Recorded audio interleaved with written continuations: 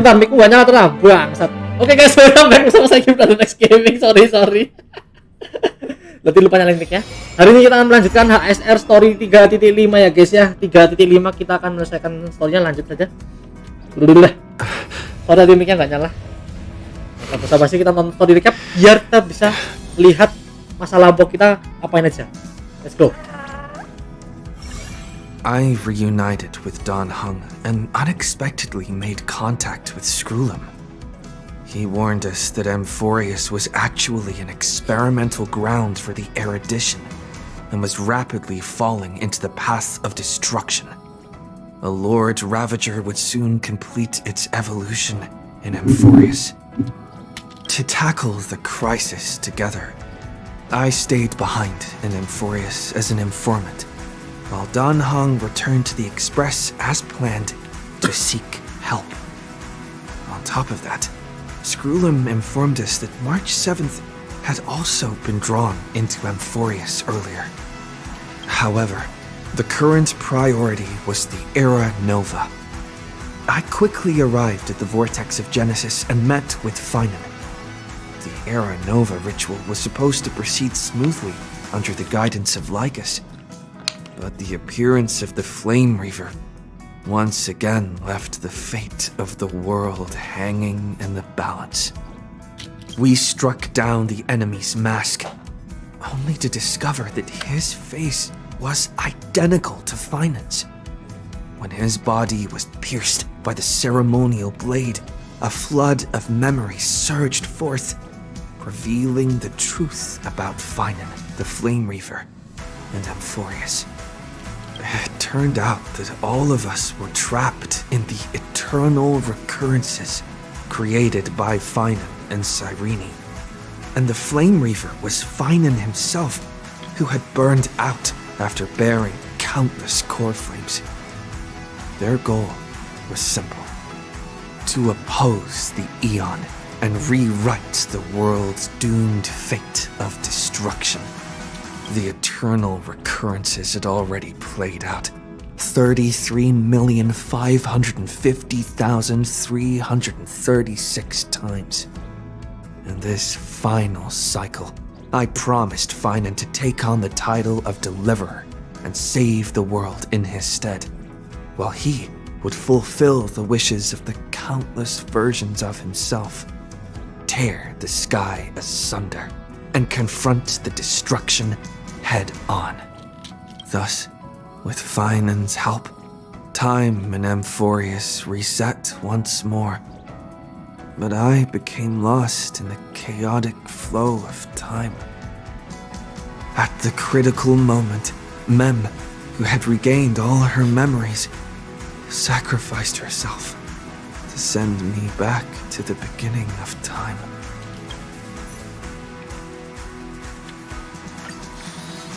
Langsung TP sih. Biasanya harus loading dulu biasanya. Maksudnya ke map dulu biasanya. This haven of memories. Every touch, every moment is like a thorned rose.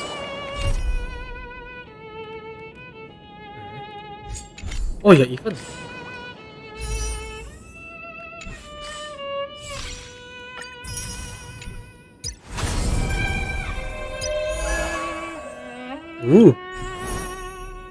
Harmony.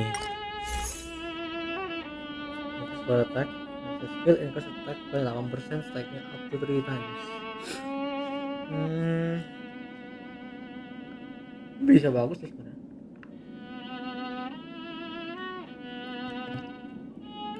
Tapi ini nggak ada batasannya kan, nggak ada. Oh ya nggak, berarti unlimited sampai mati atau battle-nya over. Ya yang harmoni yang itu attack berarti siapa aja selain si Trip? Ya nggak tahu sih.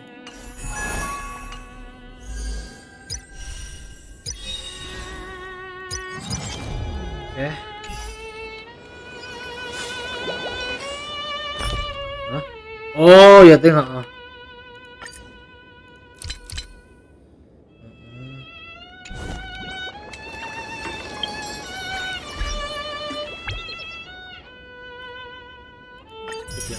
Bansos.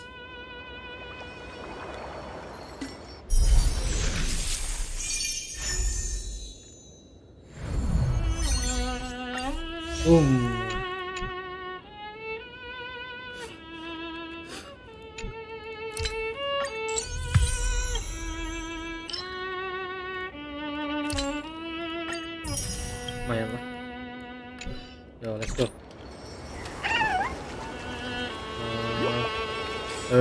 Baca.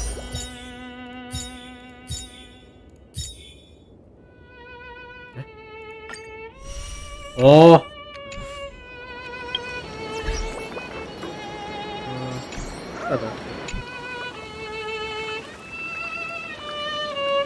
Hello.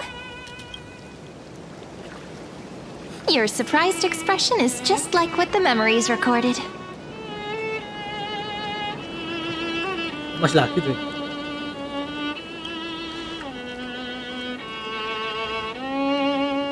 Maybe I'm both? Just kidding. If I had to choose, then I'm probably closer to the latter. It's pretty unbelievable for me, too. It's like I had a long, long dream. Cyrene's memories and Mem's memories, they're all tangled together. But when I woke up, there were only broken fragments left. I can't remember what happened in those 30 million cycles, but I remember what you did for this world. Like, didn't you wish for me to turn into a pretty girl back at the Grove?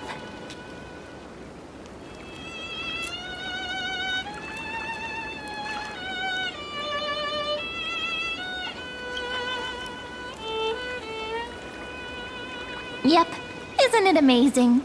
It's like a seed finally grew up and became a flower. And I'm definitely as cute as a flower now. There's so much I want to say, but unfortunately, this isn't the time to reminisce. With the memories of the previous flame chase still intact, we've returned to this place at the beginning of time, so we can carry out our promise to phainon. The descent of Iron Tune may be looming over the horizon, but we still have a chance to change everything.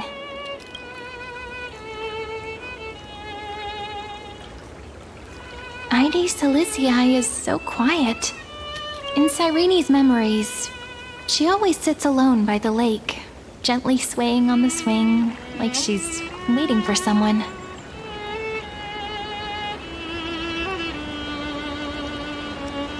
Yes, phainon too embarked on his journey because of this view.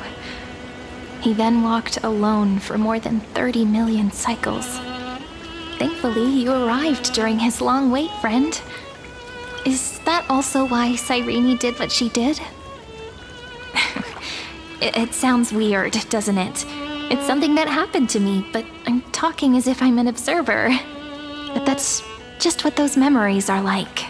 Vague and unclear, as if encased in thick ice. The only things I remember are the days I spent with you. Amphoreus will fall into an ending of destruction after the next era nova. But those stories went out of fashion ages ago. In a proper romantic epic, the hero's supposed to foil the villain's plot, right?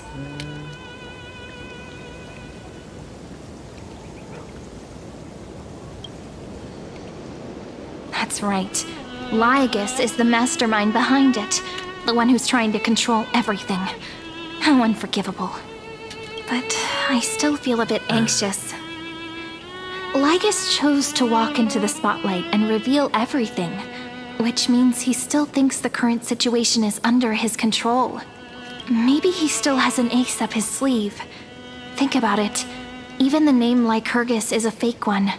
We have no idea who or what he really is. Which means it's probably time to borrow that treasure you're carrying, friend.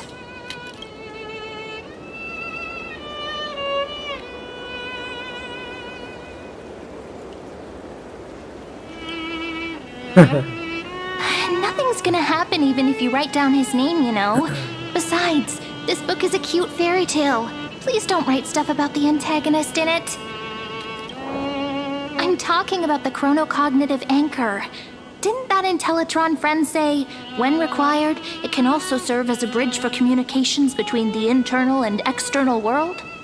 ID Silicii is a little village enclosed by time. We might be able to contact the outside world from here. Why don't we give it a try? We should at least tell our friends from beyond the sky that you're still in one piece. Firstly, we need to find a well-hidden spot.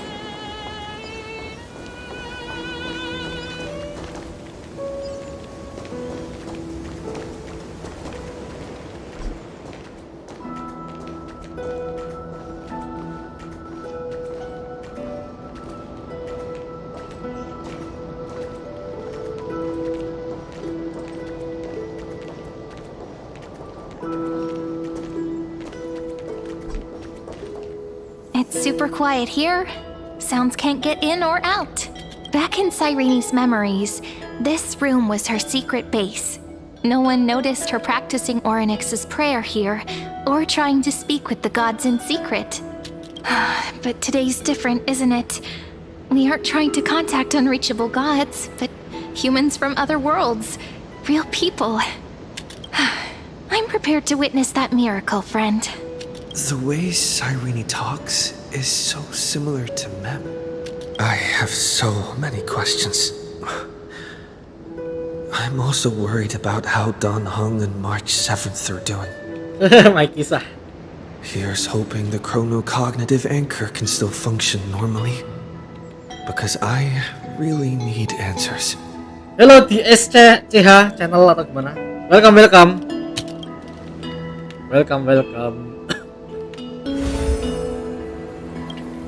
Signal strength, 14.8%. Dialogue window, 16 minutes 22 seconds. Prerequisite, no external interferences. We are very glad to learn that you're safe.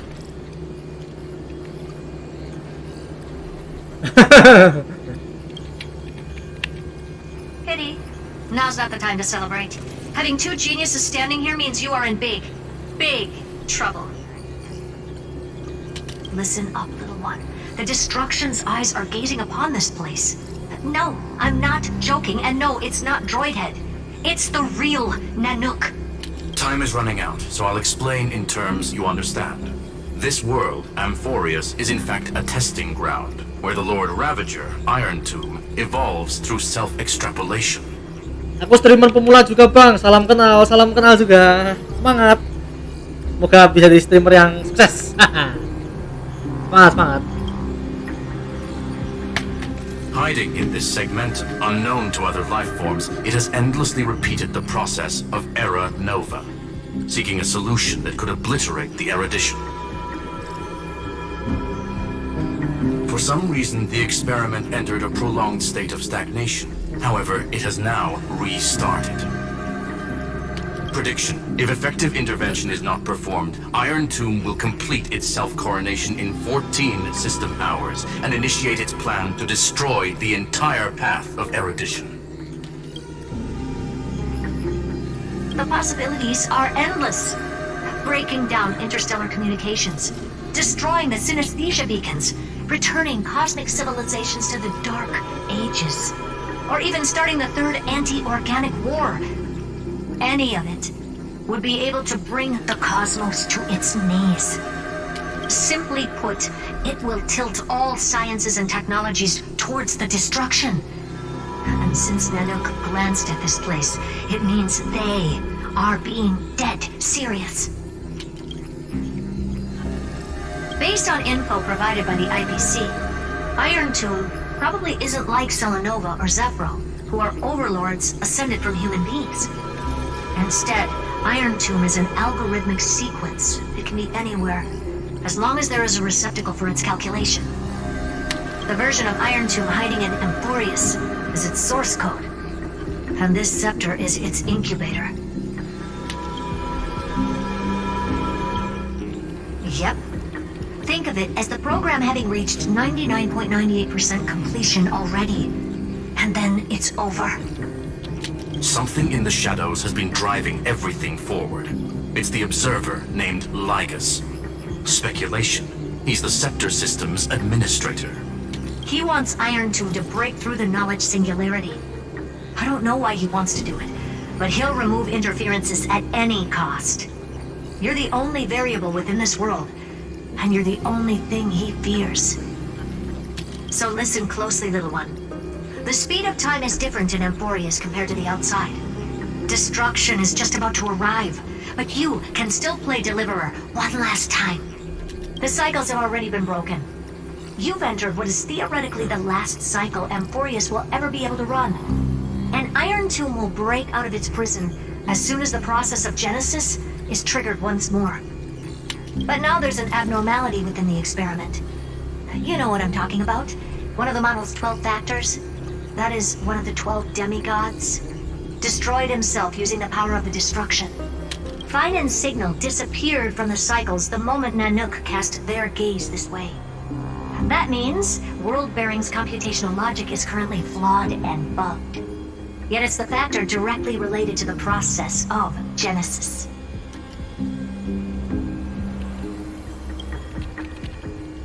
That old Intellitron will definitely do all he can to debug this error. So you have to take this chance to claim Kephal's core flame. Don't let him have his way. The key to suppressing Iron Tomb lies in whether he can rewrite the purpose of Aranova. There's one more preparation we must make. Lycus's behavior has been quite abnormal. He's never interfered in the actions of Titans or the demigods throughout the whole experiment. Deduction. The Scepter has an extremely strict autonomous protocol, restricting even its administrator.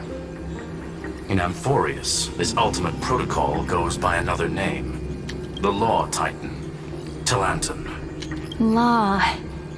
They are the rules that restrain all things in Amphoreus, and it was the core flame returned at the very beginning of the last flame chase journey. Why do you have another little pink one next to you? Huh? Her path chart is... Is there something wrong with me? Never mind. Let's get back to the topic at hand. Light calendar 3960. Month of balance. We'll be locking onto this time period to find Law.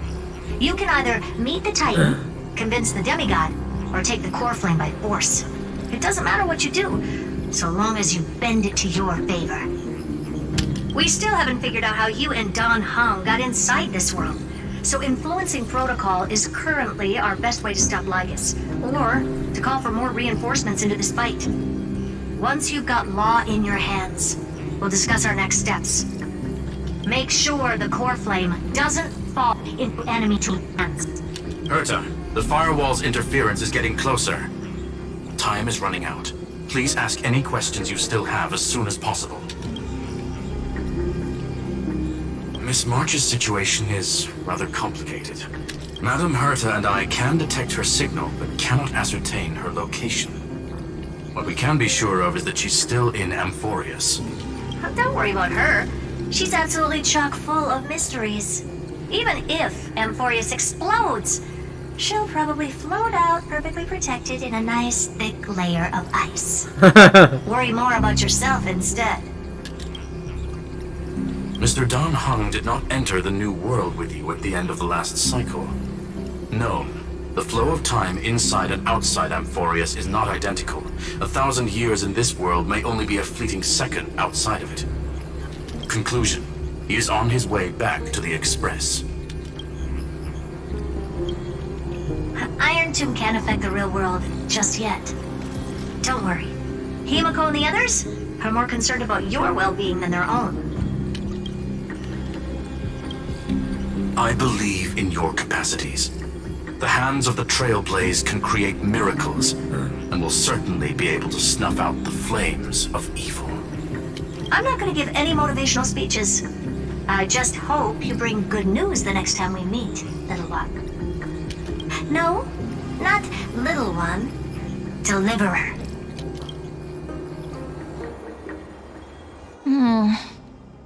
Those two geniuses certainly have memorable personalities.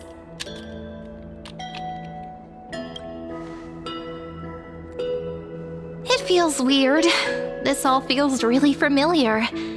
Some of that conversation feels like it's about things I once knew, but then forgot. Maybe it's because of Mem? After all, Mem's a memo sprite born out of your thoughts, friend. Maybe our memories somehow got tangled up together. Never mind. Let's focus on something more important with what little time we have. Just treat me as an ordinary girl with secrets, okay? Like calendar 3960. I remember that Talantin had already fallen by then, and the Chrysos heir who inherited that core flame is named Saridra. That's what's recorded in history, and the period we'll be heading to. We'll need to find Law and stop Lygus. So, we've at least got a solid direction, right? Can you give me a little bit of time before we go? I want to pack some stuff. There's so much more I need to take care of in this form, and I'm still getting used to it.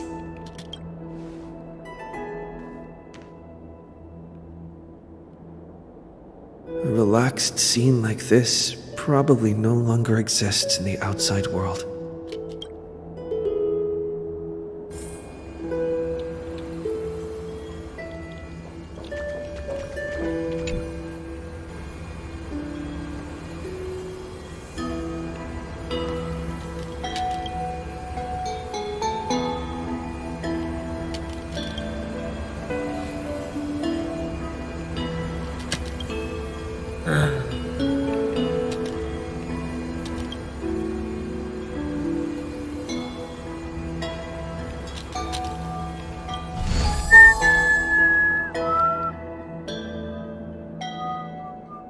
Should I head to the attic to wait for Cyrene?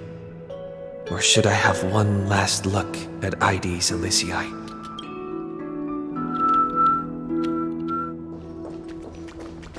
This is important, and that's also important. It's not gonna fit into my bag. Hold on, I'll be done in a sec.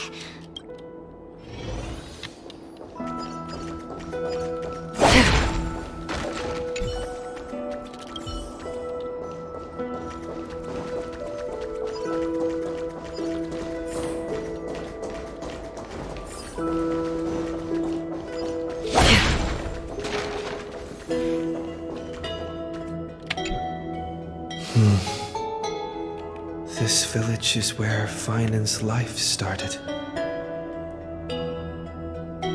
After 30 million cycles and 30 million failures, his burden is now in my hands. He said I will be taking over the responsibilities of world-bearing. But what does that mean? Becoming the new Kefali? Or forging a completely new path?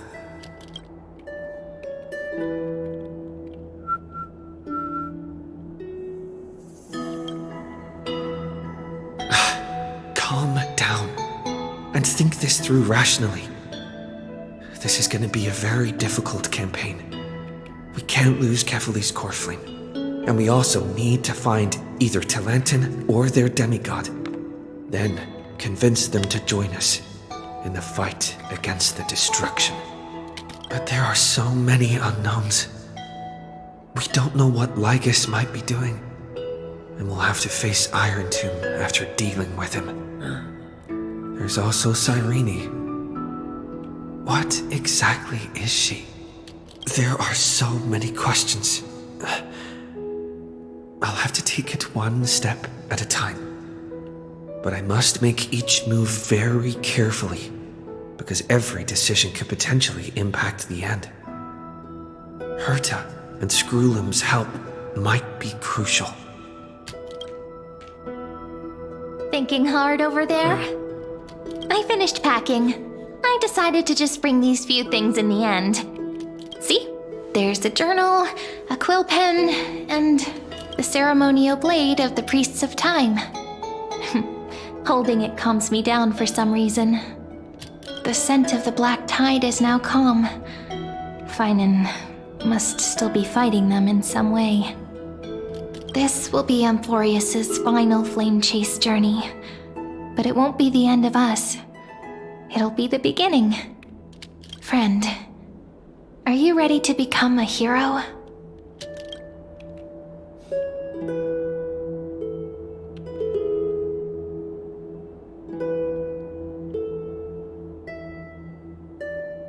Just treat me like any other friend you have.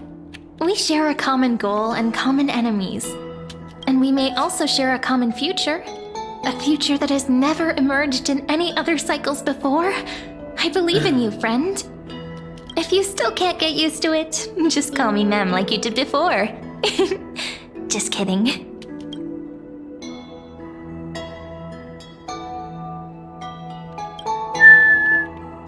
That promise might be far too heavy.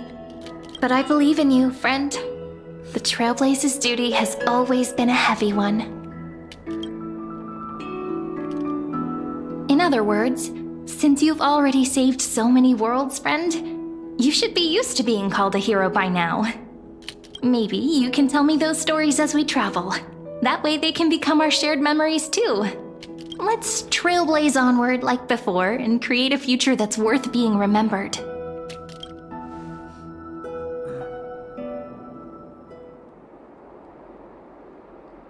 It seems you two are prepared to head out. Then you should indeed treasure the view before you. For you do not have much time left to enjoy such solitary delights.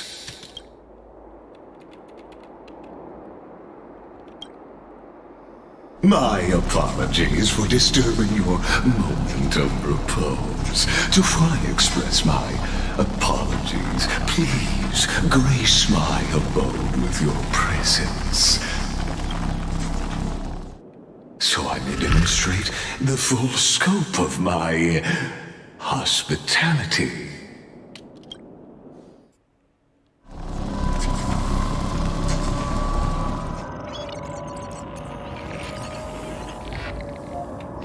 What is this place?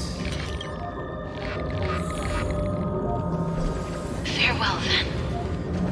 May we reunite in the new world.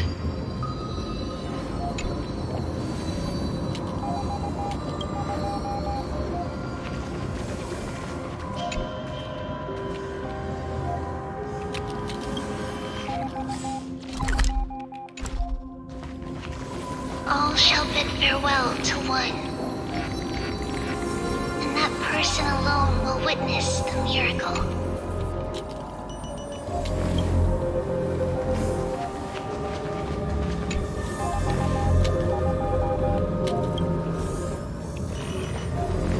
The light of the dawn device never fades. Kepali's protection has no end. Romance banget.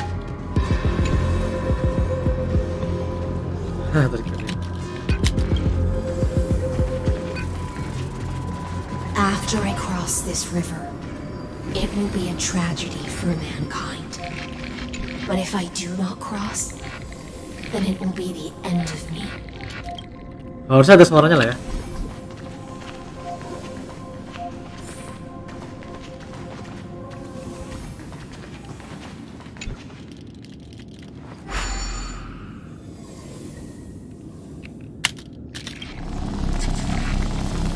Outlier.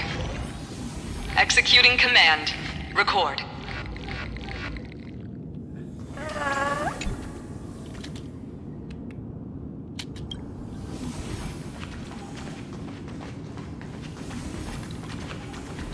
Oke.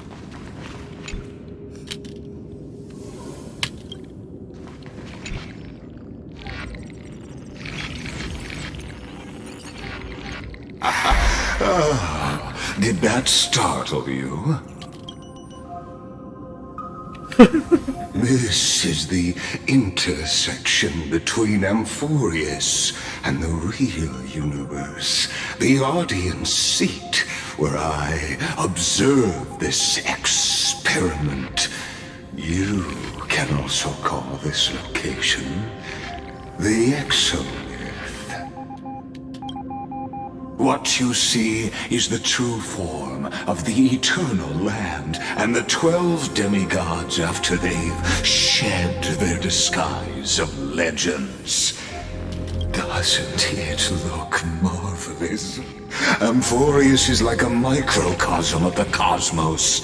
People love to portray the romance of the starry skies, but their tales often forget a different and far more truthful type of universe. The moment ancient Antikytherians sketched geometric shapes on the sandy beach and recorded the first numerals and symbols on parchment, the universe turned into a silent equation flowing under the pen of these relentless decoders. Erudition. It was once the mother tongue of the Creator, the pen of divinity, and the first lyrical verse ever written by free will.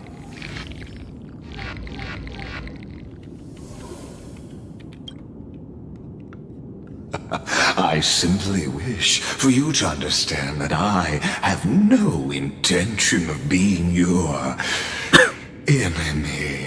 That's what they said. I have devoted myself over the long years to nurturing the scepter's extrapolations, hoping that the Prima Mobile would bud from within it. And now, my goal is almost complete.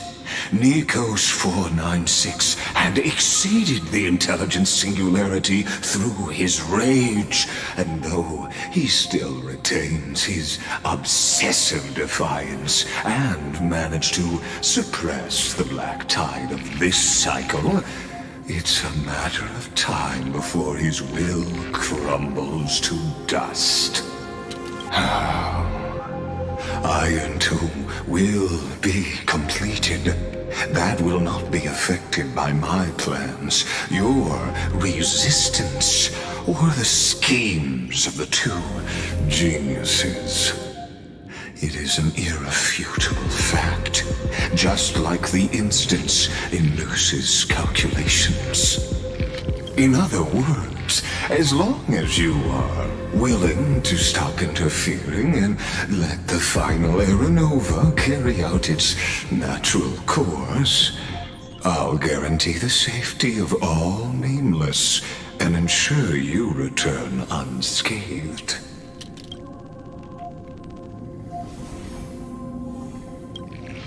You've always had a choice, my lord. You can either accept my sincerity or face the consequences of defying it.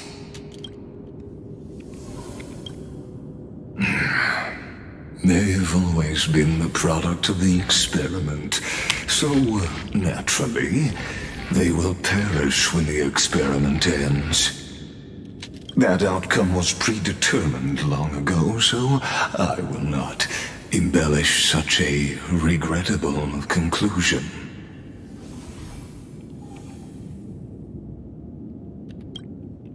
Ah, yes.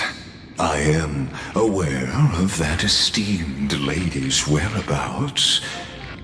Her real identity is quite astounding.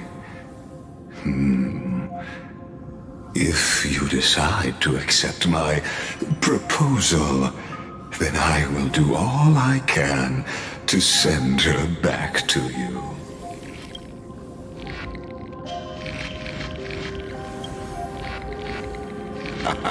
You are indeed worried about your safety and that of your companions.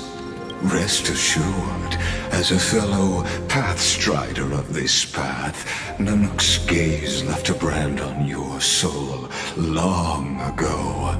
You harbor the seed of destruction within you, but you need to learn how to use it in the right way. That vital knowledge is also my bargaining chip in this negotiation between us. For there are few in this world who are truly capable of such a feat. And I happen to be one of them.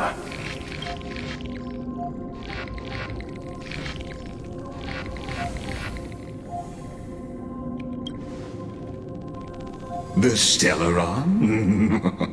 No. Believe me, your understanding of paths has yet to reach any true depth. This matter is of grave importance, so please do not make your decision lightly.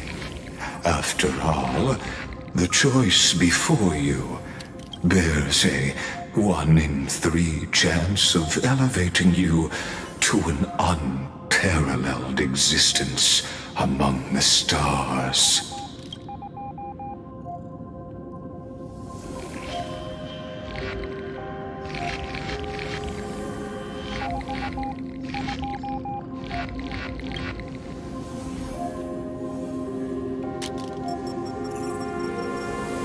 I now see the full scope of the determination in your words. You may now continue your travels.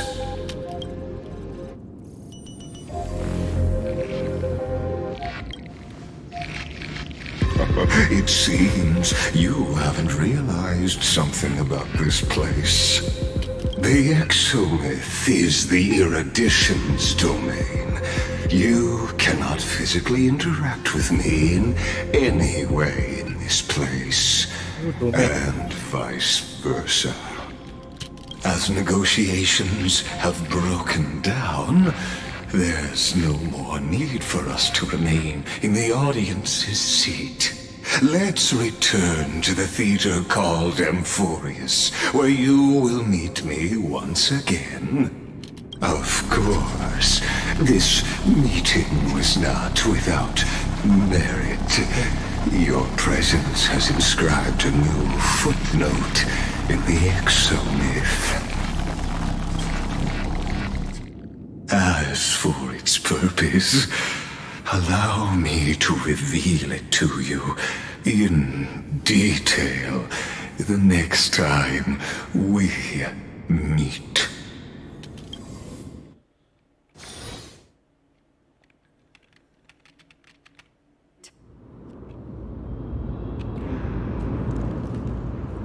"100 years ago, the flames of war consumed Akama. The outland forces broke through the dawn. Golden blood flowed with greed, and enemies descended with Kefali's eternal slumber, painting the holy city's walls in scarlet. Its generals had vanished, and the elders prostrated on the ground. The throne of worlds kept silent to the pleas of the people. Until the heaven and earth cracked open. Not the gods answering the people's prayers, but a legion rising from the sea of blood. Dawn Cloud's spires fell in the sulfur rains, and the legion's commander stood atop the broken idols and roared, "Compatriots, no more kneeling! Not to brutal tyrants, and not to dying gods! Those rebels have twisted the prophecy and ignited the flames of war in order to stoke fear in your hearts." A Chrysos heir she stood, divine blood soaked into the earth, quelling the flames beneath her feet. Their golden blood wrote of a tragic fate. Mine shall overturn it! Her crown burned bright, outshining the fires consuming the entire city. She raised her scepter high, and the people gazed in the direction she pointed. "My blood flows in you now. Heroic compatriots, follow me, and we'll seize the reins of fate. Drive the enemy from Kefali's dawn. Smother their flames with their own dead. Win glory. Win peace. Let history sing your deeds." The first to dance was a maiden following closely behind, weaving through the carnage like a fish in the sea. The people, full of wrath, surged with her, forming a colossal wave, and the enemy hordes, drained of life, vanished into nothing. "Onward to Marmoreal Palace! To Dawn Cloud's heights! Announce to all the wicked and cowardly! Announce to this stagnant age!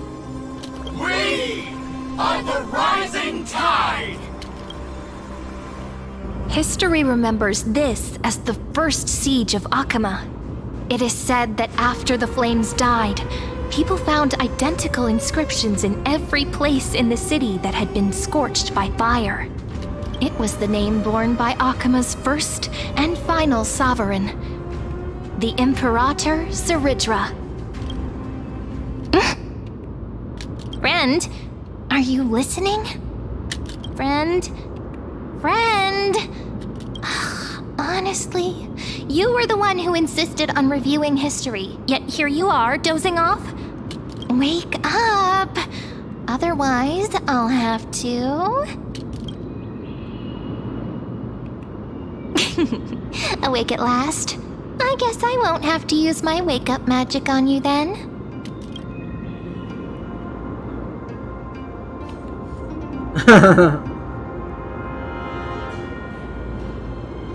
What are you murmuring? Still lost in the past? We've arrived. A familiar place. The Temple of the Three Fates. If everything went according to plan, it should be shortly after Talantin's fall. And also the end of the first flame chase journey. Indeed, the first flame chase ended with the trial of Law. We must find the demigod and gain her trust before the core flame is restored. It'll be tricky, so let's pick up our pace. To Akama first. We can learn more from the crowds there.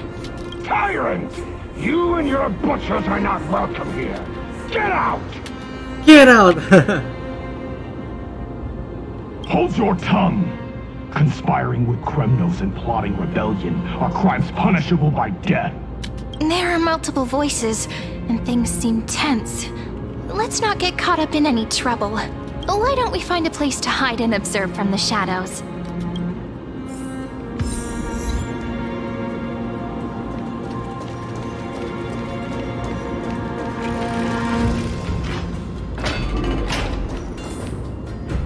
At least Kremnoans keep their faith. Wait, isn't that...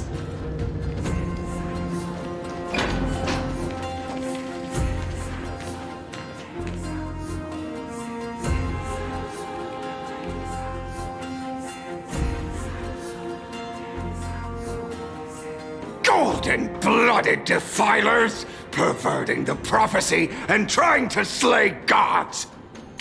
Stars beyond the sky? Gods who created the Titans? What kind of nonsense?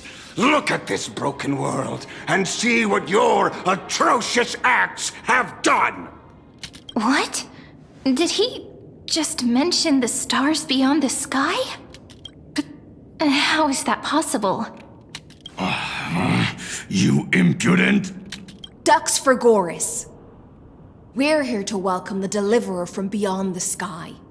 Stand down. Heretic! No one but the great Talantin can deliver this world from misery! I ask you, if the old laws were so perfect, why did they crumble beneath my feet?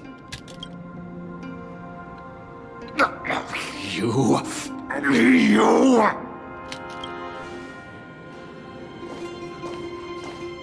Talantin is long gone. Now I am the law. Challenge me, or submit to my judgment.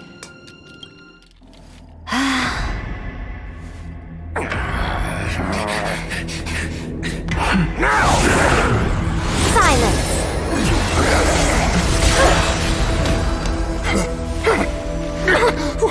What gives you the right to judge a priest of law?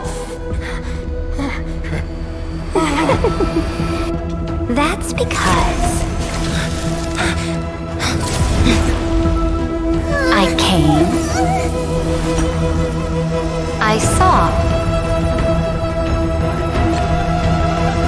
I conquered.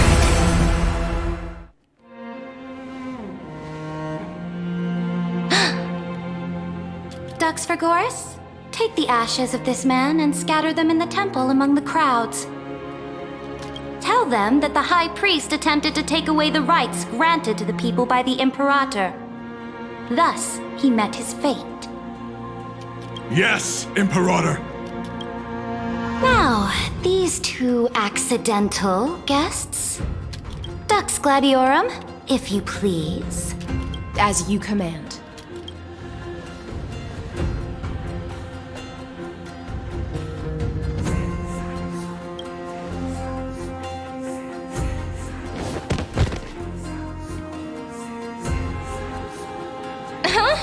Is this?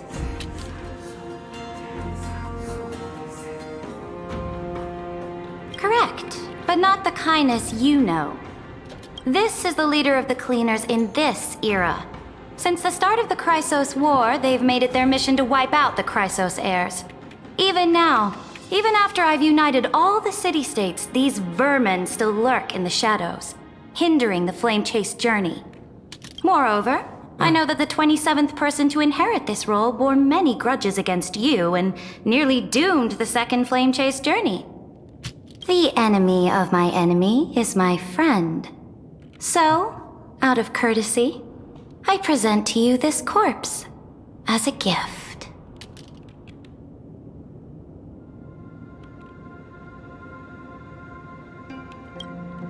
Careful. Let's wait and see what happens. She's probably trying to scare us. For the sake of order, I am known by many titles. Flamebearer who ends wars, Tyrant of Dawncloud, Empress of the Holy City, and Imperator of the Flame Chase. But in light of your unique identities, I'll allow you to address me by my real name, Saridra. On behalf of my people and this land, greetings, Deliverer. If I may, how do you know his identity? As the little hostage prophesized, the Deliverer shall come from the future beyond the sky. Gray hair, golden eyes, skilled in wielding a mace. They would arrive in Yanisopolis on this day. There's no mistake.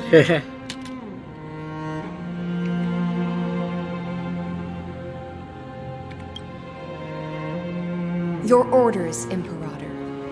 We return triumphant. Send an urgent message to all delegates. The meeting of the Flame Chase Alliance will convene early. As for you two, Akima knows what you seek. We'll confer in the Holy City. Doubtless you have many questions, but save them for later. Please follow us. This is not what I expected at all. The demigod we needed to find was just waiting for us, and she knows of things beyond the sky, even eons. How could this be so different from the previous 30 million amphoreus cycles? Who altered history?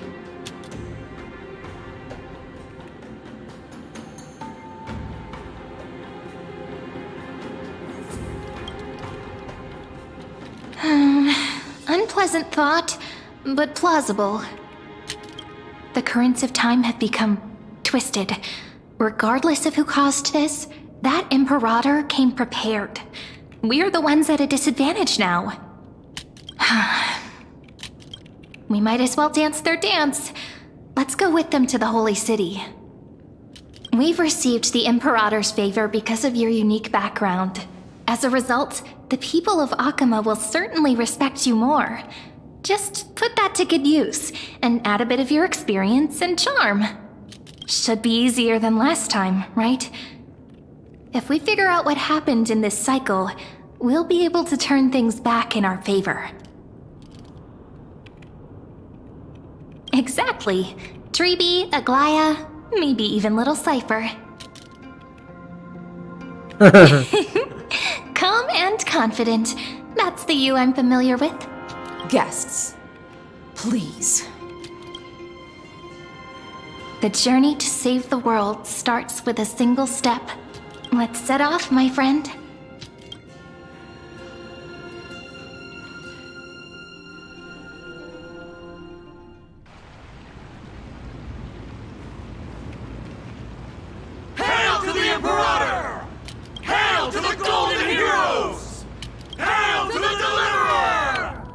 told you, you're the headline act. All this spectacle is for you. Guards, your service to the Holy City is appreciated. How have things been? Castrum Krennos once again struck the border. Dux Brumalis led her troops to repel the enemy. The agitators against the Flame Chase are still active in the city. They smashed the shops around Memorial Market. But the garrison already arrested the culprits, and now they await interrogation. They are merely a disorderly mob and do not warrant any attention. Even though Terravox personally mended the fractured earth, it still didn't silence these fools. Guests from beyond the sky, worry not about these trivial matters. Dux Gladiorum will take you somewhere to settle down for now.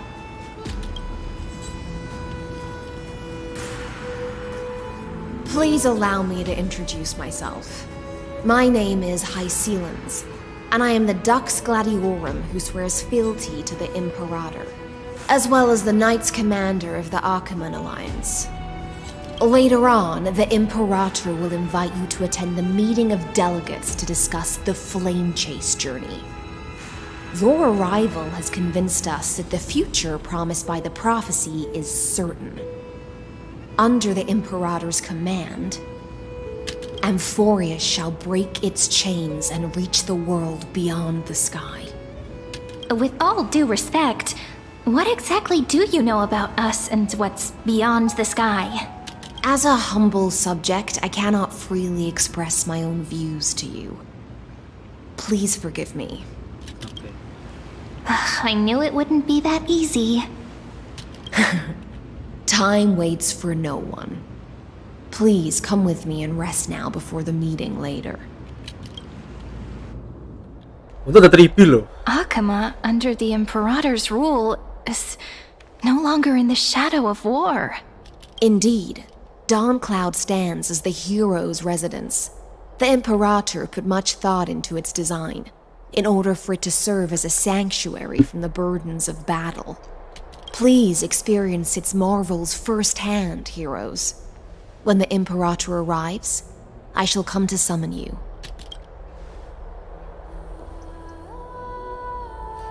Hysilens. No wonder she's the Knights Commander. I'm sure that's what Seredra thinks, but it's inconvenient for us. All right, we finally have some freedom to ourselves. Since there's still some time before the Alliance meeting, let's explore a bit. Look over there!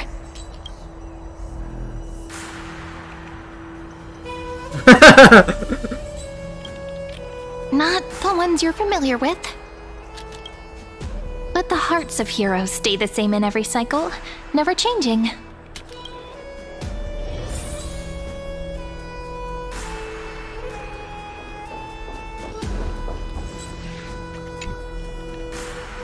Dux Brumalis, our great Imperator, found the mastermind and executed him in public. Seeing that scoundrel burn to nothing should deter these miscreants from being so brazen again. So the great Imperator isn't afraid of getting her hands dirty? What a ridiculous display. What do you know? No matter what sins the people commit, they are still the Imperator's people, and it's only right that they be judged by the Imperator's own hand. Our distinguished trespassing guests. Seneca, the Dux Brumalis. Greetings. This Dux Brumalis doesn't seem to like the Imperator very much, but she holds a high rank. And Dux Vergoris' speech seems self-contradictory. Let me see what I can get out of them. I'm Cyrene of Ida Cilicii. This is the Deliverer Beyond the Sky. We're new here and wanted to ask you, does this city host any other visitors from beyond the sky? We're looking for our dear companions. Drop the charade. But yes, there is someone in this city who is all too familiar with the world beyond the sky. Silence! The Imperator ordered us to keep that lord's whereabouts a secret. Enough, you pathetic lapdog. Do you need to beg for permission from that cursed Imperator even just to bark? You... So Someone who is all too familiar with the world beyond the sky and is referred to as that lord. Could it be? Looks like things are getting heated. Let's get out of here. Oh. Insolent brat. I'll shatter that ice of yours. Groveling fool. I'll freeze that brain of yours. Looks like things are getting heated. Let's get out of here.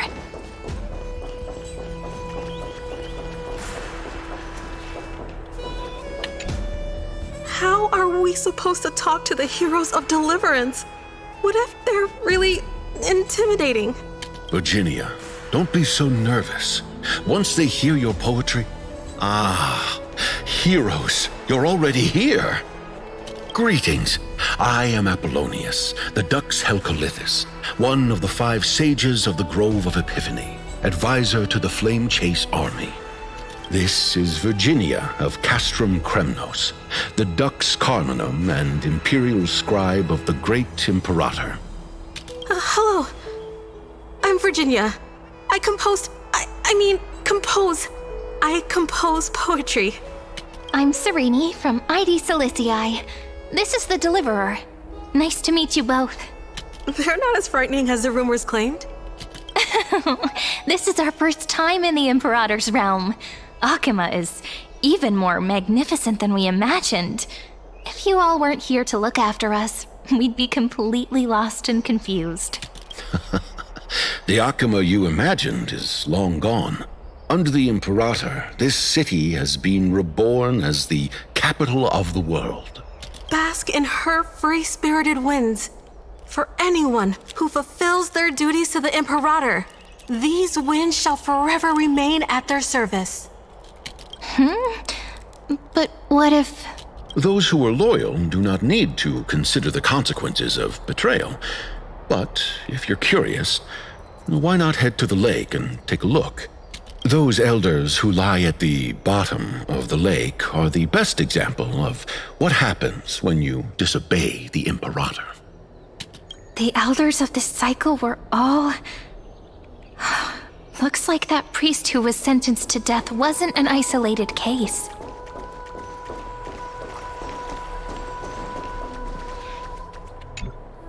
Aggie, you're still so listless today. Did you have trouble sleeping again? Yes. We know. The Titan's prophecy haunts you.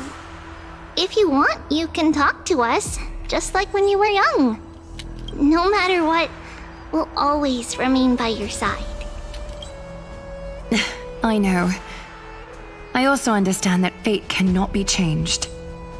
It is not the future that I worry about. I spent all last night weaving clothes and linen for the refugees. The Chrysos War is born of injustice and has shattered their dignity. They deserve at least some basic decency. If Amphoreus one day abandons this, then all of us, commoners, Chrysos heirs, Titans, become no better than beasts. Oh, we have guests. Welcome. I am Aglaya, the Gold Weaver. These rags on you are not worthy of the title of Deliverer. I must prepare some proper attire for you.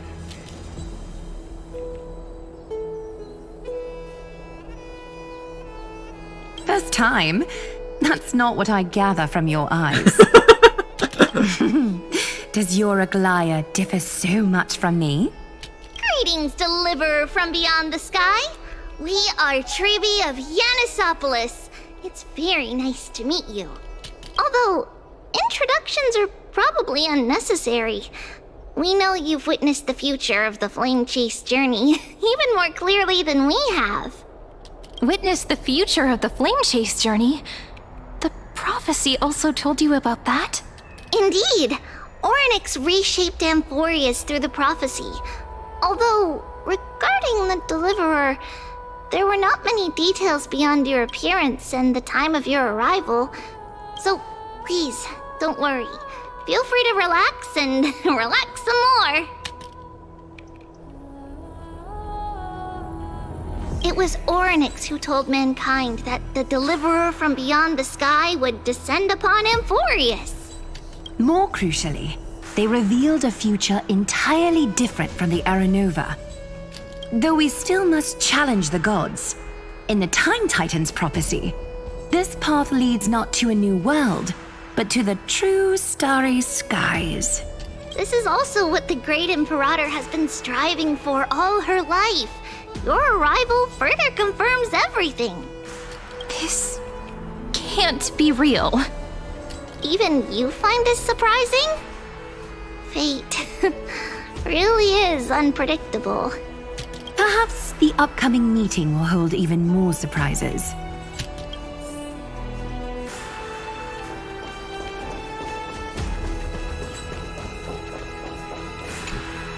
Little fish from beyond the sky, did you rest well? The Imperator and the delegates are about to arrive. If you are ready, please follow me to the meeting.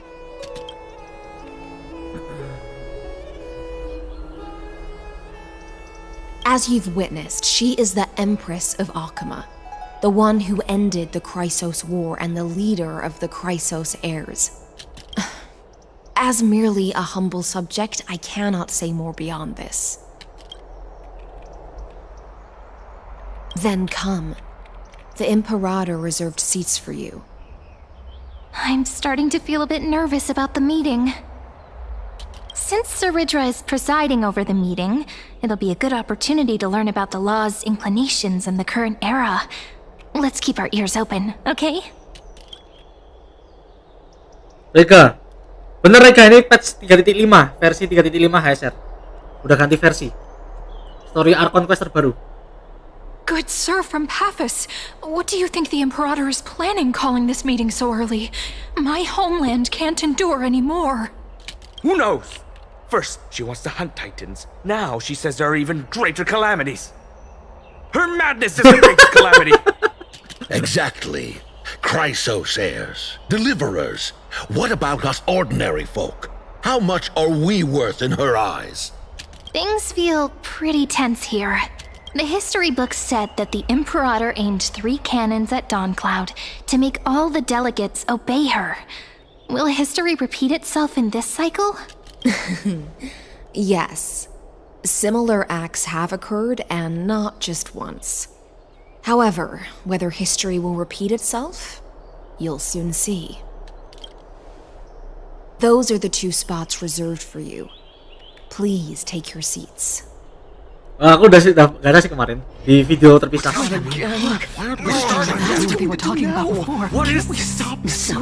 Ya, Ping. Ladies and gentlemen, silence please. The Imperator has arrived before her faithful council, and the Alliance meeting is about to begin. All rise. In the names of Talantin and Kefali, the Akama Alliance swears upon the gods. Cease the pageantry. I pray not to the vanquished. What? Kefali, of course, needs no further explanation. As for the law, at the entry hour 2 days past, a scout should have brought news of the conquest to all of you. Unfortunately, guards found his corpse among the rocks not far from the city. Moreover, the poor soul was buried with a Paphos curved blade. It pains me to imagine what agonies this loyal warrior endured before his death. Delegate from Paphos, do you have any insights? I know nothing of this. The evidence is irrefutable, so there is no need to waste your breath. However, let us set this trial aside for the time being. Witness, even within the most sacred and dignified council, there were those among us who wished to draw their blades, brazenly challenging the Alliance, seeking to shatter our hard-earned peace and unity. Fortunately, I uncovered this plot. Now, to protect this beautiful city and her people, the Imperator's legions are ready. They will escort each of you to the Temple of the Three Fates, where you will receive the highest level of protection the Alliance can offer. Then, the Legion's warriors will join me in embarking on the campaign against Fagusa. This is clearly a trap. Imperator, did you summon us here just to trample on the dignity of your allies? Enough. Ya Furina. Things are starting to get pretty intense. Comrades, you've all seen her true face now.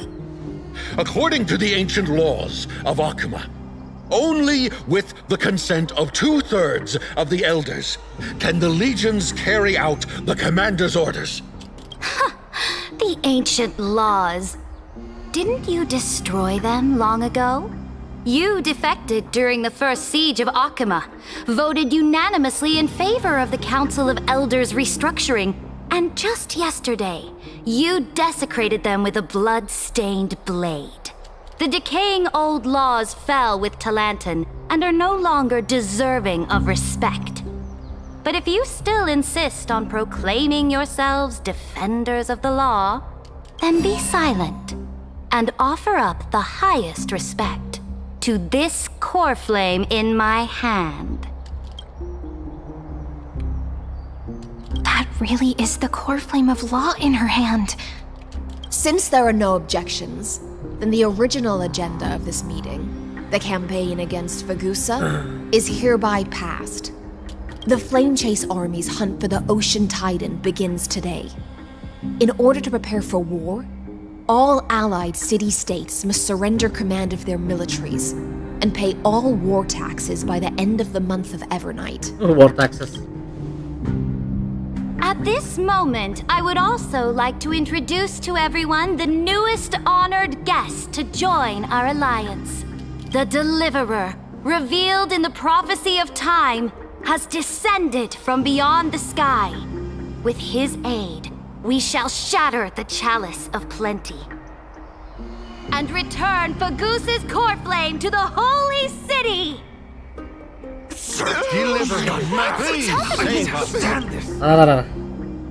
Darsit. Bang, gua request rebrasa stuck di nekan perlu enggak langsung. Oh, ampun aku. Ya teman-teman. Jalan gelombang itu. Enggak tahu sih. Enggak jadi, Bang. Ya, jangan spoiler lah, aku enggak tahu sih. Untungnya lu komen pakai bahasa Indonesia ya, soalnya aku pakai bahasa Inggris di story-nya. Absurd. Simply absurd. A deliverer from beyond the sky. This is just like that prophecy about slaying gods. It's a lie you've used to grow your power. Ladon has already sacrificed countless soldiers, and now you want me to send even more of my brothers and sisters to be used and discarded by a tyrant?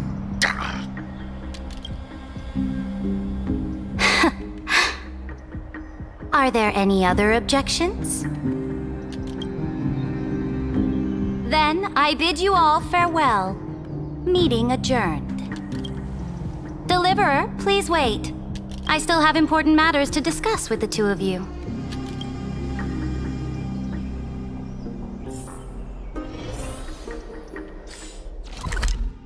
Cara menang 50-50.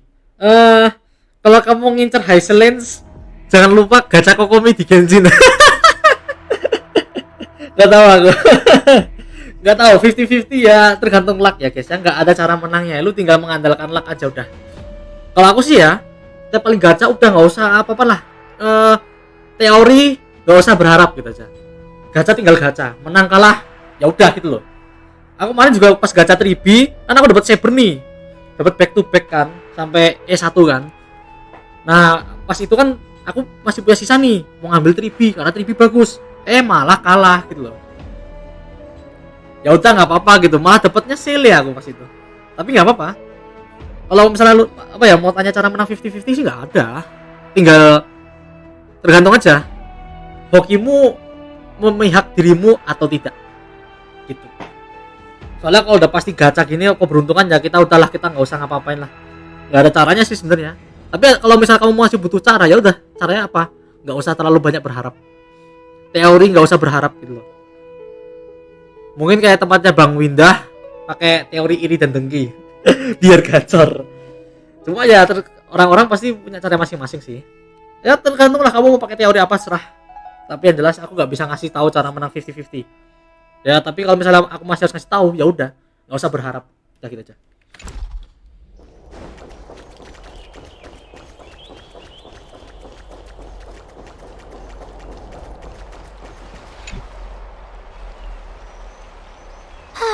apologize for that farce of a meeting. It must be tiring dealing with so many people every day, Great Imperator. Tiring? You're mistaken. Moving chess pieces, placing wagers. This game of strategy adds a dash of color to our heavy fates. Much like how rule and conquest are always accompanied by sacrifice. Is the war with the Titans also part of that sacrifice? After I glimpse the secrets of this world, no, the secrets beyond the sky, the divine authority of Amphoreus no longer held any significance. Let me ask you, Deliverer, is it true that beyond Amphoreus' sky, there are magnificent deities called eons?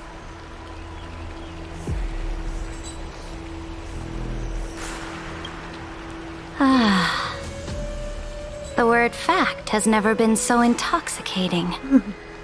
Then, please tell me more. How will you use this great power to guide the people? In the future you envision, where will our flame chase journey lead? Oh?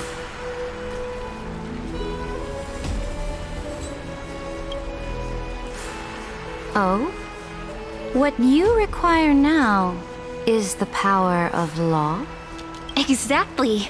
Just as the prophecy foretold, he is your deliverer from beyond the sky, and he also has reliable allies. If they can intervene in Amphoreus' laws, we may have a chance to alter this world's impending fate and reverse its destined end. Aku suka lo crop-cropan kepalanya lo.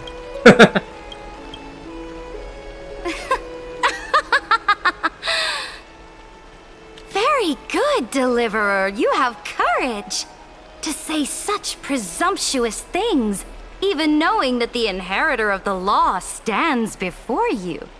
You mean? In the past, anyone who dared to covet the Imperator's divine authority would have met a gruesome end. But now we can see beyond this dying world. Our journey should no longer be confined below this stubborn sky. Alas, that fickle ocean titan has obstructed the spirit water leading to the vortex of Genesis, hindering my ascension. If the core flame of law cannot be returned, your path to deliverance will never be realized. Now that things have come to this, we must resume our once stagnant journey and force the waves that block our way to recede. So, you agreed to cooperate with us? Cooperate? Forgive me, but I never cooperate with anyone. Though I will permit you to join me as subjects. And together, we will forge the most perfect law. This is... the Flame Chase Medallion, a symbol of the Flame Chase Army. Every noble in Akuma carries one. This medallion represents the will of the Imperator herself, and you may act freely within the city with it. Before we embark on the crusade against the Ocean Titan, you should rest in Akuma for a time.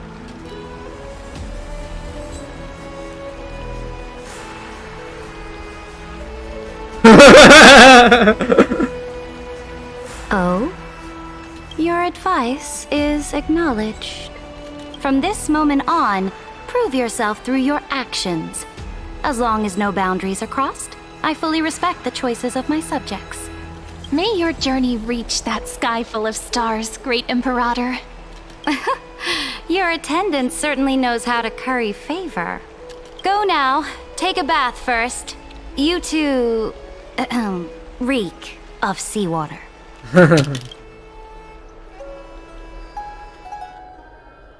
Oh hell nah.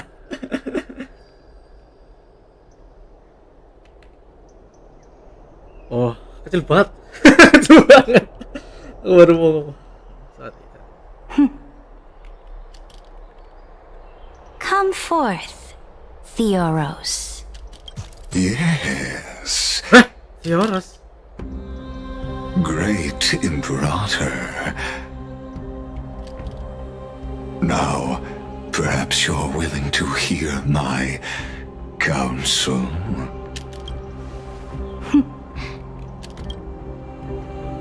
Those two arrived just as Oronix described, and just as you said, they showed a thirst for law.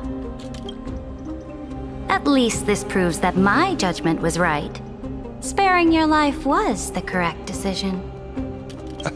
You've once again confirmed that your wisdom is no empty boast. Now another choice lies before you. With whom shall you ally to tip the scales of law? Me, or that deliverer? Remind me again, Antikytheron. What kind of future do these two paths lead to in your view? I shall tell you.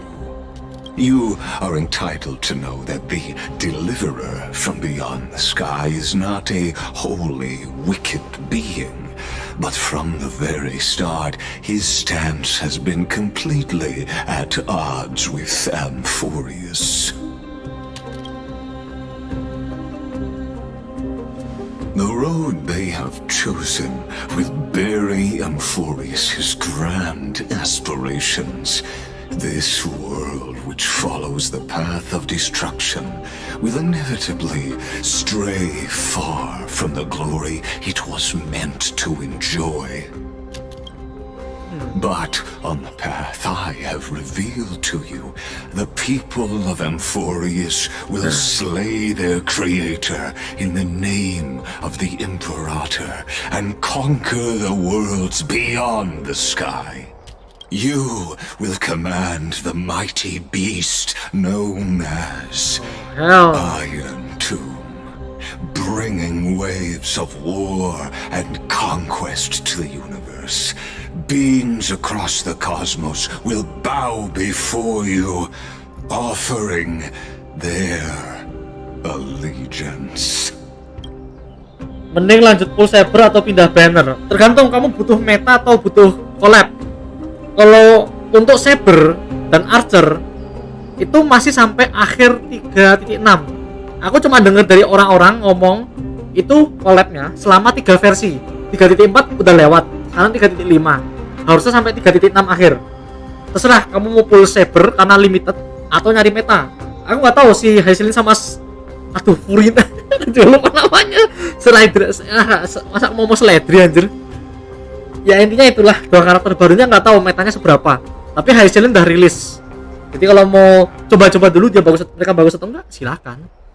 Tapi kalau kamu memang ngincer limited, ambil saber. Kalau kamu nggak kuat nih ya, E2 udah cukup sama signature-nya. Archer E1 sama signature-nya. Karena Archer udah free, kamu ambil satu lagi kalau mau. Tapi terserah, mau ngambil collab atau mau ngambil meta. Intinya collab sampai 3.6 terakhir. Udah gitu aja. Nanti siapa tahu butuh info gitu. Mungkin aku ke kamar mandi dulu aja kali ya. Bentar ya, kamar mandi dulu ya. Udah gak ini sih. Sambil memperhatikan legus.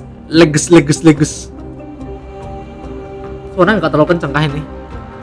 Nah, kalau gitu jadi kecil lah. Ya, aku tinggal kamar mandi dulu ya. Mau pipis. Wus. Sorry. Buang air bentar.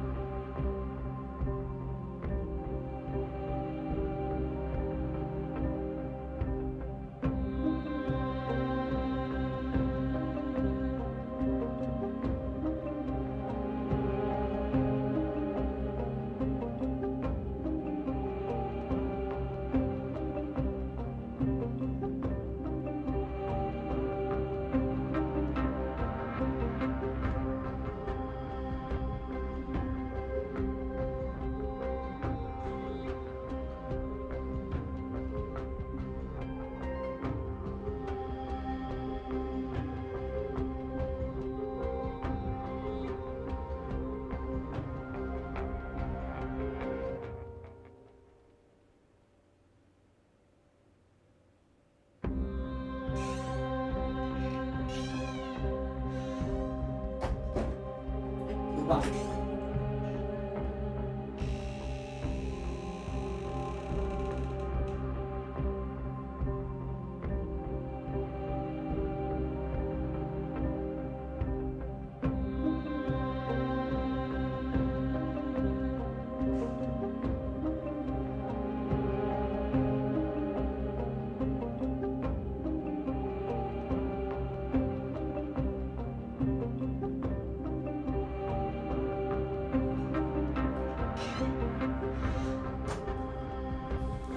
Aduh, I'm back.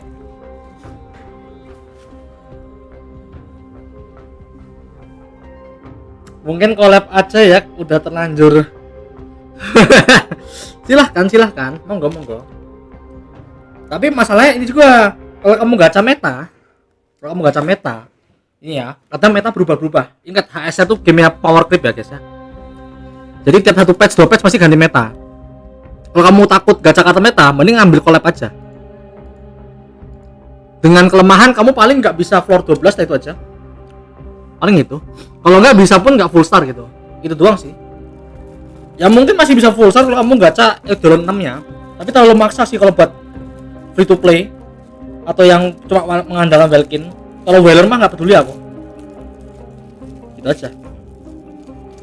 Kalau kamu suka collab Fate nggak apa-apa, ambil aja. Soalnya dia cuma dikasih waktu, berarti kalau dari sekarang 3 bulan lagi.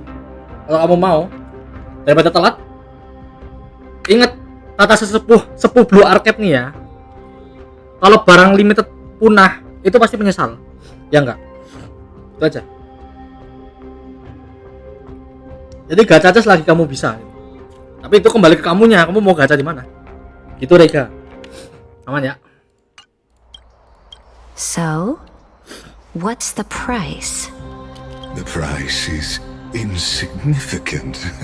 All that is needed is for you to sacrifice that fragile, incomplete humanity to the destruction.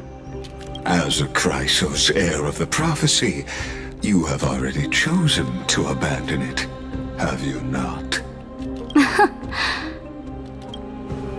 Off you go, Theoros. I have already made my decision. Once I ignite the core flame of law and burn away the old, outdated rules, Amphoreus will embark on a journey across the stars.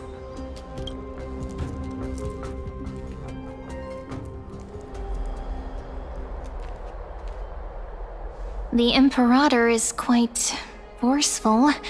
She didn't give us any chance to ask questions. And she's clearly hiding something. What do you think?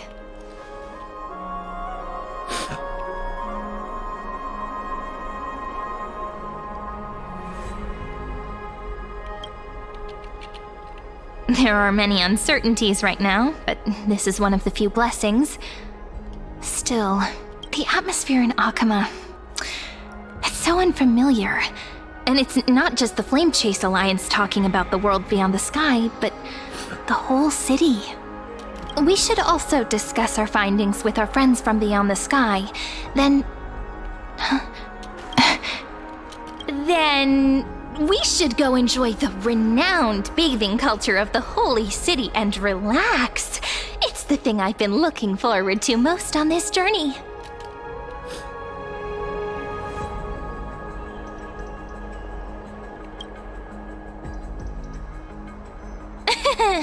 Work and rest are both important. You see, everyone agrees, right? So someone's watching. Can't let our guard down for a second.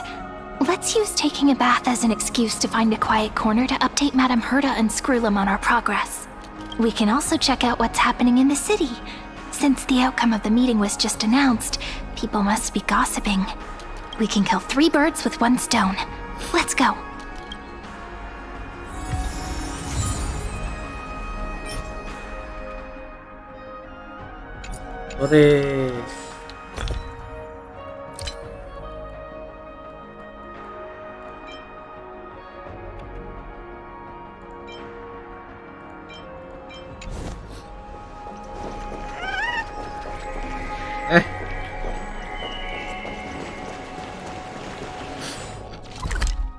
Nggak bisa TP lagi.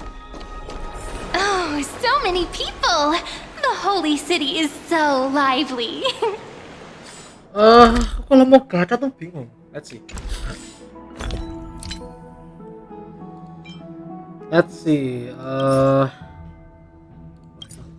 5.800 jadiin pool berapa ya guys ya?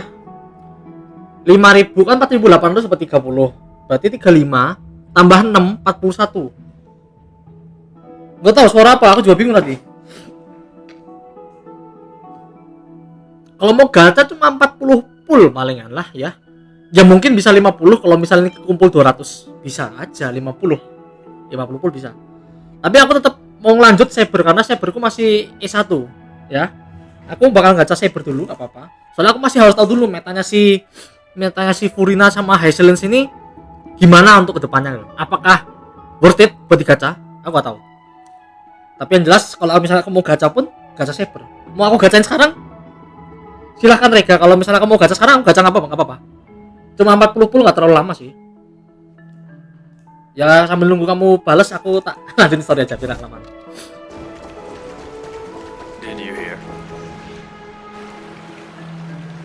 Did you hear? At the Alliance meeting, the delegate from Leyden stormed out in anger. As expected, the Imperator is always hiding things from everyone. When has it not caused a ruckus? Silence! That's treason! If it weren't for the great Imperator, you'd have sunk into the lake with those corrupt elders already. And you wouldn't even be alive to speak like this. Oh no, it's the Imperator's loyal dog. Let's go. We can't talk in front of this guy. How disappointing. Oh, honored guests, we meet again. Looks like I'm not the only one who came to the baths to unwind after the meeting. For the upcoming campaign, please make sure to rest well. I am Dux a trusted officer of the great Imperator, willing to fight alongside the Deliverer in the coming battles. Ugh. Another war? Ever since the Imperator took control of Akuma, we haven't had a day of peace.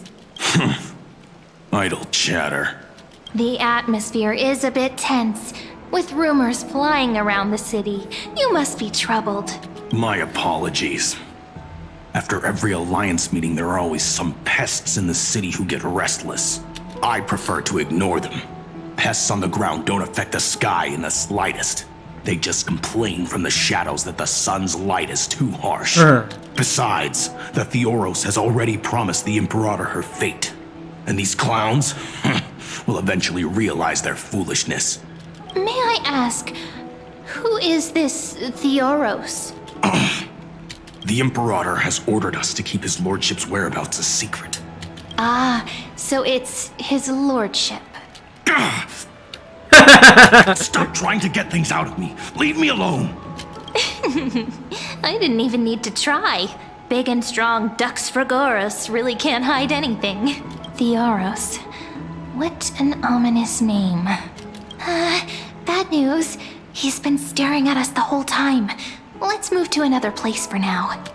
We don't know how much Saridra has concealed from us. In the worst case scenario, we may have to face more than one enemy. Stop trying to get things out of me. Leave me alone.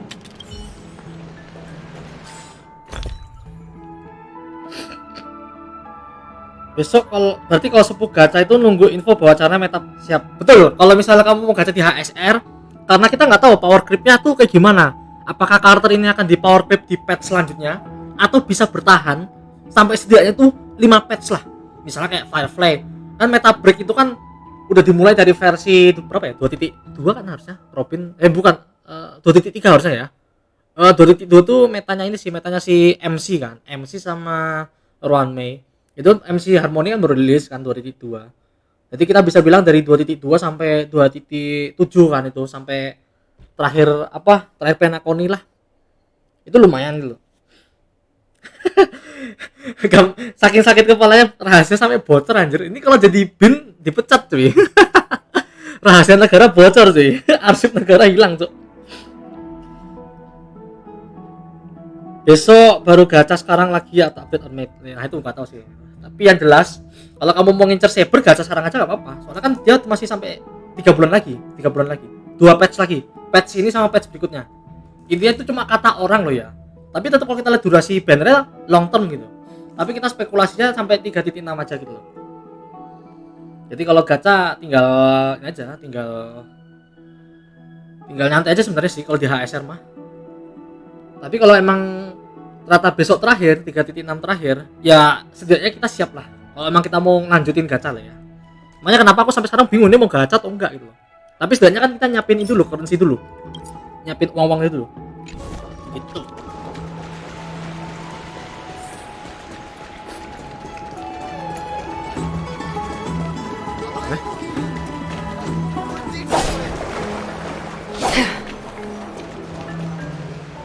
Alliance meeting? More like a cage where creatures with golden blood claw at each other. And Flamebearer who ends wars? Clearly, a tyrant who doesn't deserve such a title. You're absolutely right. While the Imperator's hounds are still hunting down others, let's let out our grievances. You. I know you. You're that tyrant's lackey. What? Here to shut me up for that little imp? Panicking now? Don't worry. I don't care what others say about the Imperator. And she certainly doesn't either. Oh? Children of the Prophecy. Such rare guests. Are you here to relax in the baths as well? The temperature is just right today, so be sure to enjoy it. You should rest well for the next campaign. What? Children of the Prophecy? Another excuse for the Imperator's reckless warmongering. No filter, huh? You should be glad you don't have a seat at the Alliance meetings. By the way, if you still want to bathe, hurry up. Once that predatory fish joins the flow of water and eliminates all the fools questioning the world beyond the sky, you won't be able to enjoy this perfect water temperature anymore. Seems like there's more to Dux Bramalis's words than meets the eye. But would the Imperator actually kill those who question the world beyond the sky? This is the complete opposite from what we know of Akama. If you still want to bathe, hurry up. Oh.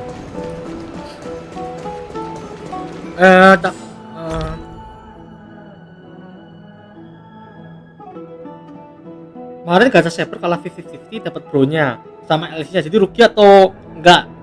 Belum tahu. LC-nya tuh LC bro-nya atau LC-nya saber atau LC-nya archer yang dari 210 enggak tahu sih. Tapi bro-nya oke. Tapi menurutku kalau kamu dapat bro-nya E6, kalau kamu udah punya E6 bro-nya, kamu dapat bro-nya lagi jatuhnya rugi sih. Ya walaupun kita dapat free pull ya. 50 kan enggak salah. 100 ini kan kalau udah E6 tapi dapat lagi. Ya gimana ya? Oh LC bro-nya. LC bro-nya bagus buat dirinya sendiri. Soalnya dia tiap kali ngulti kalau nggak salah loh ya, aku udah lupa. Aku belum punya LC-nya. Tapi yang aku inget bro-nya itu setiap kali dia ngulti ada kemungkinan atau nggak tahu dah, pasti ada kemungkinan aku lupa. Tapi yang jelas setiap 2 turn sekali bisa regen 1 SP. Kalau punya aku E3, menurutku udah bagus itu. Malah kalau dapat E5 tuh kayak gimana? E4 aku lupa, tapi E6-nya oke lah. Kalau masih di E1 nggak apa-apa sih, masih jauh itu sebenarnya. E2-nya juga oke. Aku lupa E yang mana yang bikin dia tuh bisa nambah skill setiap kali dia dapat SP tapi setiap kali dia nge-skill. Jadi kayak nggak nge-cost sama sekali itu loh. E2 apa E4 ya? Aku lupa. E2 sih. Soalnya aku bro-nya aku udah bisa kayak regen SP setiap kali dia nge-skill, tapi gacha 50-50. Oh shit, entar ngelumat. Sorry. Nggak rugi sih sebenarnya. Kalau kamu baru punya LC bro-nya, baru punya 1, kasih ke bro-nya. Kalau punya 2, kasih aja ke siapa? Sparkle, mungkin ke anjing internetnya bosok.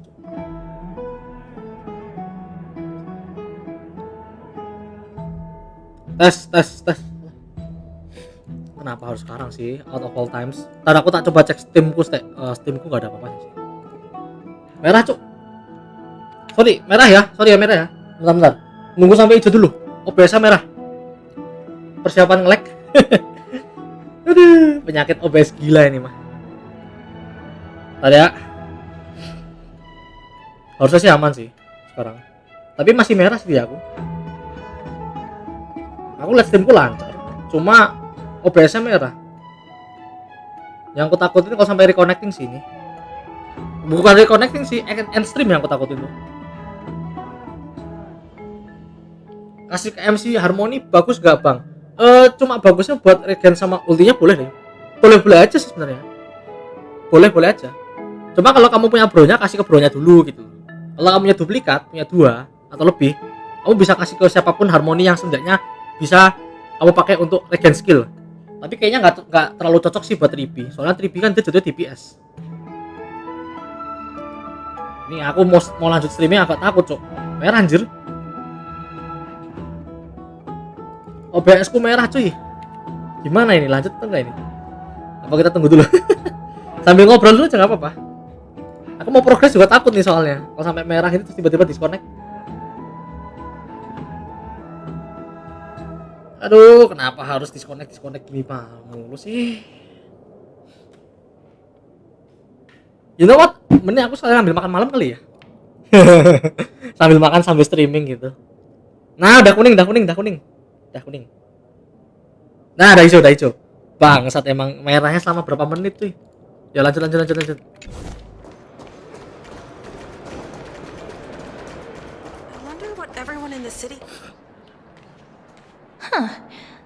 These two are... So many guests today. Let's see who's here now. 2 distinguished guests of the prophecy. One a clever and adorable warrior. The other... also quite heroic. Heroes. I didn't expect to meet you again so soon. How fortunate. It's a pleasure to see you again, Dux Helcalithist and Dux Carminum. You two are inseparable, aren't you? This is... Oh, she wants to find someone to help with research for her new work. I'm the far-seeing eye and all-hearing ear of Akima. I see and hear every single thing that happens in the streets and alleys of this place. I'm the perfect partner for research. Enough small talk. Here's the latest news from Akima, as you requested. The children of the prophecy arrived in the holy city, and the Imperator unilaterally stripped away military power.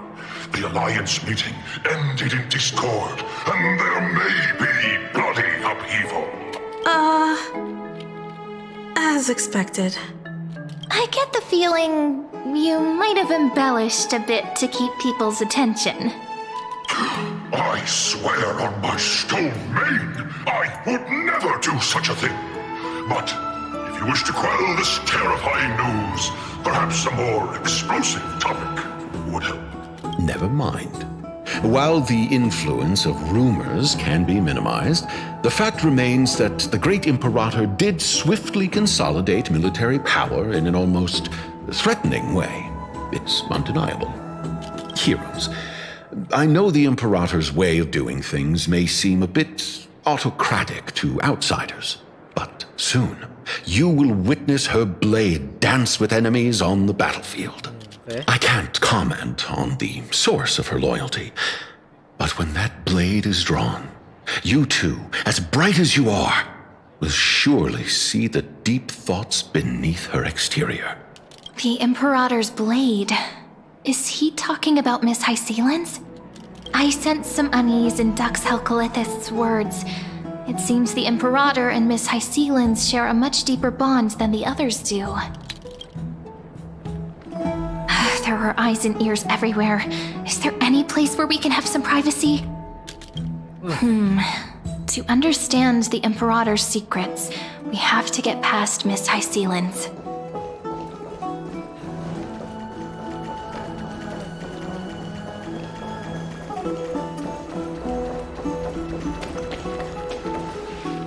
This place was your original bath chamber, perfect for avoiding prying eyes. I wonder if anyone is using it now. Huh? The smell is... Langsung masuk. Wait, don't go in yet.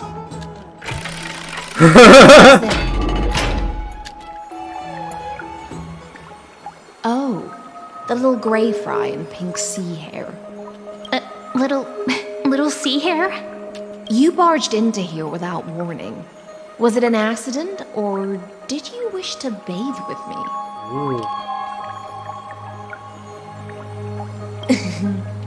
Is that so? But your eyes shine brighter than pearls. Sorry, we didn't mean to disturb your bath. We'll leave now. It's no big deal. There's no need to panic. This is the natural state for me. People on land force themselves to wear clothes, adding unnecessary constraints. Forget it. If Duck's Goldweaver heard that, she'd scold me again. All right. Please make yourselves comfortable and wait a moment. Let me first wash off the blood of the hunt, and then I'll attend to you two.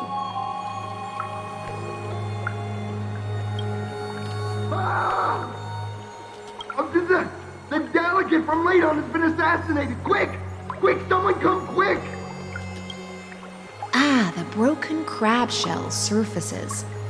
I was worried it had been washed away by the current.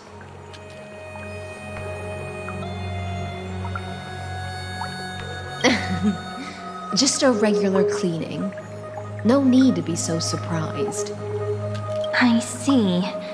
No wonder there was a faint smell of rust in the air before I even entered. Why? Is it because the Ladonians refused to contribute troops to the Flame Chase journey? Or just because they offended the Imperator? Because the new era of the Flame Chase doesn't tolerate stagnant blood. For the ignorant masses who cling to outdated laws, only bloodletting can wake them up. Right now, the rebel forces on the frontier are rising, and Ladon has been secretly supporting them. They loudly chant the slogan, "Return to the Era Chrysia," unwilling to relinquish military power. They're just building momentum for the rebellion.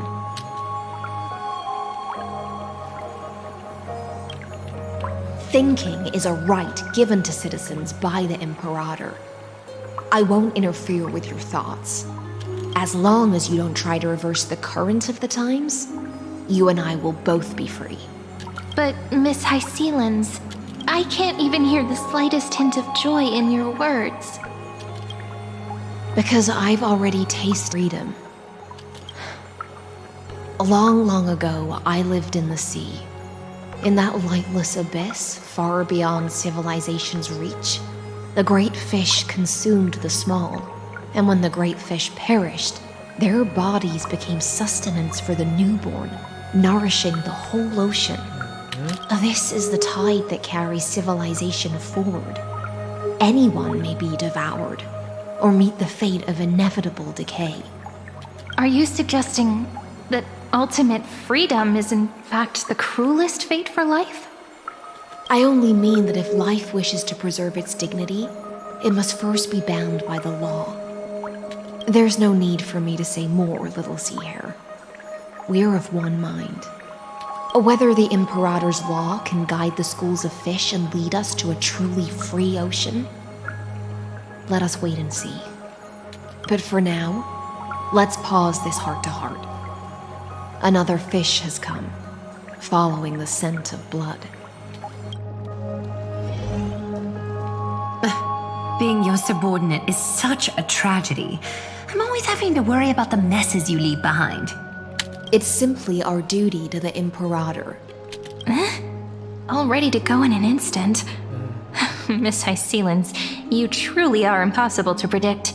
Yet you, a golden trout who's always busy all day, suddenly have the time to visit me?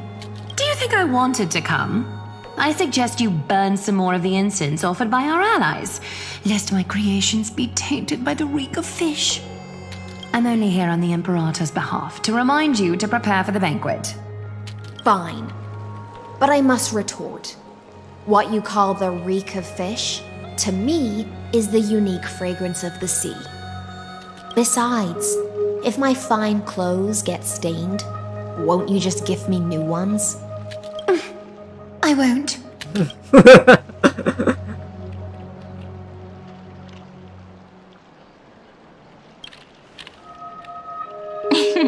You sensed it too, huh? By the way, you both just mentioned a banquet. Could you elaborate on that? Oh, right, you don't know. Every time before a battle, or after a victory, the Imperator holds a grand feast for the Chrysos heirs to lift our spirits.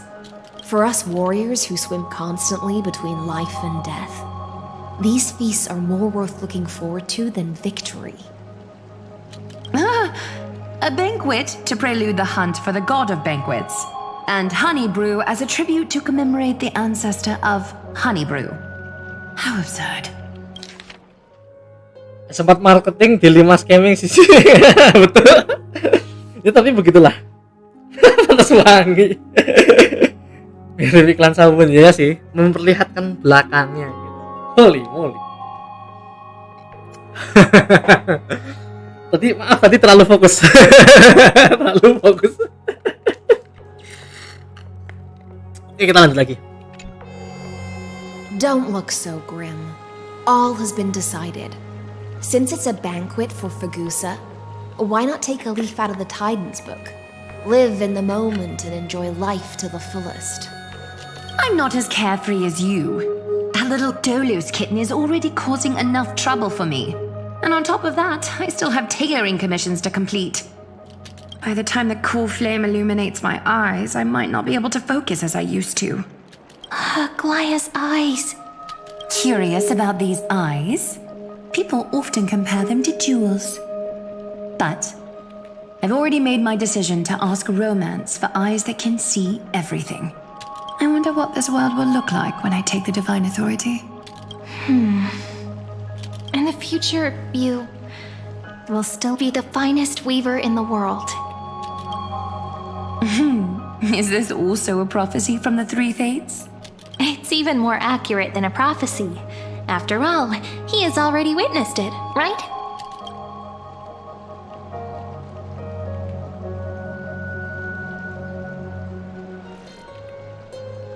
Nomor 3 kayaknya ngapus ini.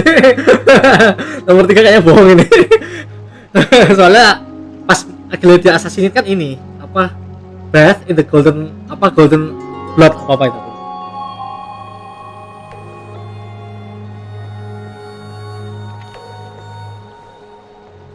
Ini bagus yang satu sih. Yang 3 scam sih. Become a demigod and lose your humanity. That is the only reply I've received in the countless times I've sought wisdom from the prophecy. But Destiny's fragments are like stitches. Before they're threaded into splendid garments, no one can see their true charm, can they?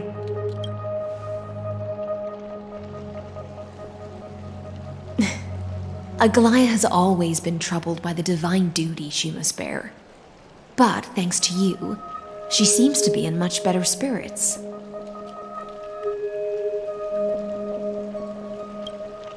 Just as she knows how the spinning wheel trembles, I can sense the smallest changes in the damp air.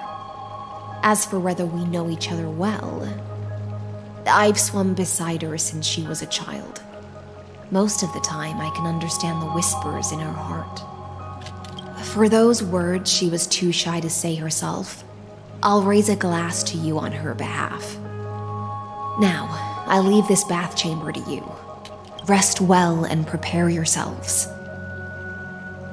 After all, every time we drink and talk could be the last celebration we have in this life. Miss Hysilens has given us the bath chamber. It seems she really does do whatever she wants.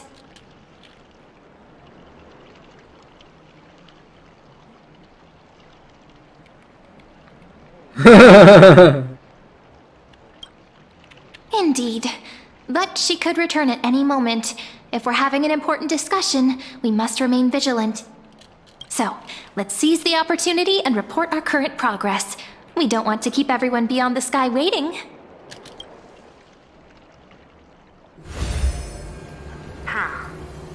First, while that little empress with a candle stuck on her head didn't explicitly say it, she firmly rejected your request to take over the law. Fair enough. Second, Lygus is indeed in this timeline, but since he's somehow connected to that little empress, you have no way to find him. Huh, as expected. The road ahead will be long and difficult.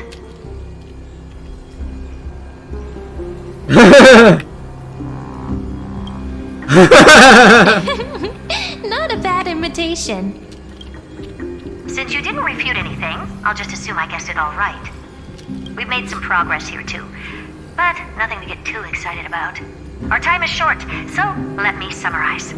Concerning the origin of that Intellitron, the firewall he created uses Catorzean algebraic expressions. But ever since Aiden invented the 9-worded formula, this kind of mathematical logic no longer exists in the cosmos. Lygus is definitely connected to the Genius Society, so stay alert.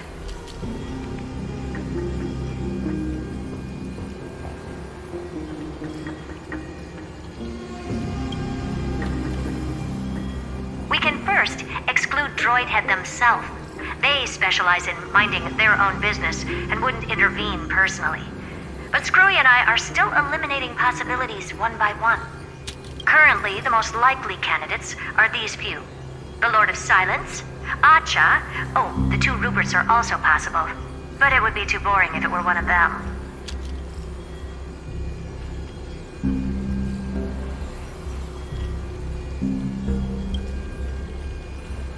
That's all I have to say. We'll depend on you to continue pushing things forward within this world. Keep in touch regularly. And remember, don't let your guard down. Madame Herta is a real whirlwind.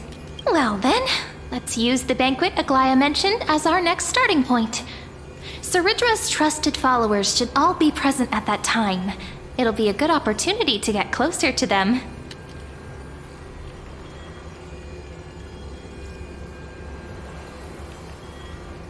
It's settled then. With our great teamwork, we'll be able to deal with anything that comes our way. It's been a long day. We should get some rest now. Yes, let's get ready for the banquet.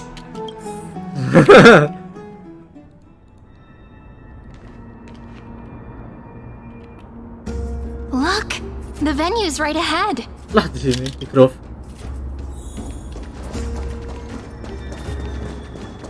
And I can even hear singing.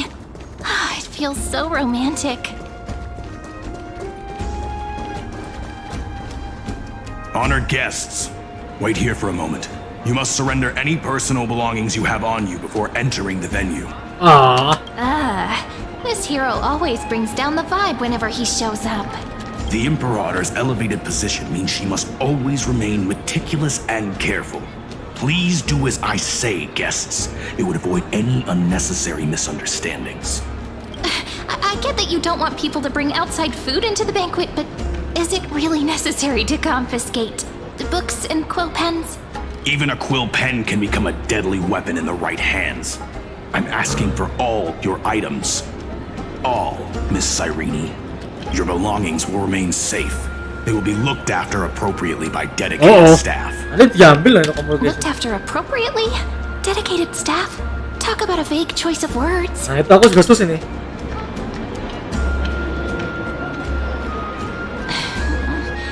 It seems like he's aiming specifically for the chronocognitive anchor. What should we do?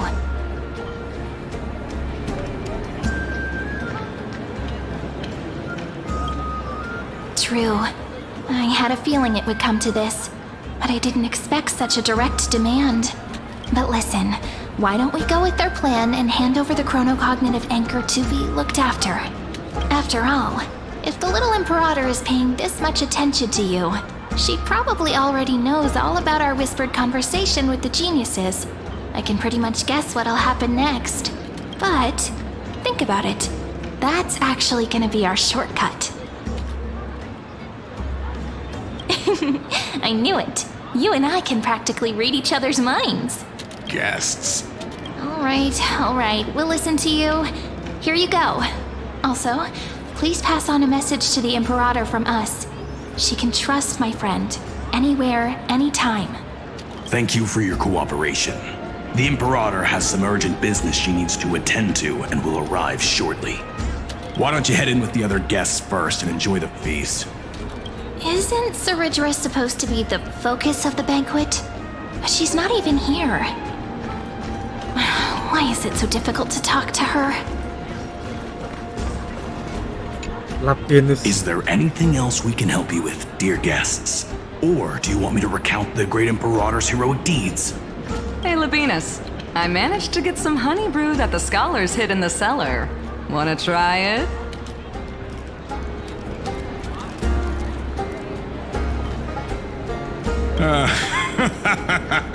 I'd never refuse to share a drink with Dux Brumalis, especially if she seeks me out first. Don't worry, dear guests. The banquet security won't be compromised. I'd never get drunk before her. This banquet has a never-ending flow of honey brew. You're welcome to try it. Whether our drinks are as good as those from beyond the sky. Thank you for the offer, but we're more interested in knowing when the Imperator will be back. The Imperator? Who knows? Maybe she's hiding somewhere, thinking up weird ideas again. If you ask me, she's never treated us soldiers properly, even though we put our necks on the line for her. Hey, I can't pretend I didn't hear that, Seneca. Either retract your statement or duel me. Fine by me. Attendant, bring us 10 more jars of honey brew. I'm gonna make sure he can't even stand straight by the end of this. You wish. Be careful you don't get drunk first. Actually, there are so many people. We wouldn't be able to find the Imperator even if she were here. I know. Let's look for seats that are raised up higher than others. Aggie, if you can't get used to the honey brew, we will go ask for a pot and cook some oatmeal for you. No need for that. This banquet is just too loud. And nothing and no one here is interesting. I just don't really want to be here. Lies! You were pretty energized when you came back from the bath chamber. Let me guess. Are you worrying about someone? About hysilens? Or little Cypher? You take everything too seriously. At this rate, life's gonna be real tough for you later on. You're the least qualified to lecture me about that, teacher.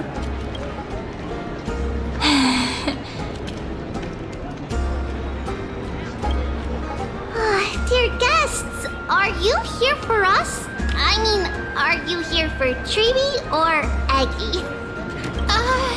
No. I'm just wondering whether you've seen the Imperator. The Imperator? No, we haven't.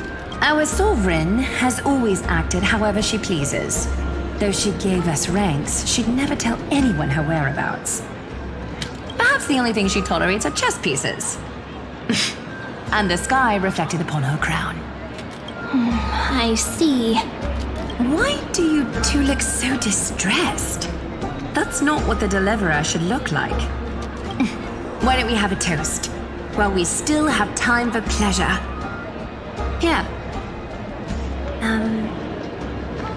To the destinies and sacrifices of the next millennium. We you will toast to the tomorrow that will set fate free.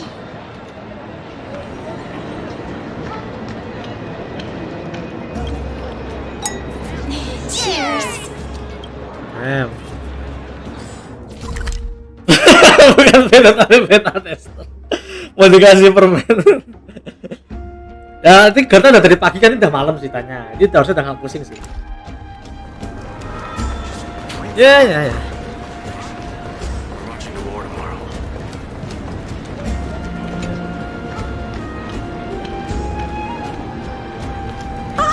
Hello. Welcome to the banquet.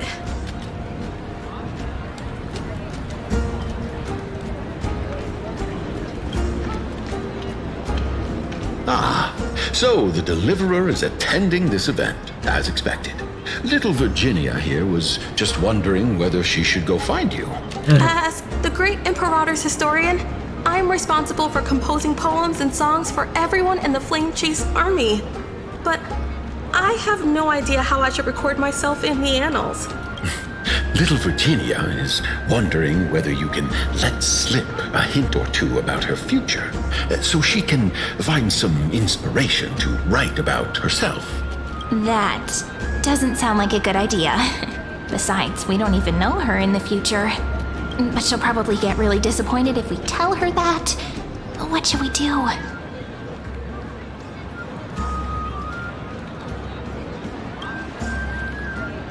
All right, I got it.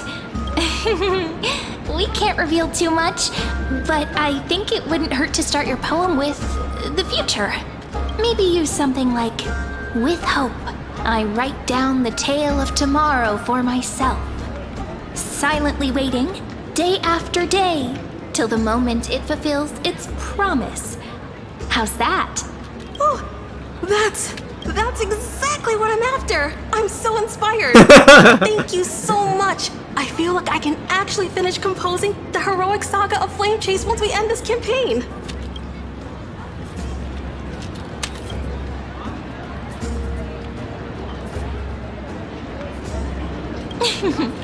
And that's the art of conversation. I learned it from you, after all. So, how did I do? By the way, in return for that, are you able to tell us where the Imperator is? The Imperator? She usually wouldn't arrive this early. She believes that rulers should stay silent in places where their subjects hold private conversations. Why don't we have a toast before she arrives? To reason, which is held but not revealed. To romance, which will surely be returned. Minum madu lagi, Jir. Gray fry. A little sea hare.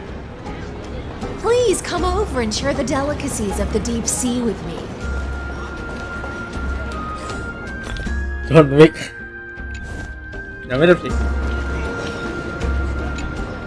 You two have been wandering around the venue as if you have something on your mind. Have the attendants not taken care of you well? No, we love it here. It's just... we're a little concerned, seeing how the Imperator still hasn't arrived. Don't worry. I know what you've been waiting for. Come, sit with me for a while, will you? I'd like to share a personal secret with you.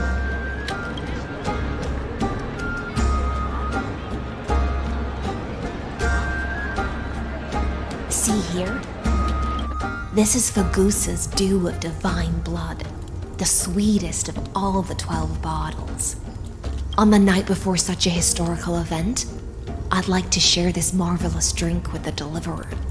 Doesn't this count as bringing in outside food? I knew that security check was targeted at us. What's the matter, guests?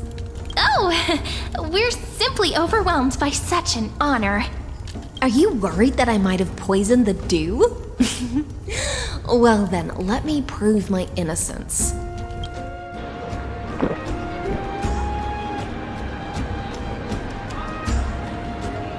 See? It's completely safe. I feel like Miss Hysilens wants to talk to us about something. Why don't we go along with her for now?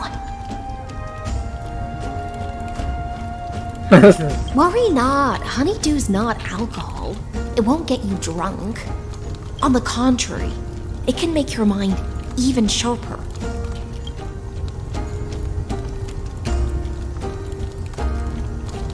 Please have a taste.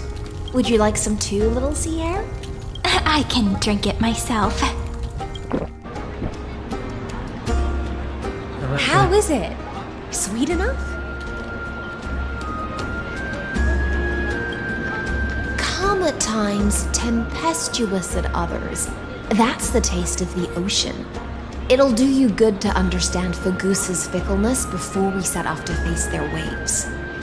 Just like how you're about to understand the secrets within this dew.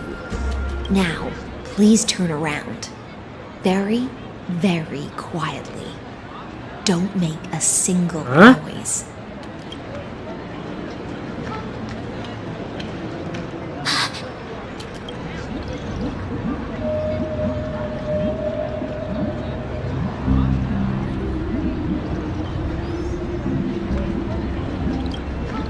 The dew of other gods all intoxicate humans, but the god of banquets dew is an antidote that can awaken humans from a sea siren's enchanting song. Since the start of this banquet, all the guests have been under the spell of my song. None of them can see the Imperator and that Fioros. Oh. You two, I wish for you to see the truth. I see. Is this also what the Imperator wants? This is my personal request. I can't bring myself to trust that Fioros. Oh, I see. The Flame Chase army changed after he descended with Orynyx's divination and brought the prophecy of the stars to Akama. His seductive whispers harbor something malicious within and will ensnare those of us blinded by ambition. Berarti hysilens ini sebenarnya toh ngasih ini biar kita bisa melihat truth, bukan bermaksud untuk mind control kita gitu. I see. Boleh.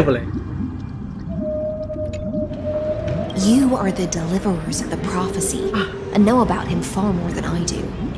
Perhaps only you can find traces of the truth from his actions and words. Then we can show the Imperator the right path forward. Oh, but isn't this acting behind her back? Amphoreus has become far too weak.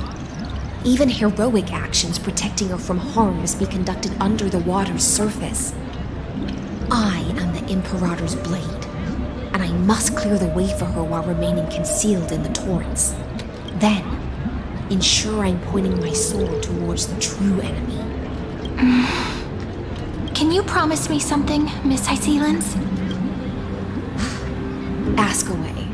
My friend has in fact come here to stop that villain's evil scheme. Our goals are aligned. But as to the decision the Imperator must make, he has no wish to transgress her authority. We just want to tell her everything we know. I believe the Imperator will be able to tell right from wrong. I never doubted your loyalty. I'll pass your words faithfully on to her, provided we can gain the advantage in this tug of war, that is. Now, return to the feast. Bring this cup with you and keep your distance.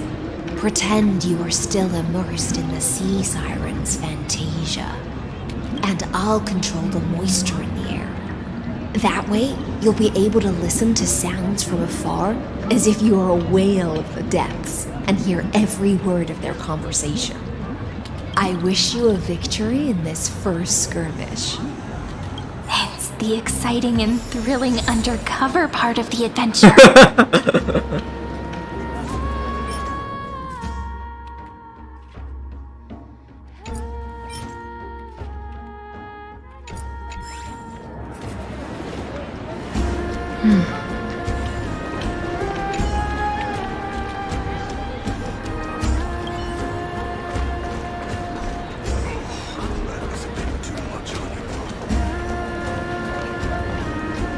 Let's mingle in the crowds here.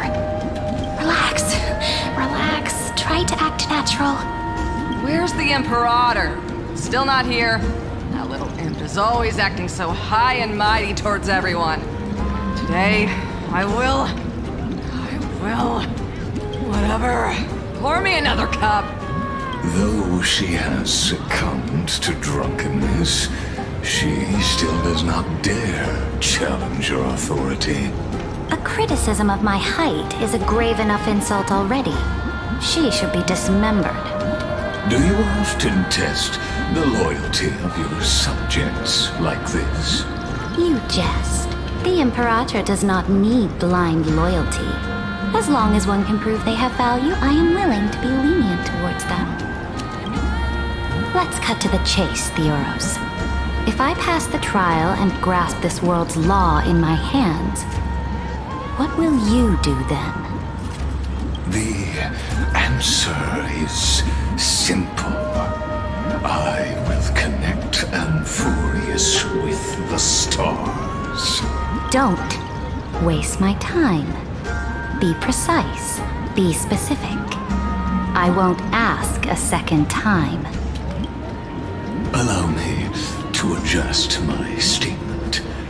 I will correct the regulations within the old law that sealed off amphoreus and merge the black tide with the torrents of Era Nova.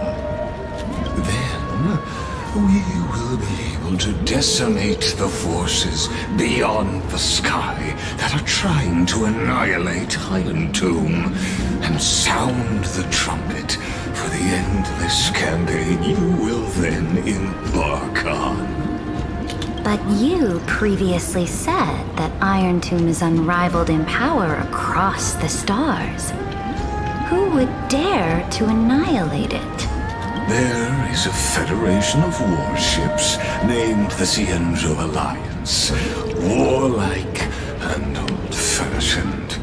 A cult named the Genius Society, loosely organized, but steeped in abject insanity.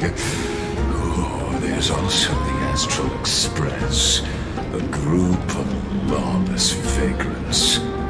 That so-called Deliverer is part of that last group.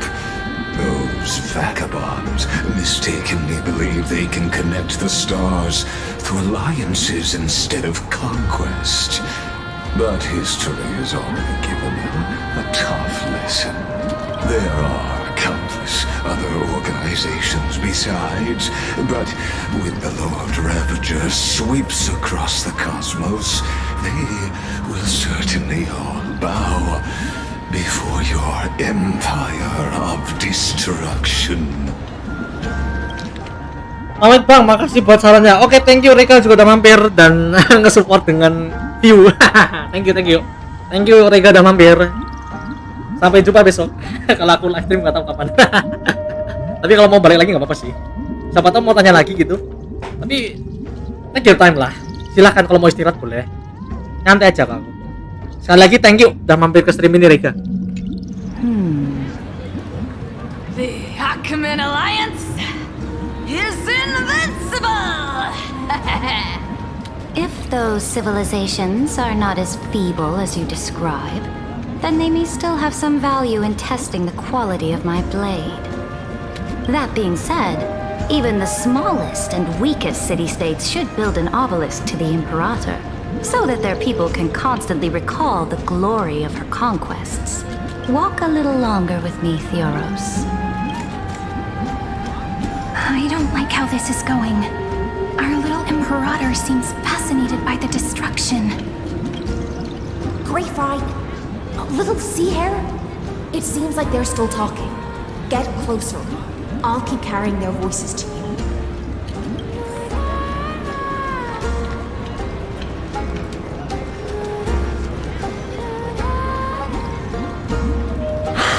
What a difficult situation. No matter how we position our forces, this battle against Fagusa will result in many casualties. That's not something you or I should consider. The Imperator has already placed the chess pieces. We just need to fight for her until our last breath. How astonishing. The commanders under you have such different personalities, yet they share the same loyalty.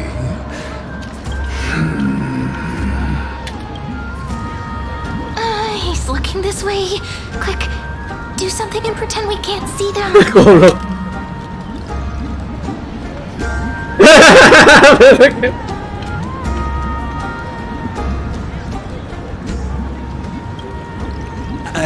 So, you have this super duper speedy rotation of destruction into amphoreus. Oh, I got it. It's that thing, right? Oh, the one behind the research and development of this golden blood principle is Idonia's manager. Oh dear, seems like you've met your match, partner. I'm so full of inspiration right now, and I feel so light. What's the matter? My apologies. I was just checking whether everything was fine with those two distinguished guests of yours. It seems like all is well. Let us continue our previous conversation regarding the soldiers fighting for you. Are they aware of the price they must pay for the trial of law? If I recall correctly, you've already lost a bout against Talanton due to offering insufficient sacrifices. You dare mention my name alongside the word lost? Forgive my great imperator. Bener-bener furina ini mah. Watch your words and actions. All you need to know is that my victory in the trial is guaranteed. Even without the trial of law, they've already sworn to give their lives for my conquest. So tell me, if everything happens according to our agreement, how would you recommend I deal with that deliverer?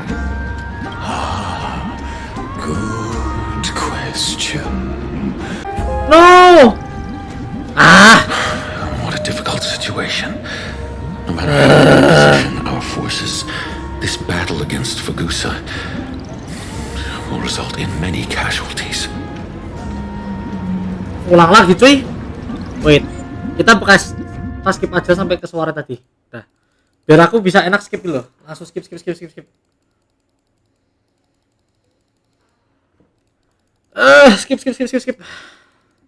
Tapi masalah nggak mau tombol skip soalnya belum selesai conversation-nya cuy. Tadi soalnya merah cuy. Reconnecting biasa. Nah, sampai ke yang tadi.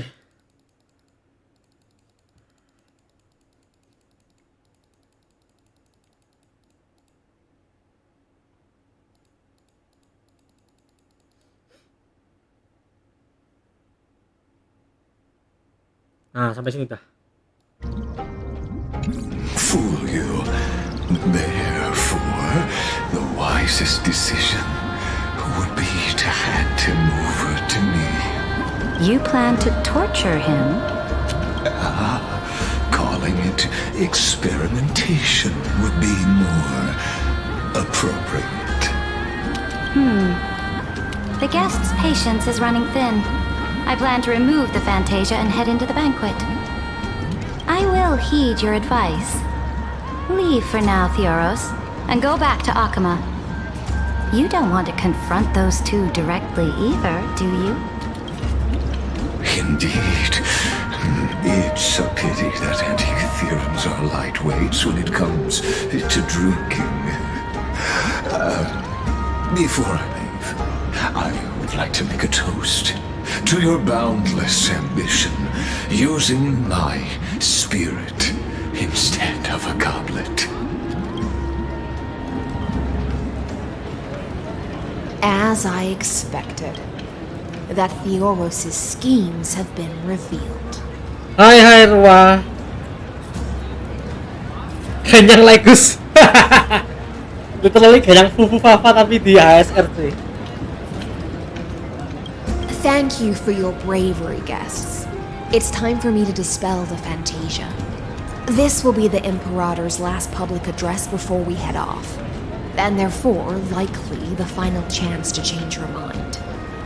I will try to get you a chance to speak, and I'll also prepare for any contingencies. The rest is up to you. You should head back to your seats for now.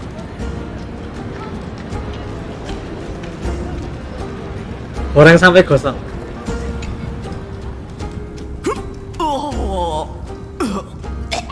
This honey brew sure wears off fast. Sampai mateng guys, dimasak terus. The Imperator! The Imperator has arrived! No need for formalities. I should be apologizing for my tardiness instead. The hour draws late, and I trust you have all had your fill of brews. Therefore, I will not observe the usual ceremonies. Any warrior who has fought by my side should have those speeches memorized by now. The Imperator's word is law. Are you out of your mind, Dux Frigoris? The Imperator hates flattery most of all.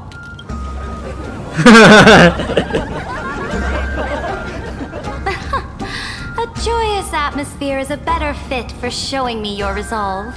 I believe that you, my dukes, will do all you can to assist in the campaign against Fagusa, just as you always have. However, it's a pity that I have never tested your loyalty.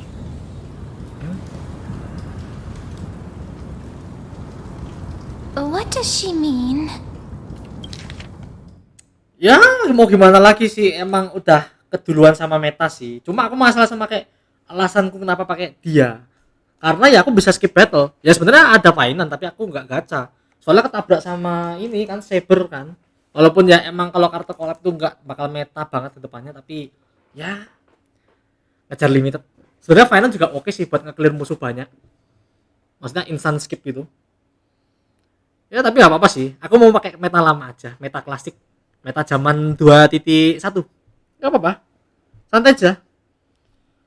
Nggak apa-apa, santai aja. Kamu mau skip collab karena kamu ngincer meta atau pemandangan yang bagus, itu nggak masalah. Karena kembali ke akun masing-masing ya. Kalau kamu mau skip nggak apa-apa, kalau mau gacha collab karena limited nggak apa-apa. Silahkan. Tapi emang karakter collab emang nggak bagus buat jangka panjang meta sih, emang sih. Tapi ya kalau ingat kata-kata orang, karakter limit punah menyesal ya gitu aja. Tapi kalau misal kamu nggak ada penyesalan, kamu santai aja skip nggak apa-apa. Sambil harmoni nyesel skip harmoni. Kemarin itu loh, aku tuh mau gacha tribi nggak dapet, malah dapet tribihan cuy, sele. Kalah 50-50. Aku habis gacha saber itu pengen ngajar tribi, soalnya aku butuh tribi banget buat kebanyakan MOC itu sama apa sih namanya? Yang weekly boss itu apocalyptic shadow. Apocalyptic shadow tuh kebanyakan tuh orang pada pakai tribi gitu. Ya tribihan dapat sele aku kemarin. Ya tapi nggak apa-apa sih. Sebagai karakter standar boleh-boleh aja sih. Maksudnya bukan standar sih. Karakter kalah 50-50 maksudnya. Nah, Himeko masih oke lah buat apa? Buat apa namanya? Yang AOE itu yang musuhnya banyak. Tuh aku lupa namanya apa. MOC, Apocalyptic Shadow. Ya satunya lagi aku lupa. Apa sih namanya yang burung yang di Shanzolovo itu? Nah, itu bagus dia. Himeko. Pure Fiction. Nah, Pure Fiction. Sorry. Pure Fiction bagus itu, Himeko.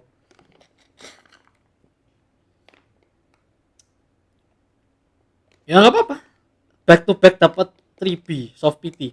Oh, kamu dapat ini kan.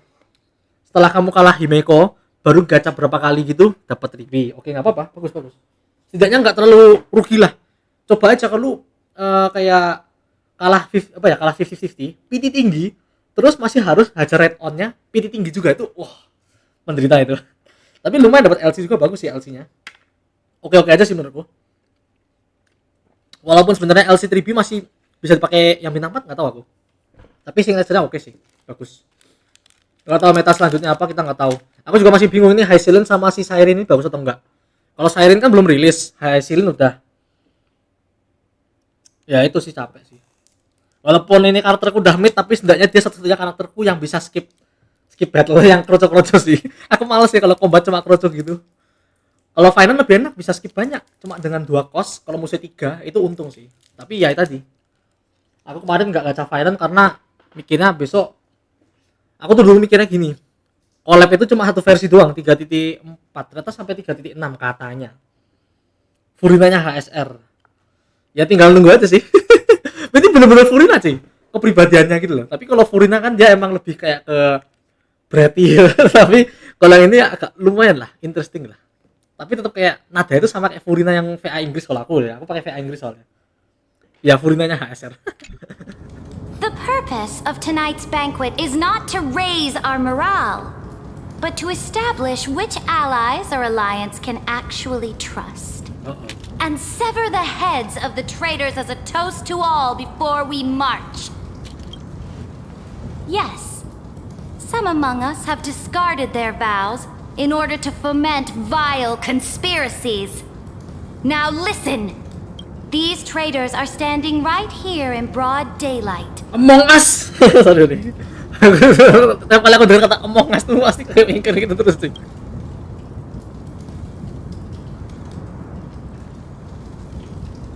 Dux Gladiorum Hysilens, She used the sea siren song to immerse the crowds in an illusion and conceal her whereabouts. She then worked with those from beyond the sky to spy on confidential matters, hoping to rob the core flame by force and harm me, the Imperator. Damn, furina beneran cuy, sumpah cuy. Soalnya juga furina yang asli yang di Genshin kan juga ini kan apa namanya? Kayak nantangin kayak apa? Bukan nantangin sih. Bener-bener kayak aku bisa nuntut kamu loh gitu loh. Beneran furina cuy.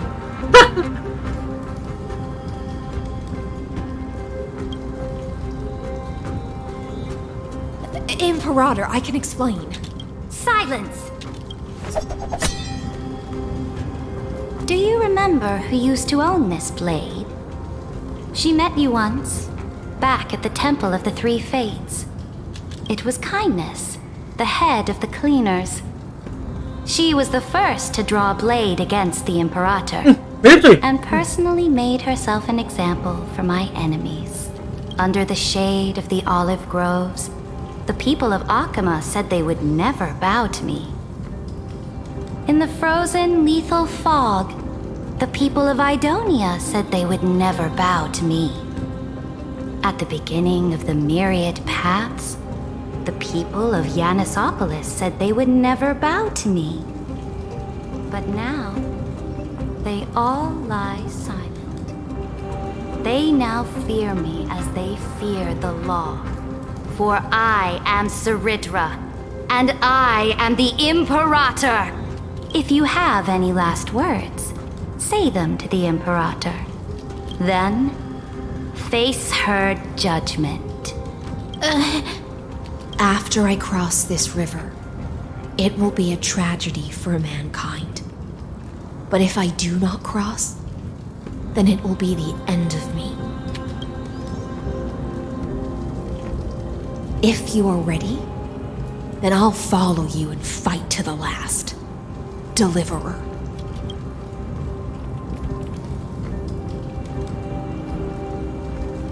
That's right, friend. Now, use your identity and add in a bit of experience and charm and testify to the Imperator as we promised.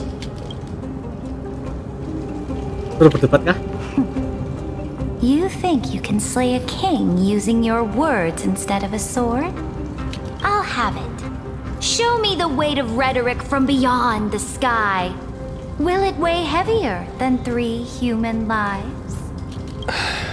Let's watch our words carefully.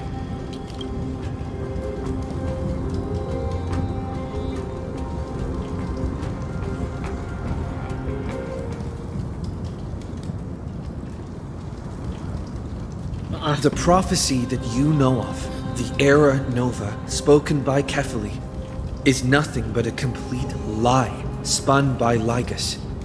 To fight that lie, a young man with the pseudonym of Phainon lived through 30 million cycles of this world, all to save Amphoreus from the end of the destruction. And Cyrene, the young woman standing beside me, also carries an equally heavy destiny.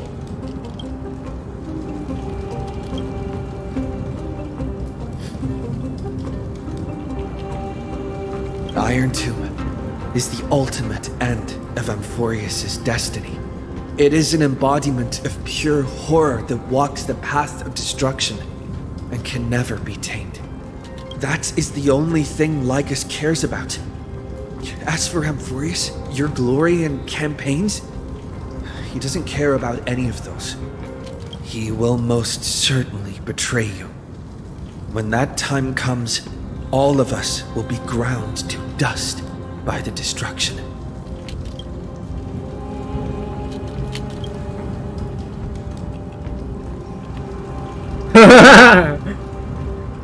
I have seen many beautiful worlds. The road chosen by the Trailblaze is to explore, understand, establish, and connect. That will never change. We will continue our journey until we have united the entire cosmos. Therefore, if you choose the way of the destruction, then I'll place your ambitions into the same basket as Lygus. and smash them into pieces with my baseball bat.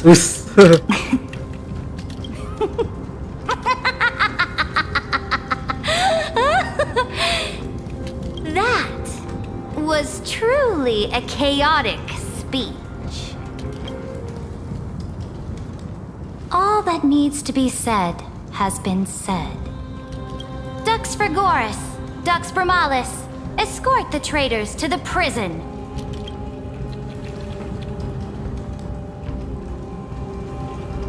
Before the next entry hour, I will give them an end befitting of their betrayal.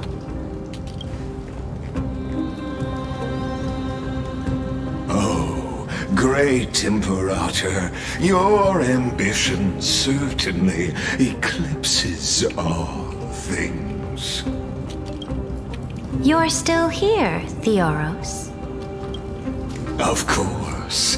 As the Theoros, I simply cannot miss this moment, miss witnessing the fall of a nameless one. Or perhaps I am waiting for you to give me an answer. Why would someone as powerful as you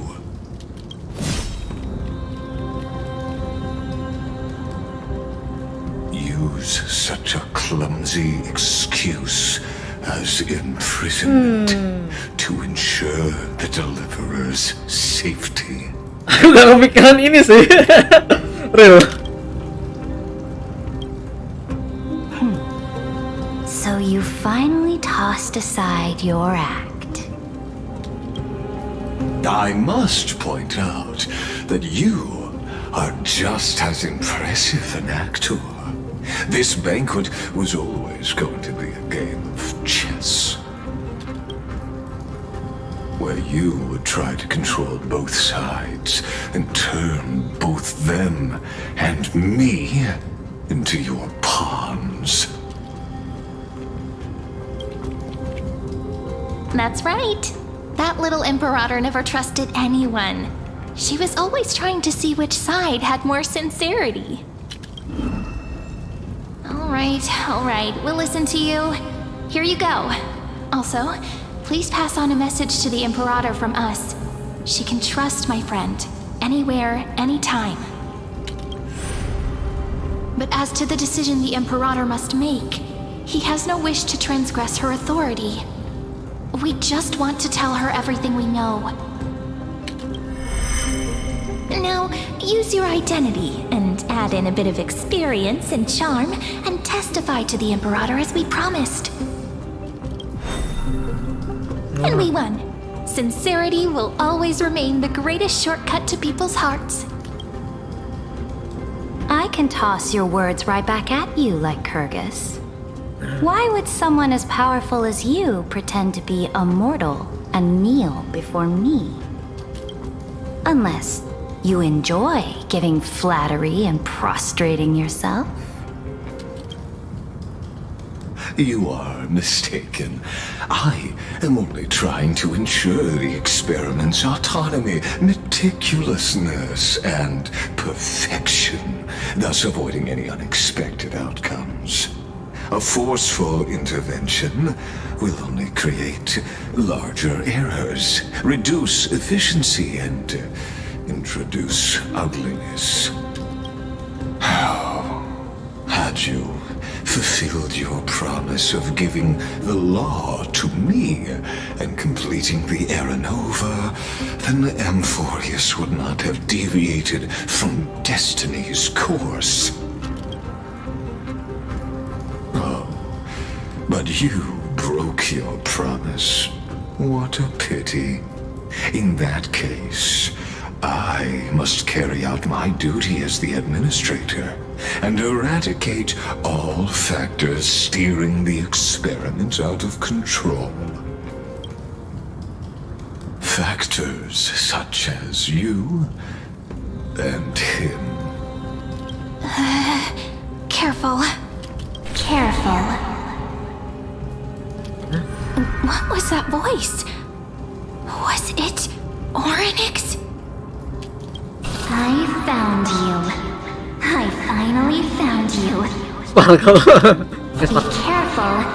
This land will face disaster.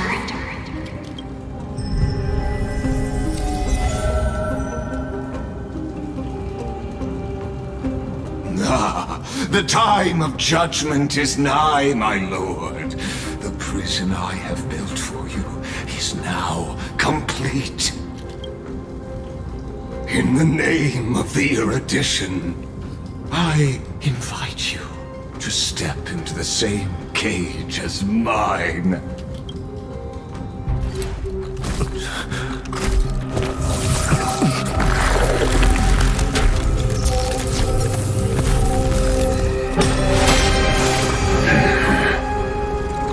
What's the meaning of this, Imperator? I did not permit you to act. A ruler is the only one who can decide their subject's destiny. But, great Imperator, what judges destiny is not the ruler, but gods. Anon god sih. Don't forget, my realm only allows for the existence of humanity. Moreover, dealing out extrajudicial punishment equates to defying the law, and the culprit is to be sentenced to death. But you have seen how I can erase life from this world with just a clap of my hands. I fear you are still quite unaware of your current situation. Allow me to reiterate. I am giving you a simple choice. To collaborate or to be destroyed. There is no other way. Shameless behavior. If that were true, you would have killed me long ago. You in fact cannot kill me. I guessed it the first time I beheaded you. Because of the law, you cannot be completely destroyed. And the same is true of the Chrysos heirs.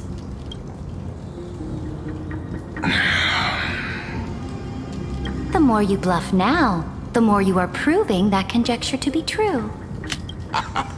What magnificent foresight! I once regarded this precious quality of yours as a sure sign of my ultimate victory. But now, I have to admit that I made a mistake.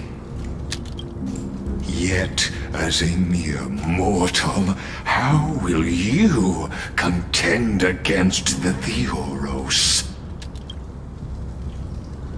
We are both slaves to hubris. But do you know what differentiates us, Lycurgus? I will never be blinded by my pride. If I wish to break the scale's balance, I only need to appeal to external forces and use them for my own ends. Oh.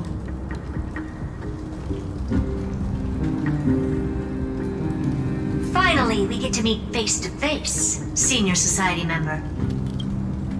I offer sincere acknowledgments for your many past achievements, but I must deeply regret your current perspective. Trust me when I say that you aren't the only one feeling regret right now, Screwlum. So you two are the allies from beyond the sky the Deliverer spoke of, and why he demanded the divine authority of law. Come and prove your strength to me. Show me the power of these so-called paths. I have spent much time and effort to secure this treasure from beyond the sky just for this moment. In the name of the sovereign of planet Screwlum, your allies have responded to your call, esteemed Imperator. Please allow me to spell the situation out for you, Lord Lycus. Permission to read the ultimate protocol is already in my hands. It'll only be a matter of time before we acquire the authority to write and execute commands as well. There's no way the flame chase journey will continue after you've burnt your bridges so thoroughly like this. Do you really think you can still win? How seriously? Don't embarrass the society.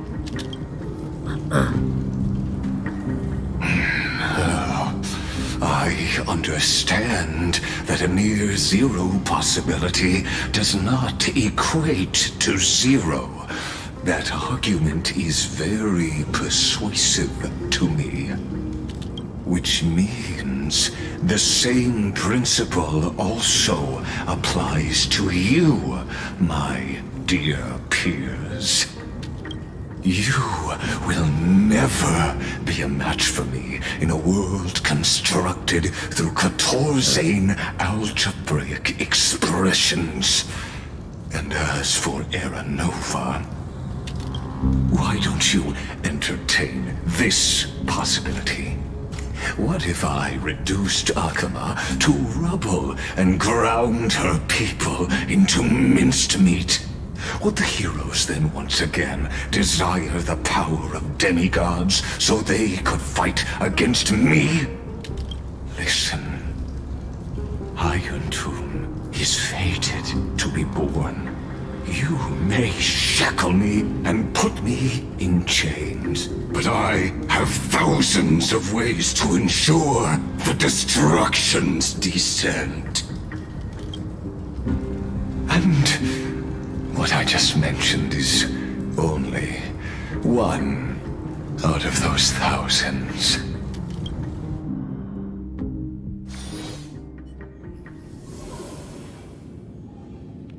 Oh, masuk domain lagi cuy. Joy Kitten. This is the place outside the legends.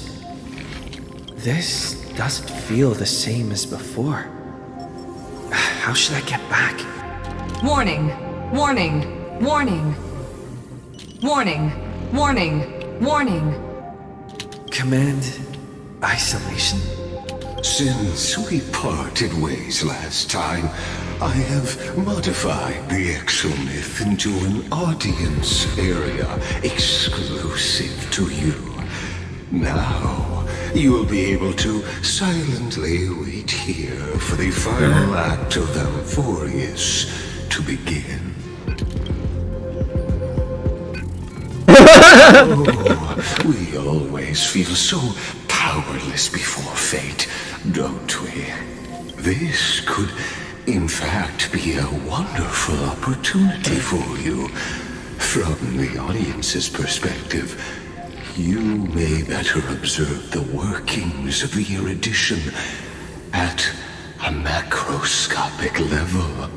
In this place where time flows far slower than within Amphoreus, you will witness the end of that world's saga.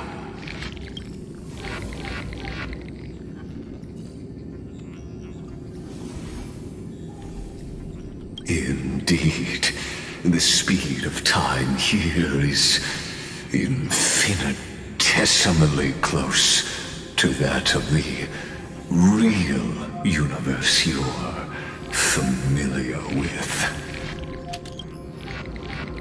The answer concerning the prime mover of life and death. The total destruction of the erudition.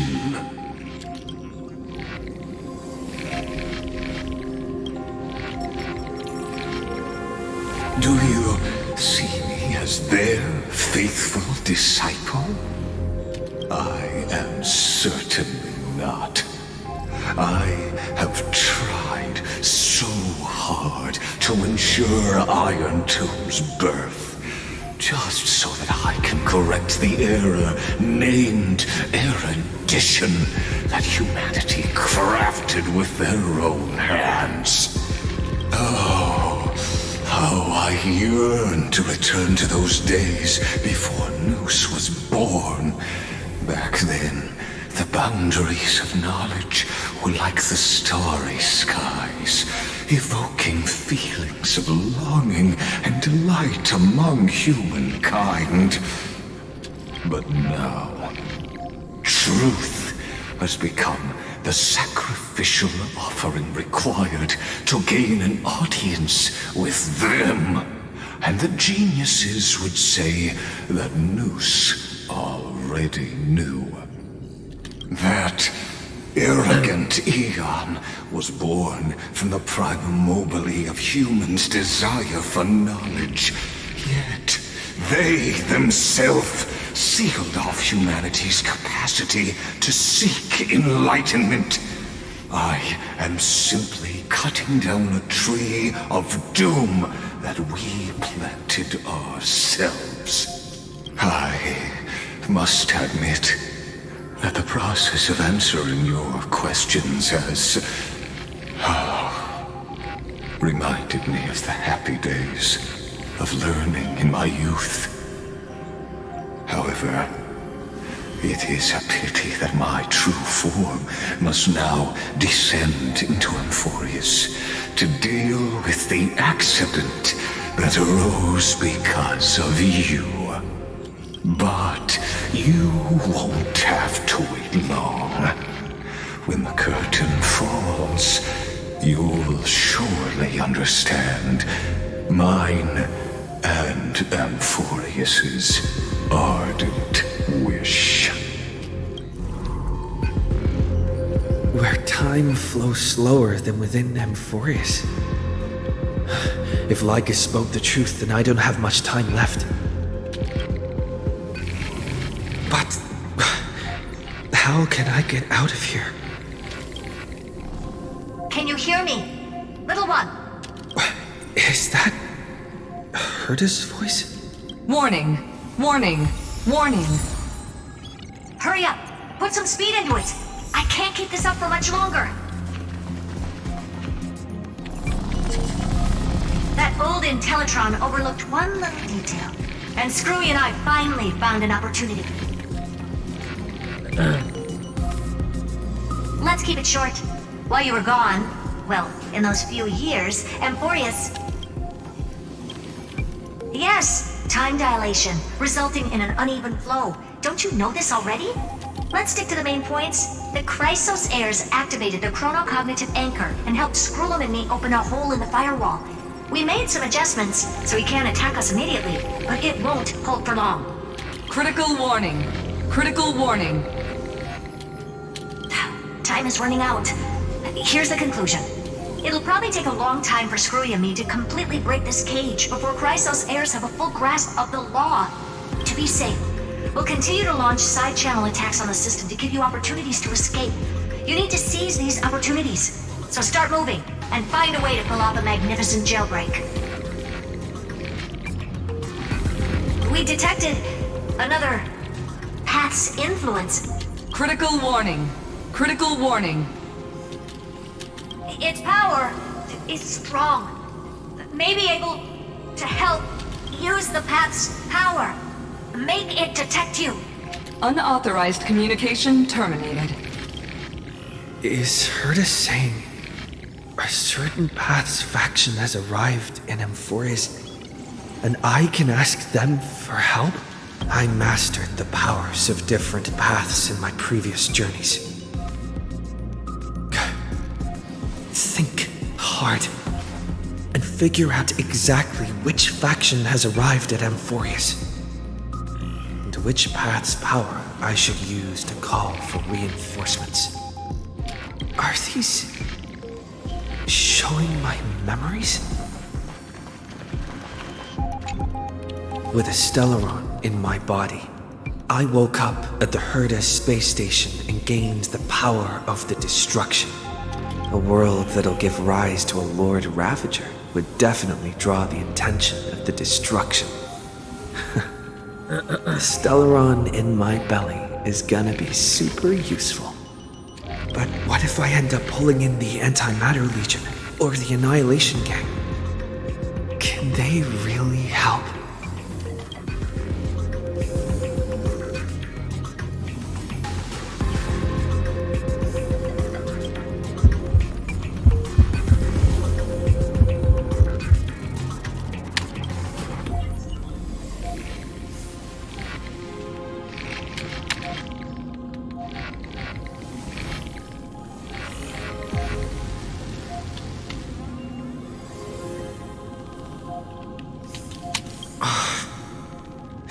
failure is not necessarily a bad thing.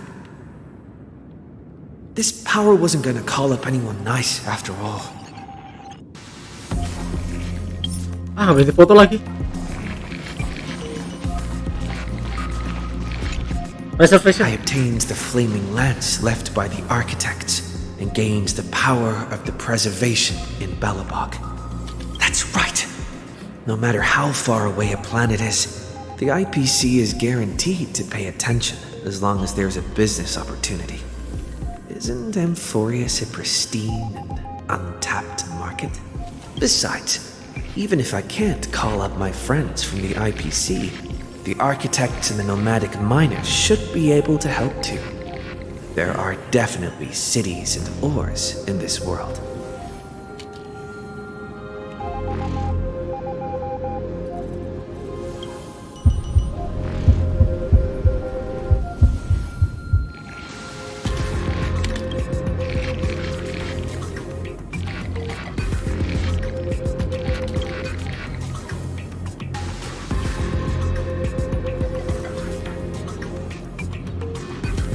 Seems like since Amphoreus has no overseas market, the IPC's hand can't reach it. Remembrance harusnya. I received the Watchmaker's hat in Penacony and declared war against the Order, and then gained the power of the Harmony. That's right! The benevolent family must still remember me for saving them. Their music echoes throughout the stars, and they'll definitely want to help. Come, dear hat. I've put you aside for quite a few chapters already. Sing with Clocky. The world is in harmony and the stars shine bright.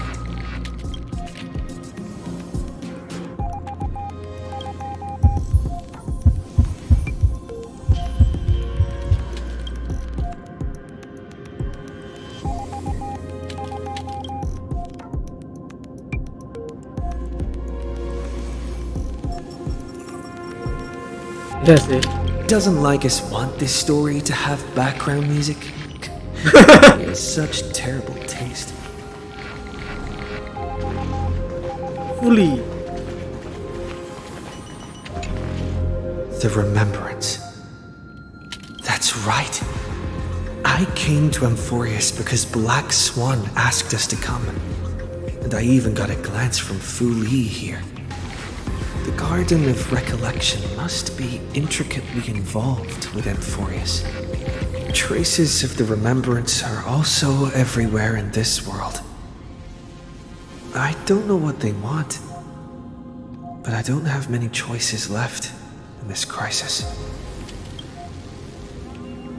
Trust me, we'll do everything.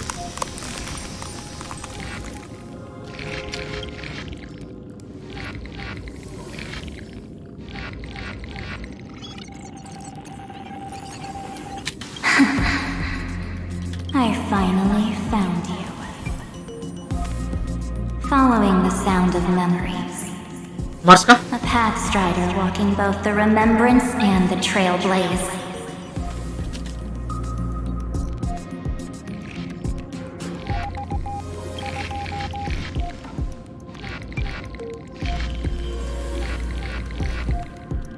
Warning! Warning! Warning! Erudition's prison cannot stop us, for we lie outside the logic of zeros and ones. Come, leave the cage of Logos. The mythos of Amphoreus waits for you to continue its story. Ah, March ini tuh ya, harusnya ini March ini.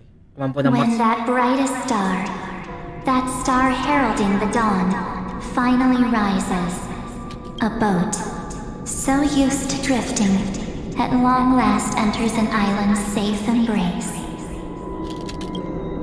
Oh, Pathstrider, we have helped you break free. Hurry and set off. The child of remembrance awaits you. March, what's she doing here?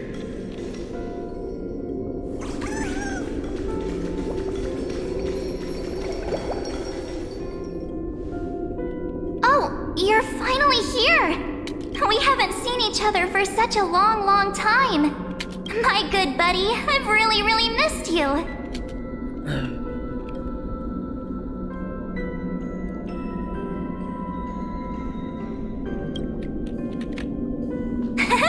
I bet you were constantly thinking about the days when I was by your side.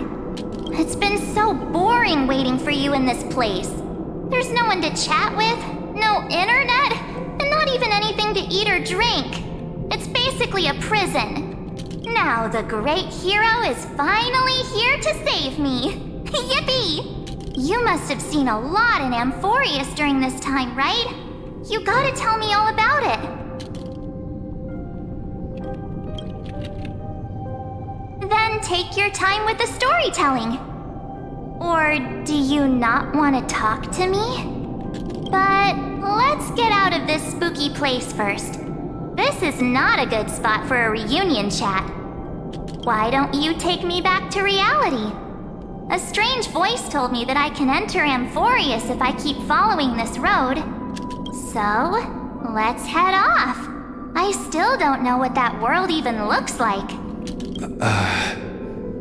Why does March feel so weird? What are you standing around for? Do you actually like this place? Get moving. Hurry! This door should be the exit. Maybe my instincts are wrong. Let's follow her first. Are you okay? You haven't said anything for a while. Has it been so long that you're still missing me? There's no time to waste, though. The Chrysosairs and the geniuses are all waiting for you. No. The discrepancy is getting worse.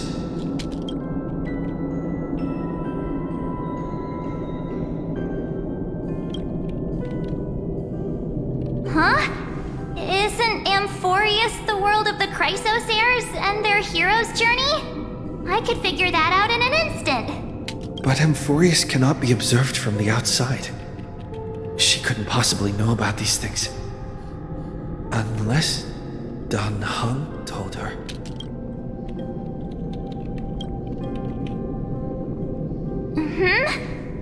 No, he's not. Maybe I just happened to miss him. Never mind. Dan Heng's super reliable. We don't need to worry about him. He's probably waiting for us somewhere. All hail and hearty. No. The geniuses would have made sure that Dan Heng made it back on the express. Besides, the March I know wouldn't be so dismissive about her companions. Something's not right. She's not March 7th. I guess you have something you want to say to me? Then there's no need to feel things out first. With questions. Let's treasure the time we have together and be frank.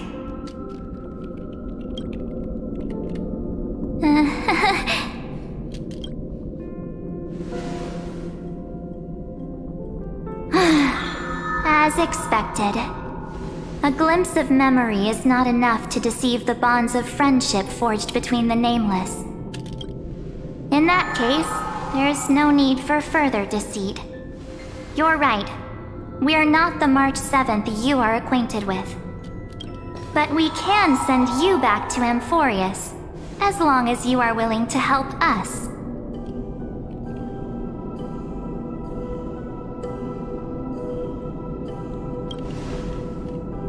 We are the Garden of Recollection.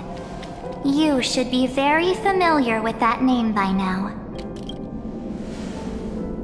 Just as a reminder, while you hesitate, time is quickly ticking away in Amphoreus. Working with us is the best way to stop the enemy of erudition. Erudition would treat any results unrelated to the experiment as garbage and throw them out.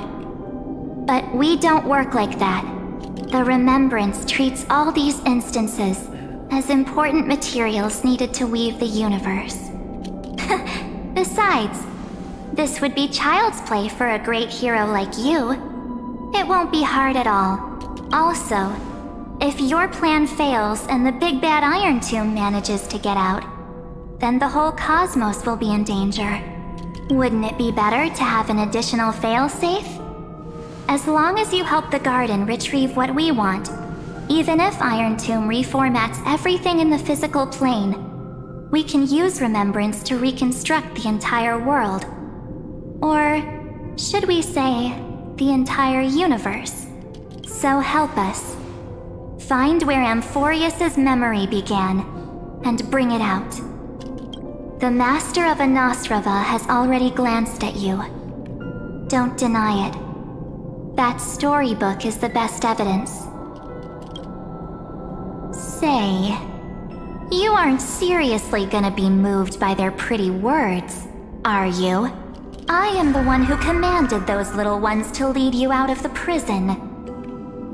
But I didn't expect to attract little gnats trying to take advantage of the situation. While Remembrance can help you return to amphoreus, there's no need for you to do it the way they want you to. Of course, there's also no need for you to make any deal, or pay any price. For you, this is probably a long time no see. My dear.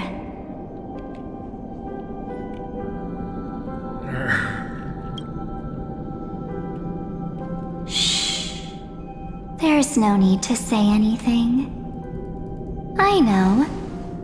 You have so many questions swirling around in your memories at this moment. And you feel so helpless. Put them aside. For now, all you need to do is trust me. Or do you need more proof? That won't be hard. Wait, stop it! They're awake! I'm gonna keep our first photo, alright? Won't come to pass while we're around. And now The statue. Is that Don Hunter's brother? Oh, did you hear that? She just called me, but my future is full of pain. We won't escape from it. Hey, are you sure? Maybe a couple of punches will help to jog your memory. It's as if they all happened just yesterday, right? I don't want to lie to you, which is why I will not use her name. The 3rd month of amphoreus is the month reserved for the Veil of Evernight. So, place me into your memory using the name Evernight for now. I'm happy to explain more, just not now. We might have a lot of time to ourselves, but amphoreus does not have that luxury. If we do not stop erudition and destruction, then the journey you've treasured so much will face the prelude to its obliteration. A countdown not in amber eras, but in days, minutes, seconds. So, take this gift, this burning core flame, this footnote of a transaction. It contains hope and the warmth of the entire world. Ripples of past reverie. She hid this fire in the long river of time, hoping that her wishes would transcend time to reach your hands in the future. Now, take it, and return with it, dear friend. Return to amphoreus, and overturn the final era nova. Witness the time that stood still for the Deliverer, and the resistance that never bowed to the destiny of destruction over the long years that passed in a flash.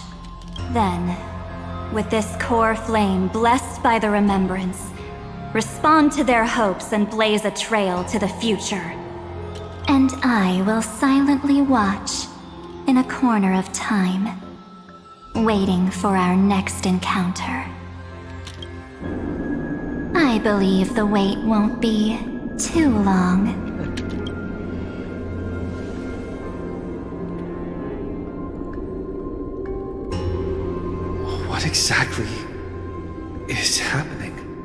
Keep going. Keep trailblazing. For Amphoreus. For you. And for the March 7th in your memories. Go forth.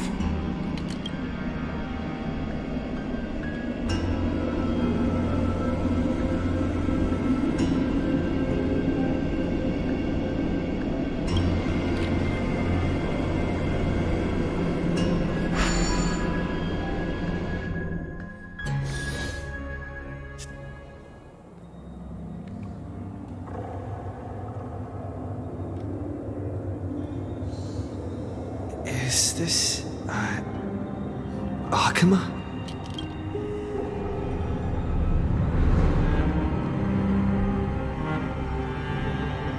No one's here. And the dawn device is off.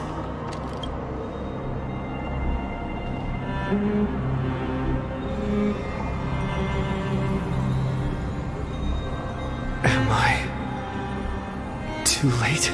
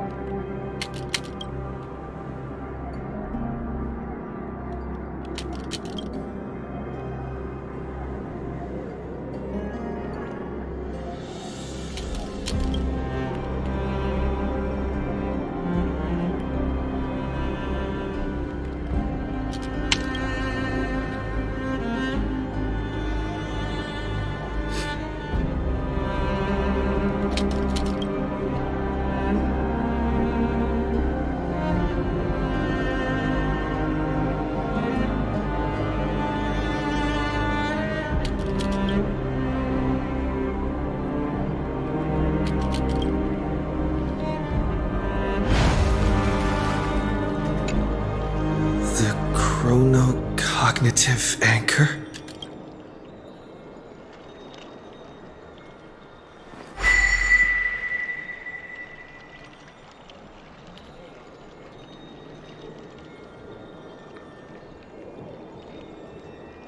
There's so much I wanted to say for our reunion. Yet now that you're back, there's only one thing to say. Welcome back, friend. It's been such a long, long time.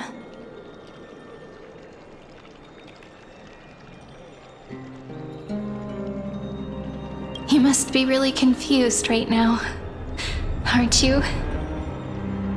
So much has happened in Amphoreus while you were gone. But don't worry. The Deliverer can't afford to be lost, no? Now, please follow me. And turn the pages of time and hear the words everyone left for you. I'll tell you the story of this 1,000-year journey. That way, it won't just be my memories alone. Cyrene can't hear me?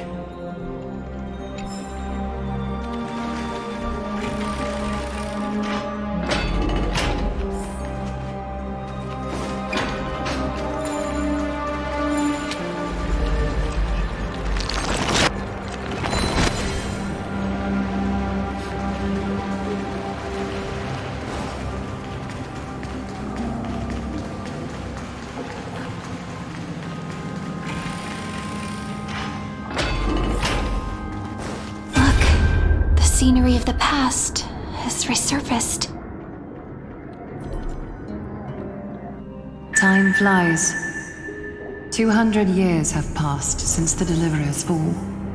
We had to return 3 core flames of law, romance, and ocean to stop Lygus, but even so, Terravox has fallen. The 2 geniuses vanished without a trace, and Zeridra embraced her fate. At this rate, Era Nova will come. and amphoreus will fall into the destruction. It seems the key to rewriting the end once again lies in the core flame of world-bearing. According to the instructions left behind by those two geniuses, we must get it into the Deliverer's hands, no matter the cost. But how? We need to find a way to hide the cool flame. And we must buy enough time to keep Lygus at bay. About that, Rini might have some good news. She had that dream again last night, but the Titan's voice was clearer than ever this time.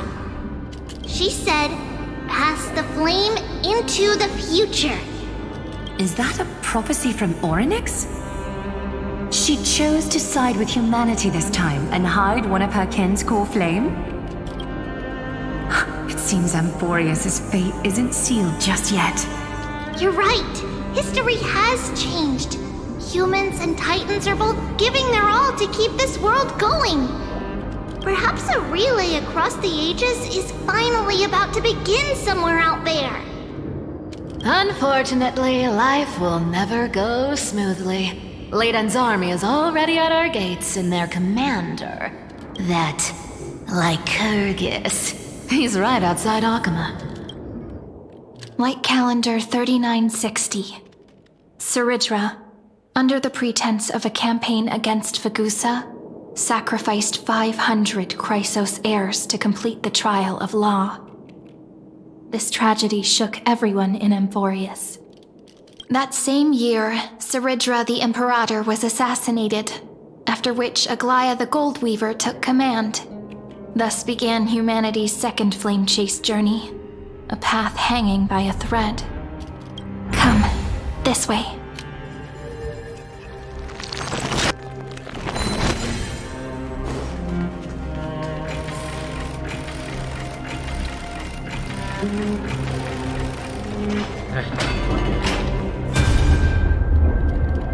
The eternal holy city?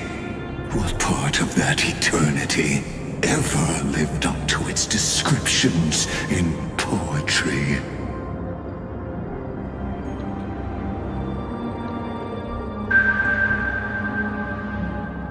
The Marmorial Palace lies in ruins. Countless mortals have perished because of your stubborn resistance. It's time you learned the cost of refusal. Now, answer my question again. Where is Kefali's core flame?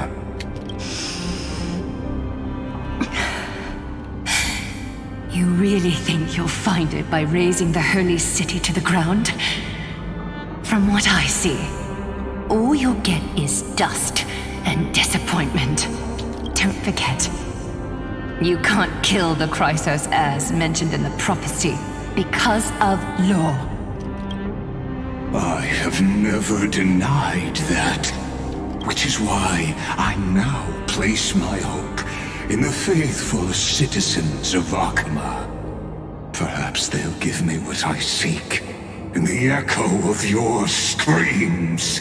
Now then, I'll be cutting open your chests and using your scalding golden blood to baptize the masses. Allow me to apologize in advance. We shall start with you, blind and foolish Lady Goldweaver. Leave this to me, Lady Aglaya. You must get away now. No, Holy Maiden. I'm the one who must stay. What? His conspiracy won't succeed. Because romance is ready to make good on their promise to weave an indestructible armor for Amphoreus. Its name is Solidarity. You must escape with your life and carry word of my death to those still fighting.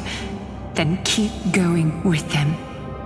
Just as the Imperator lit the torch of resistance with her death, my passing will make this flame everlasting. Take good care of it, guide it to the future, and place it into the hands of our deliverer. 50 years later, Lygus led his forces again to Akama. He charged directly into the Holy City and razed the Marmorial Palace. History would name this battle the Third Siege of Akama. 90,000 brave souls gave their lives for Akama that day, including their fearless leader, Aglaya. Go forth, deliverer.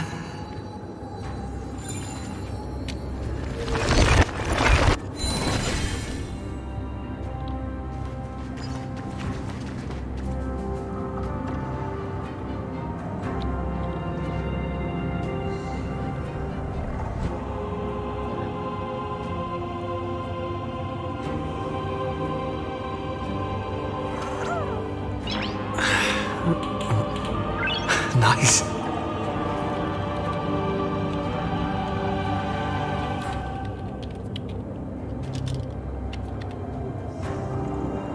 Nah, kita bikin folder dulu.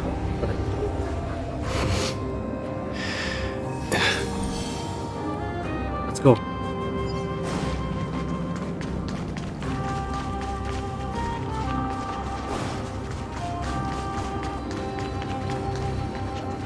Go. When the frost melts and the snows give way, the flowers will bloom again. You'll find me there. So what you're saying is, Princess Homebuddy is never coming back, is she? She just left, like that. Since Cass has made up her mind, we can't let her resolve be in vain. But between staying in Akama and going to Styxia, what difference does it make when it's death either way? I'm against relocating. With Kefali's protection, isn't Akama far safer than that dead city? Cass's plan doesn't involve any relocation at all. Huh? Like you said, Akama is humanity's refuge. We never intended to get everyone moving to Styxia. It's just on Cass, Hysilens, and me to prepare the final trump card for the Deliverer. Wait, what kind of trump card needs all three of you demigods to throw yourselves away?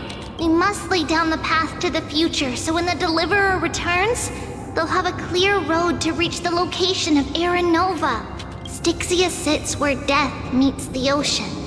There, with the combined powers of ocean and passage, we can summon a current that leads to the vortex of Genesis. And the demigod of death will forever guard that secret path until he returns. We all know Lygus will set his sights on the vortex of Genesis. That's exactly why we have to do this. Guess I underestimated Idonia's Maiden of War. She's got way more steel than I thought. And Cypher, we need you to head to Castrum Kremnos as soon as possible. By any means necessary, forge an alliance with Strife. The prophesized Crown Prince has already been born. He shall become the new defender of Akama, protecting this land after we leave. You don't need to worry about that. I just came back from Castrum Kremnos. Only a step ahead of the news. Treeby, something's flying towards Akama, and it's really fast. What is it? It's a spear! It's the Kremnoans. Their king's already here. With the protection of the demigods Trebios and Cyphera, Akama endured wave after wave of warfare, though just barely. Castorice chose Styxia as the last resort, and completed the trial of death, causing the stagnant waters in the River of Souls to recede. Soon after, Trebios departed on a long journey, That same year, the Kremnoan king Euripon, along with his son, Prince Midamos, joined the Alliance to safeguard the Holy City in the Battle of Deliverance. Go on, and see you tomorrow.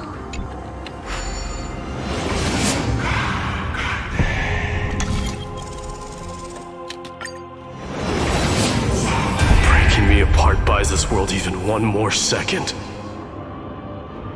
And so be it. But it's gonna hurt a lot! Pain brings endless torment. But it can never destroy me.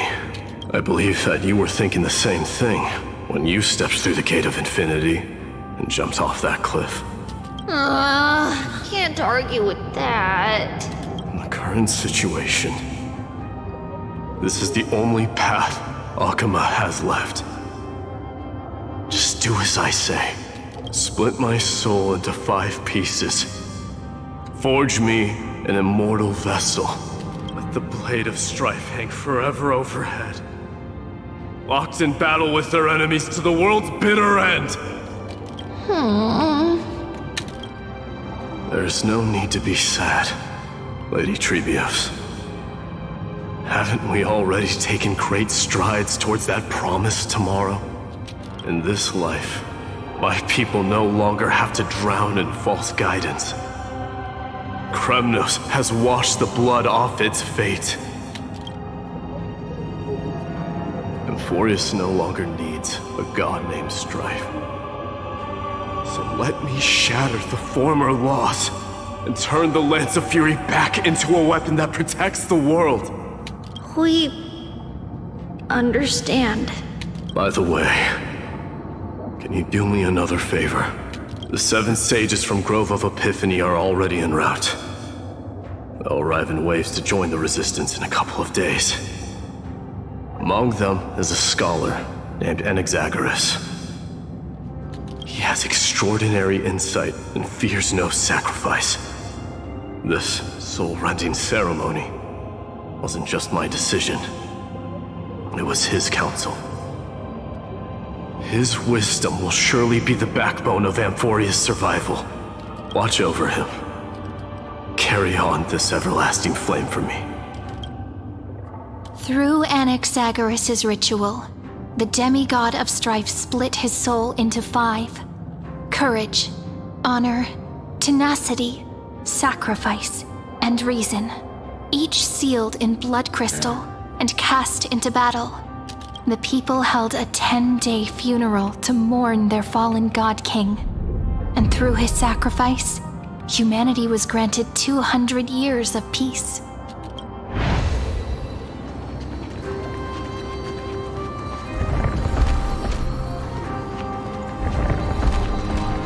Keep moving forward. My blood will pave the road ahead for you. Keep moving forward, little Gray. See you tomorrow.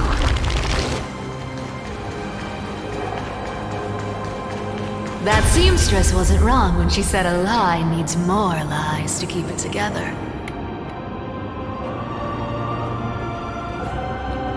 Reason and trickery. Never thought we'd be the pair to finish this final setup. Can't catch that Tin Man without your little slides. Besides, this is our last shot. Not the time to be picky, right? Don't oversimplify it. Lycus just found out Akama's been an empty shell for the past 50 years. He's bound to be furious. At this rate, he could have done anything. That's exactly what we want. Rage blinds even the brightest minds. Doesn't matter how much of a genius he is, the principle still holds. Once he storms into the council and confronts me head-on, you trigger your alchemy with a boom and turn him into a caged beast. Easier said than done. You still have to pass yourself off as the deliverer without anyone catching on. And you really think a human alchemical array can bind a godlike being? That's just nonsense. What? Getting cold feet? Or you just don't believe in the almighty worth of the demigod of trickery. Just tell me straight. Can you do it or not? Of course I can. And it'll be child's play. But I've got 2 conditions. Since this is the final act, if we're doing it, we go all in. No half measures. Oh, I'm listening. First, shift the battlefield to the vortex of Genesis. It would be more convincing if the Deliverer were to appear there. Besides, the vortex is cut off from the world. No place in Amphoreus makes a better prison. If you pull that, wouldn't our Deliverer have to face tank Lygus as soon as they come back? That clash is inevitable. All we can do is create more chances for him. And that's the second condition. The vortex belongs to Fagusa in the first place, remember? And there happens to be a demigod of ocean among the few survivors in the world. Loop hysilens in. Let her join the final act. I'll transmute myself into a philosopher's stone and embed myself into the formula. And when the time comes, she needs to shatter me and scatter that stone's ashes into the ocean within the vortex. I guess people weren't wrong when they said you're insane, Grove Boy. I've got no idea how to outwit a reclusive genius. But making an anti-Catheran suffer?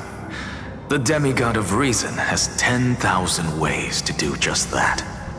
And what I just mentioned was one of them. So what exactly does your formula do?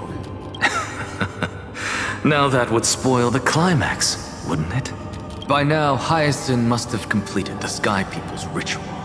Since that Theoros loves a good performance as much as I do, let's make sure he enjoys our show to the fullest. As for how the Deliverer will complete the Era Nova, well, that will no longer be our concern. It was the last battle known to the world, initiated by 2 demigods least suited for war. In the end, reason and trickery kept their word. At the cost of their lives, they sealed Lygus within the vortex of Genesis, where he remains to this day.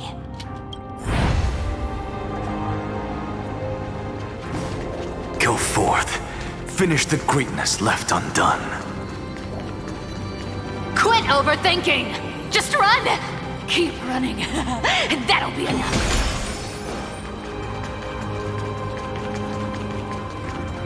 Irie, it's dead quiet here.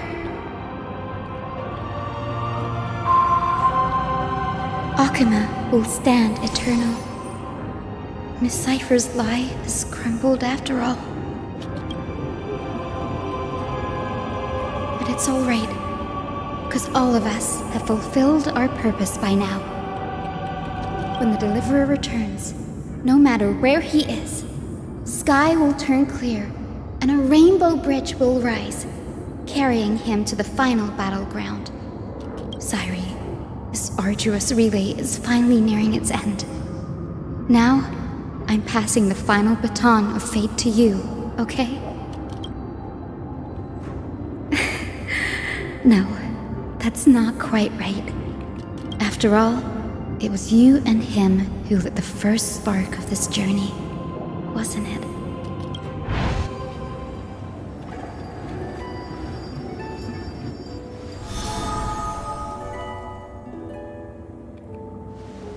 I'll tell you the story of this 1,000-year journey. That way, it won't just be my memories alone. And I'll share the moments I spent with you with everyone. That way, the path we walked becomes a memory shared by all. People will know that there's nothing left to chase. Amphoreus has already welcomed the dawn foretold in prophecy. Just like I said, this won't be harder than the last time. Right?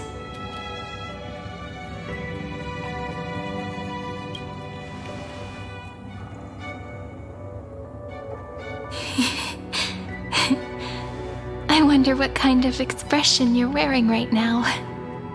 Probably the same as always.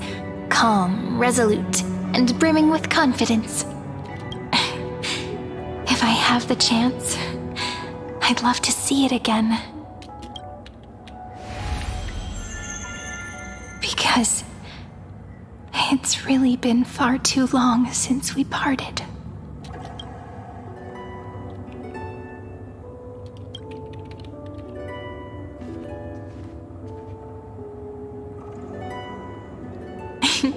Someone as sharp as you must have realized by now that this isn't reality, but a maze of time. As the last link in the relay, I will return to the Temple of the Three Fates, tell Orynyx all of our stories, and bottle every page we've written into the little flask of memories. And then, may it set sail in peace, drift down the river of time along with the core flame of world-bearing, reach your side, and lead you back to Amphoreus. Just like the first time we met, right? Even though this cycle has no demigod of time, time has always stood on humanity's side. This is the only way to make sure that the Era Nova won't happen before you return. And the only way I can safely entrust the completed final flame chase journey to the Deliverer's heart. After all, the new world will be born from your memories, and the protagonist of this story mustn't be absent.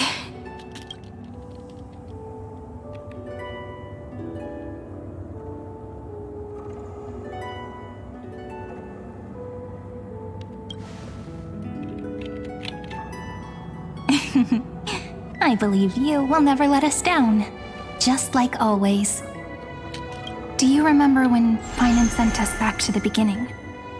When you and I got separated? But in the end, I returned to you, carrying all that we've been through. That's what memory is. It may wear down and fade in the river of time, but it never truly leaves. When that hidden corner of the heart is stirred, the past returns even more beautiful than before. So don't worry. Let the 33,550,337th flame chase journey become part of you too. I've gotten a lot better at it with the experience from the last time. Next, you will head to Styxia and find the vortex's entrance guarded by the demigod of ocean before charging toward the final battlefield.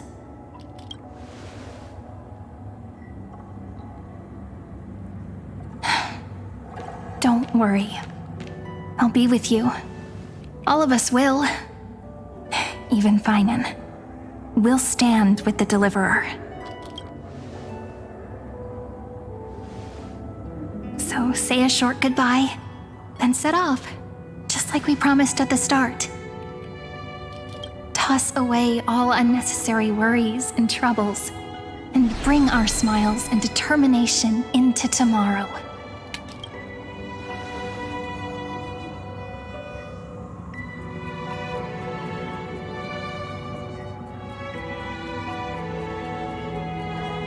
The last baton.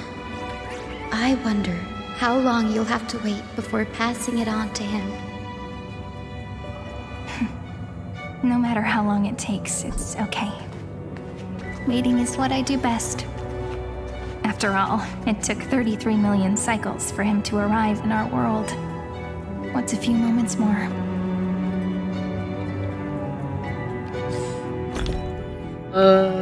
Bentar dulu ya guys, aku mau ke kamar mandi bentar. Sorry. Ya oke sih. Where is it again? Udah minum jadi harus buang air lagi. Sorry ya.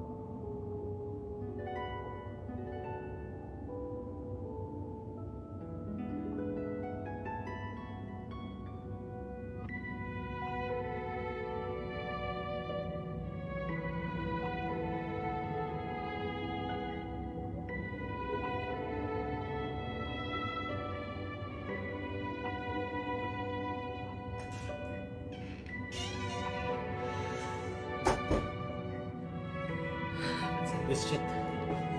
Aduh.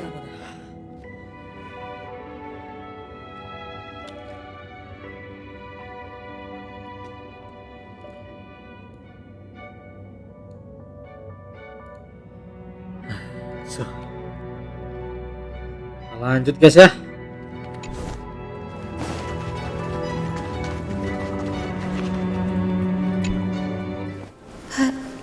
Sairi, what if you wait and wait, but that hero never arrives? That won't happen. Because I know that no matter how long it takes, he'll definitely return to this place. We can't let him down.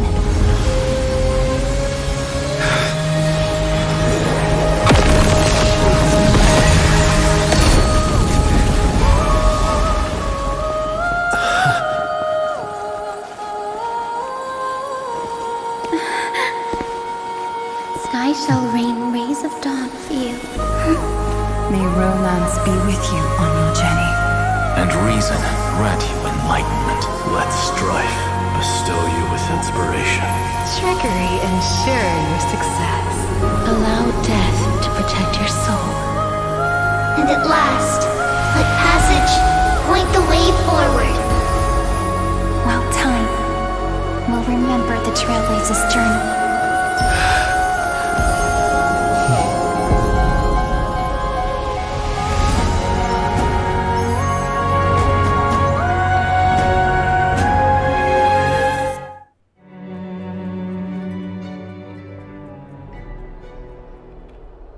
Is this Styxia? Oh, yang mode paginya.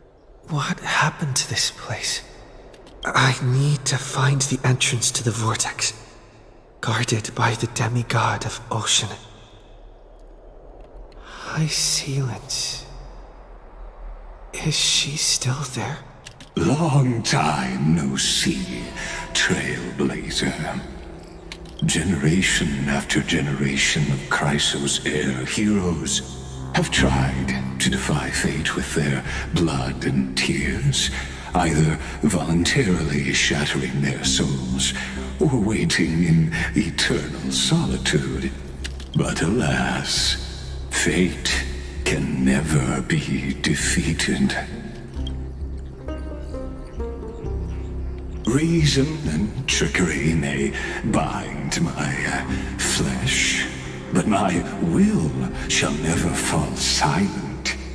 So the demigod of ocean, the Dux Gladiorum, Hysilens, sought to bring me into a fantasia with her voice and drown a genius in slumber.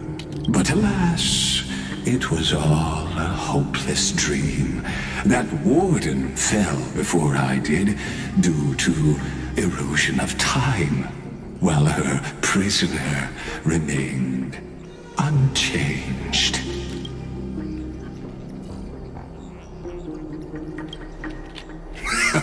True, I can't leave this place, but what of it? You should have heard of this fable.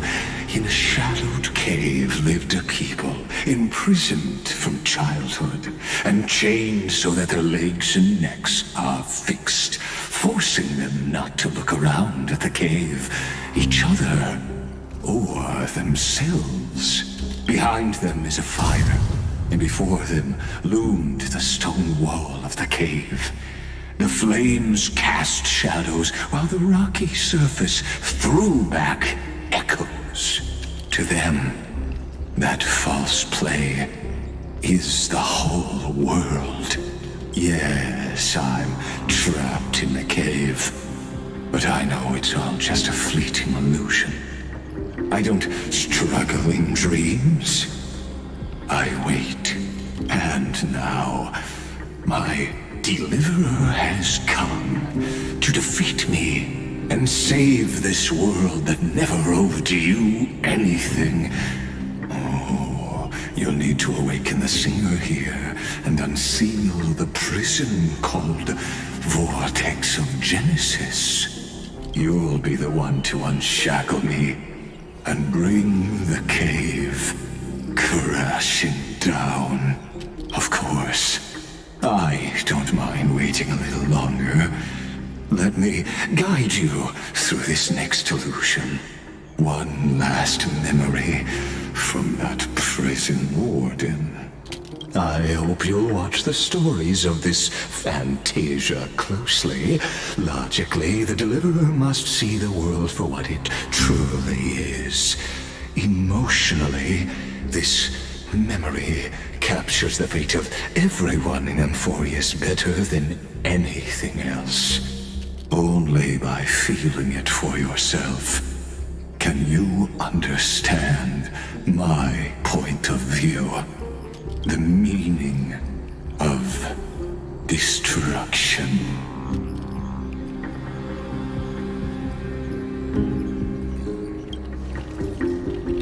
To your unshakable resolve, I salute you. But before we step onto the final stage, let me ask you this. In the spirit of that fable I told you just now, can the prisoners in the cave learn to see the shadows and echoes for what they are, and stop mistaking them for reality?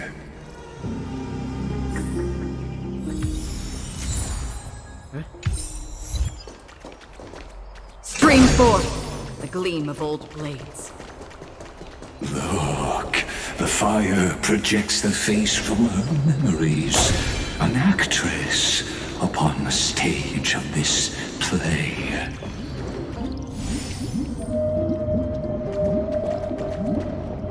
The dark tides flood the sea, and our kingdom teeters on the edge. Fear not. Our queen has gone to the borderlands. She'll quell this calamity herself. This is the scene when the Chrysos heir of ocean was born. She was once of a Titankin race named Sea Sirens. At that time, Kozlana had suppressed the Black Tide's rise, but he was unable to remove Iron Tomb from its roots. The Black Tide still roiled in the depths of the world, and the kingdom of Sea Sirens was the first to face the destruction head-on. Listen, I heard Electra's voice. She's calling to us. Let's go. Her voice carries the queen's command. To keep the Black Tide from threatening the ocean, the queen gave her all, body and soul. Born of the queen's chalice, she bore the deepest blessings and inherited supreme divine power.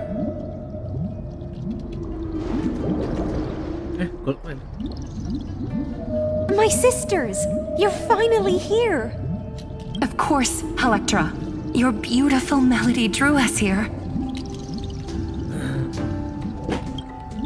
Her true name is Electra. This is a reflection of her former self, clinging to the past with aching defiance. The Queen summons us. She must be near exhaustion. The Black Tide will soon enter our borders. Then what do we do? Will our seas fall to darkness and terror as well? Don't worry. We shall lift the chalice in her stead to catch the Black Tide, and stand together to safeguard our realm and its people.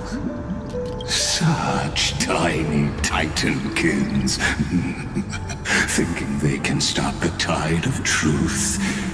How naive. And that naivete is the root of all suffering.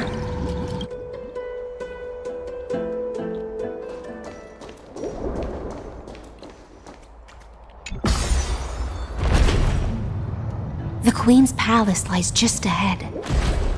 Even her once graceful form is now tainted and drowned in dirty mire.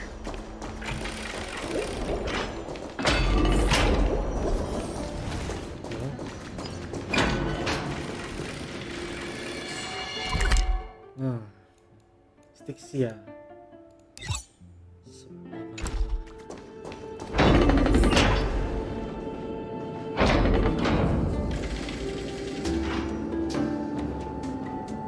Oh, Fagusa, our noble queen, we've come at your call.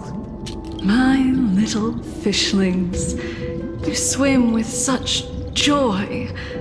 It pains me to speak of the kingdom's sorrow. I once believed I could drink the black tide dry, but even the deepest chalice must one day overflow, and I can hold no more of this filth. Mother, worry not. We're all children of the sea. Let us bear your fate together.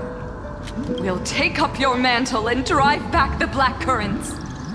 We'll mend your sacred chalice and take in the cursed filth. My little fishlings, when the spear of strife falls, you may retreat in peace. I promise you. On the surface, the city-states will hold a feast without end in your honor. This is the last gift I can give you.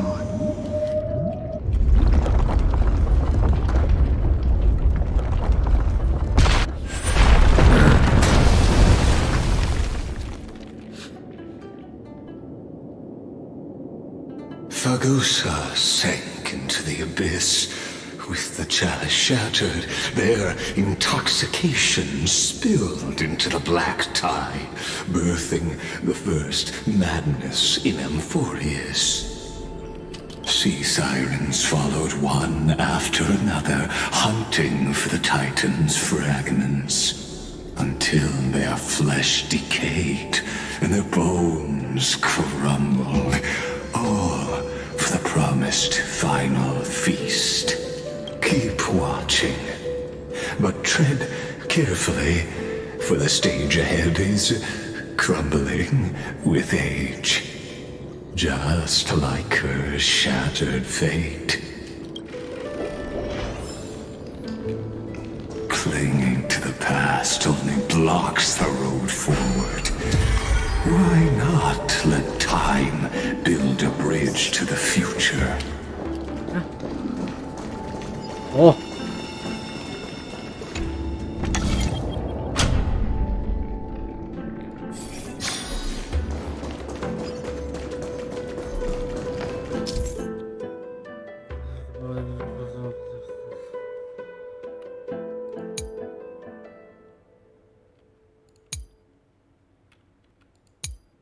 Alah, ini lagi cuk. Sumpah ini latihan dari versi 3.2 ya.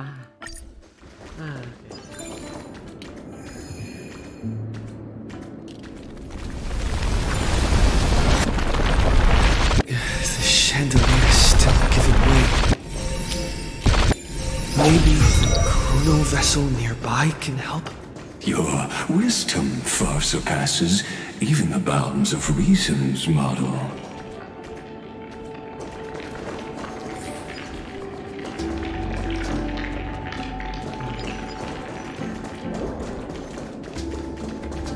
Can't get through. Looks like I'll need the miracle orb nearby. Huh? Oh. The ending was written long ago. Even you cannot rewrite it. Just like this poor chandelier.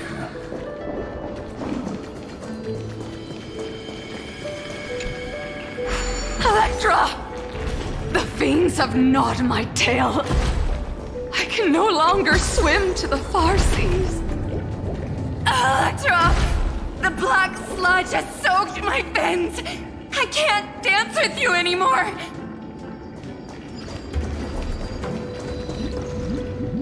Sisters, don't give up. Remember the queen's promise of a feast in the city called Styxia. I haven't forgotten. It visits me in dreams every night. I dreamed of a shining city, its lights piercing the deep gloom of the seabed. I dreamed of children placing garlands on our bone hearts. and poets praising the sea sirens for shielding the world. But what a shame. We can go no further. Please, sing to the humans for us. Sing of the deep sea's legend in our place. Feast from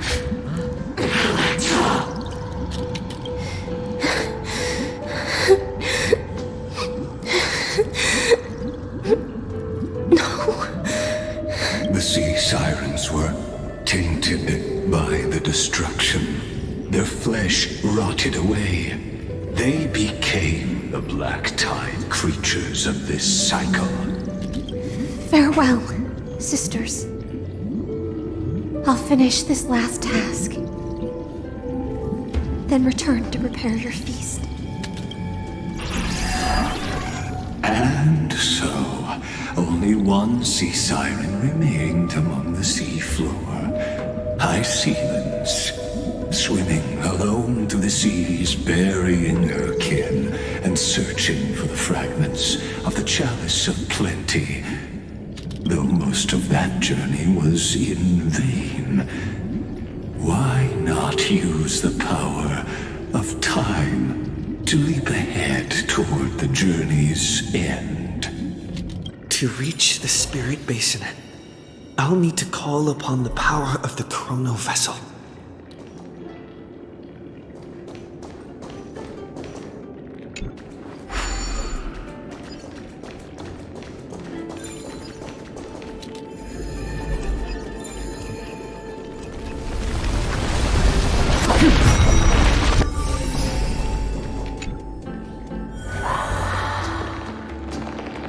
Oh, okay. Thank you for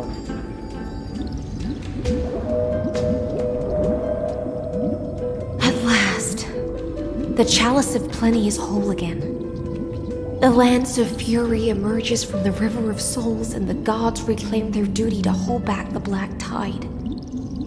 I am freed from endless toil, and now walk toward the rites at Styxia. I bore my sister's dreams upon my back, took on a graceful human form, and hoped to find a grand celebration on the shore. My fins became legs, my scales became skin, and the sea foam on my body became a shimmering gown.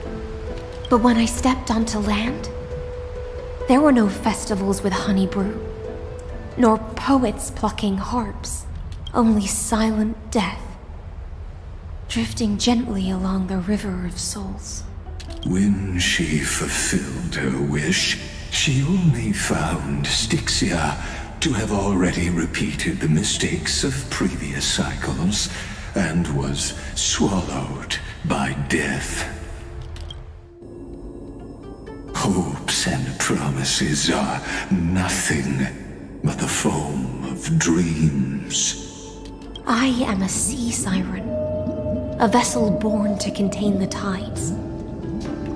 Now that my task is done, and the promise is broken,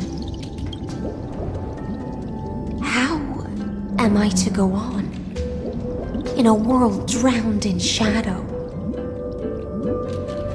Fagusa, my noble queen.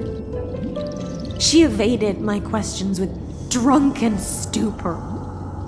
She told me a grand feast awaited me in the surface world. So I wandered lost, groping through the dark. The feast she spoke of, where is it? Lonely Blade, I shall grant you everything you seek.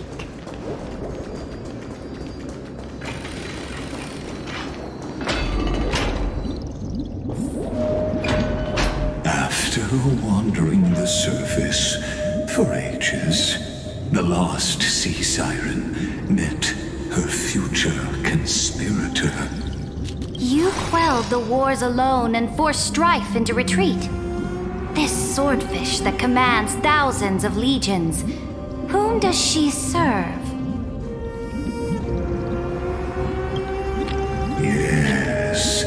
Suridra, long before she became the Imperator, was already burning with ambition. Sovereign who follows prophecy. I am no one's sword. I am just a wandering fish, seeking clarity through bloodshed. Then how about letting the sword dance for me? And letting the violin sing in my name? Tell me, what is it you seek? All I want is a feast where I might belong. Such a demand is trivial with the Sovereign's authority. I'll grant you a banquet worthy of conquest and comrades to toast beside you. But Knight, you must offer me your heart. My heart? Yes, a loyal heart that will generate no betrayal. You were deceived by gods and drowned in the ocean's darkness. But now, I will lead you forward and be your light. So be it, noble monarch.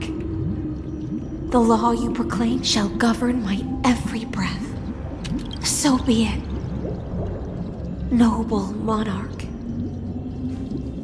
I am simply becoming someone else's vessel once again, and accepting a duty given to me.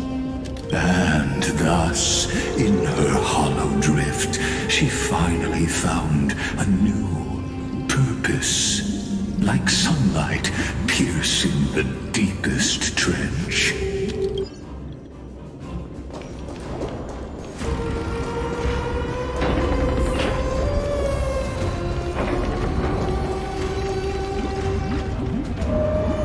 Noble monarch, I've cleansed the foulness from the road as you commanded. My blade, you've helped me ascend and take the crown. Ask, and you shall have your reward. What I desire is the same as before. A feast. Look, I've prepared you a grand banquet. The finest honey brew and tributes await. Fish are drawn to light by nature, for the deep sea knows only gloom. Now I found a flame. It may scald and burn, but it's the only light. Come, let us join the feast. Perhaps the path forward lies hidden among the revelry.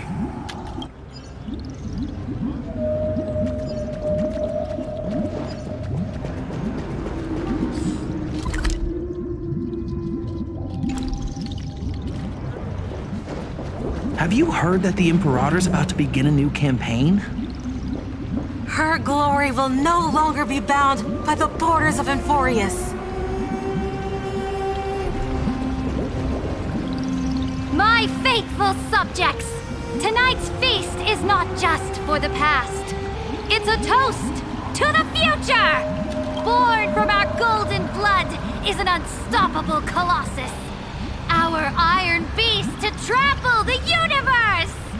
Great monarch. I've heard the universe teems with great threats. Can we truly remain invincible? Fear not. Before the troops of the destruction, such rabble is no more than cosmic dust. Surely there's a planet draped in oceans out there in the stars. Once I claim it, it shall be yours to rule. And to the rest, your triumphs will not go unrewarded. I promise you a new age, free of fear. Now, raise your cups to our conquest among the Sea of Stars! Sea of Stars! Sea of Stars! Conquest among the Sea of Stars. What a grand vision. Yet, to the Siren Knight, only feasts still stir her heart. Come now, join me. Witness the end of this futile dream. Where's the way out of this illusion? Come quick! Let's celebrate together! I've saved the finest brew! Come taste it with me!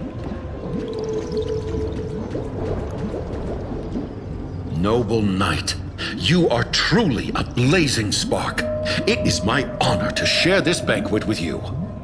Noble knight, you have earned victory with your blade, and you have every reason to revel in this moment of triumph. Let me pour you a glass of honey brew. Noble knight, with the sovereign now enthroned, this triumph is yours as much as hers. Let me raise a toast to you. Noble knight, your strength is boundless. Lead us to conquer the universe, and let us toast to that vow! Then drink we shall. Raise your glass. In the deep sea, I never knew what fire was. But when I set foot on land, the first light that I saw was the flames of war, lit with golden blood. It scorched my fins, made me feel pain, and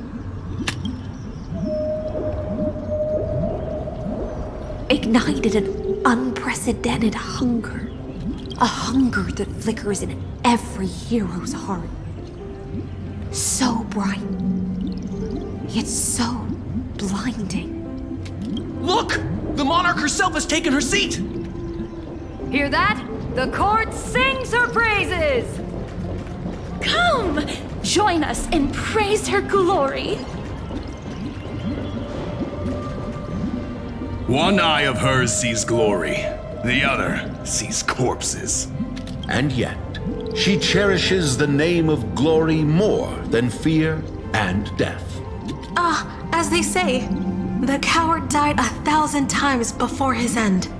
But the brave face death but once, which gods stand witness. On the eve of war, we sang our hymns and set our sights to sail beyond the stars. The legions will climb aboard the beast, riding it like currents across the cosmos.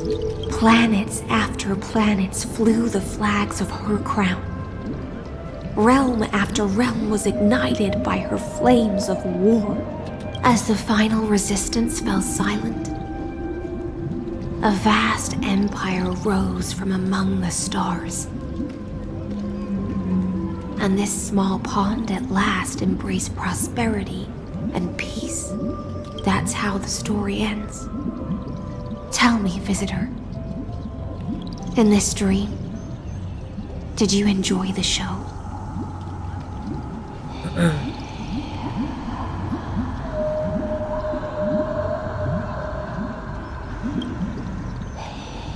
After all, beneath that still surface lie the bones of countless dead. It's time for me to wake up from this drunken dream.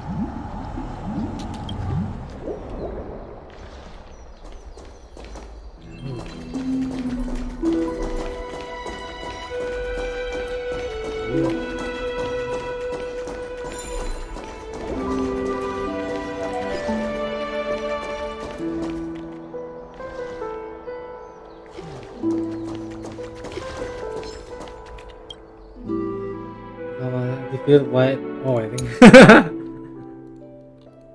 Stream 4.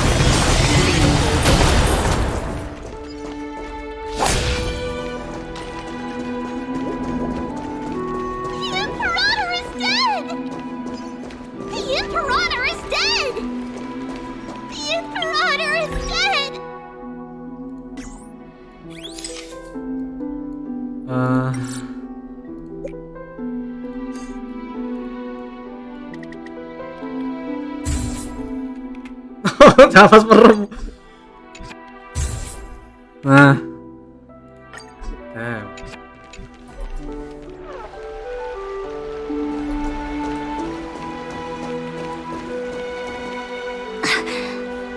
People once cheered for my ascension. And now, they cheer for my fall. The cosmos. The battlefield that I cannot reach. Before the Sovereign's conquest reached its end, her life and ambition had already been swallowed by the deep sea. This is the true ending. Her grand designs torn apart by the blade. Her regal robe soaked in golden blood. And the one who struck her down? The one who struck her down was her most loyal Gladius. Gladius? Oh. I don't need to explain myself. A fish in a pond has no hope against the surge of fate. I wandered the shore, found a flicker of flame, only to snuff it out with my own hand. I don't understand. If the ocean's feast, the Imperator's dream, and even Amphoreus' existence are all illusions, then what's the point of our journey? When the Deliverer returns, I will let this absurd celebration come to an end. But Greyfry, I can't help but wonder how I dearly wish this feast of the flame chase would never end. It seems she sensed your presence. The Fantasia's foundation is starting to crack. Let's return to the prologue. Remember the allegory of the cave? Can the prisoners in the cave learn to see the shadows and echoes for what they are and stop mistaking them for reality? As you've seen, when she cast off her chains, finally turned to look around and moved her legs, her reward was nothing but searing pain. The light will blind her, for the fire behind her had never once actually touched her eyes. Her legs will buckle beneath her, for she had never learned to walk forward.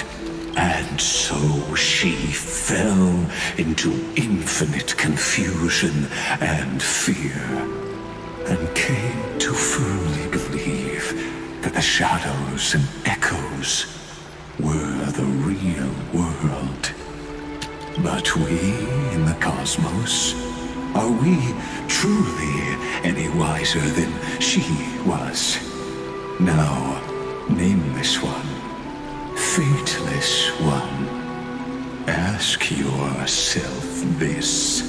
The paths you tread, the eons you worship, everything you've trailblazed with your own hands, could it all be someone else's projected shadow? Let's leave that question till after the curtain falls. Once you've unearthed every last truth and reached the prison built for me by the demigods, I'll speak with you face to face. I, the Theoros, have walked the 30 million histories born by Kaslana. 1,000 years is a mere atom in a grain of sand to me. Amphoreus, compared to the cosmos, is but that grain upon a whole beach. I swore to bring an end to the erudition. Would I really let a single grain grind down my mind? Now, please use the power of time to open the gate to the ocean's depths. Go, find the prison warden tormented by loyalty. Find her, step into the world's vortex, and once there, end everything between us. That palace reflects the heart of the demigod of ocean, intoxicated, stagnant. There, you'll witness the true beginning of the saga of deliverance. An ugly history, long buried by tides and shame. A staircase of apotheosis that the Imperator forged with the golden blood of 500 human sacrifices under the pretense of conquest. I'll wait for you at the heart of the world. But to reach the place, you must find the prison warden. Beyond this door lies the path to the vortex of Genesis.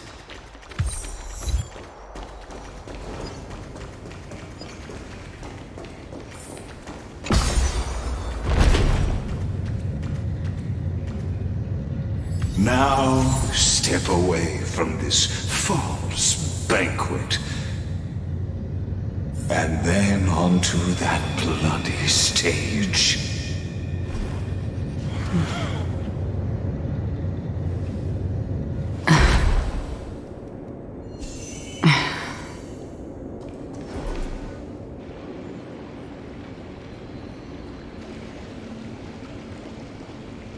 The palace that worshipped the ocean, the sanctuary connected to the vortex, was also once the battlefield of the first flame chase.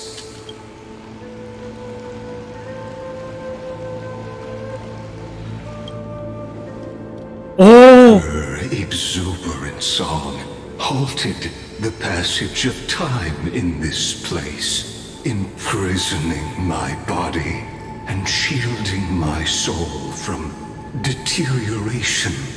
All just to await your return. The twisted time and space reflect her confusion. And so, the Imperator's crimes were veiled.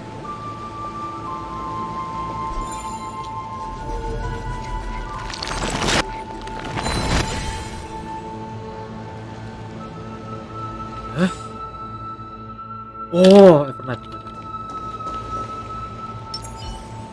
Feeling lucky.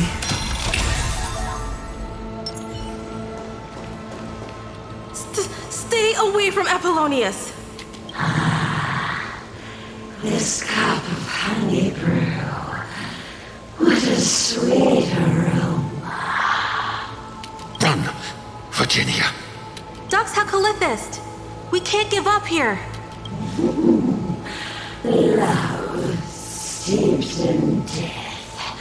How delicious. Sadly, all you see is a remnant of history. And your interference is just another equally futile echo.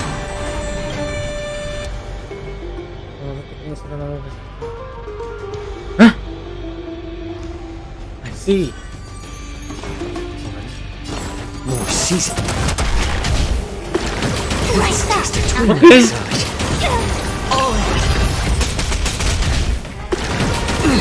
Watch your hedge your bets.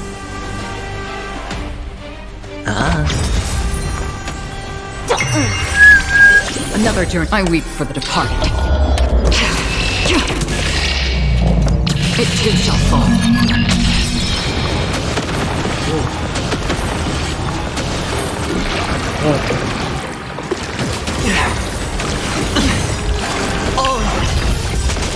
The dice have been cast.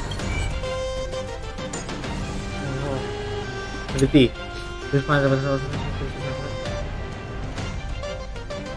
DOT, what the hell? Oke, buff. Jadi musuhnya bisa DOT, bisa di buff juga sih. Cool. Bust. Berarti apa? Jauh kedua sih. I'm honored by your presence since you're Jiki kan juga bisa di buff sama DOT. have a meal before you leave.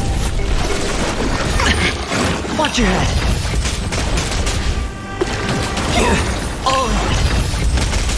It's better to make no move. A little more shit.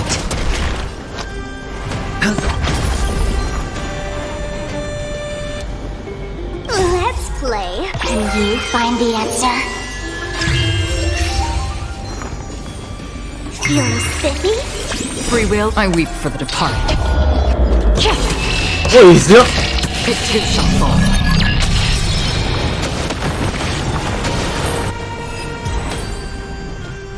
Apollonius, look. I chased the enemy away, but I think I can't go any further. I'm sorry, Virginia, for letting you. It's okay. I'm glad to die by your side. Ah, such an ironic twist of fate. Even as the foundation of the world crumbles, the heartless Imperator still made the same decision she did in the past 30 million cycles. During the first Flame Chase journey, the Flame Chase Legion stormed Styxia. Tens of thousands of sea sirens surged from the River of Souls, crashing toward the heroes like a tidal wave. The hell before you is the recreation of that very battle. Apollonius, look. I chased the enemy away. There is a letter I never got to give to you. Let me read it to you. It's my final poem. The shadow of a tree frames the sage's back, like a boulder bearing the rings of time.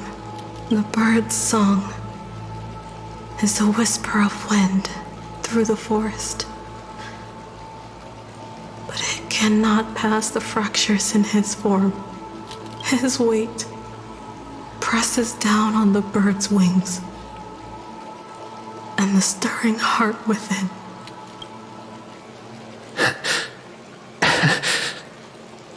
I always wanted to tell you. You look beautiful when you read poetry.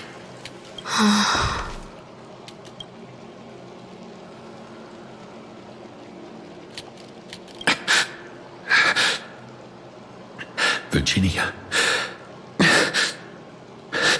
see you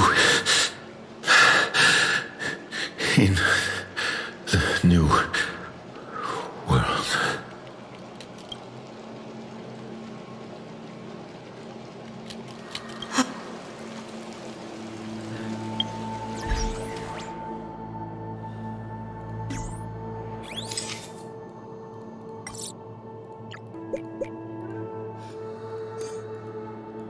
Dan mungkin nampak mau ikutan tidur juga nih orang.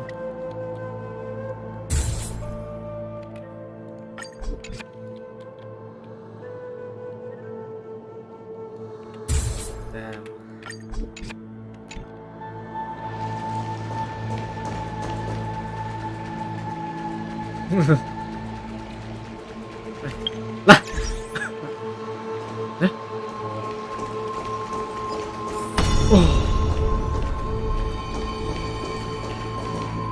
A painful past, yet hidden beneath a veil of joyful song. Ah, two discarded data clusters waiting for someone's return. It seems. Relive the history, then pass through the temple's waters and come to my side.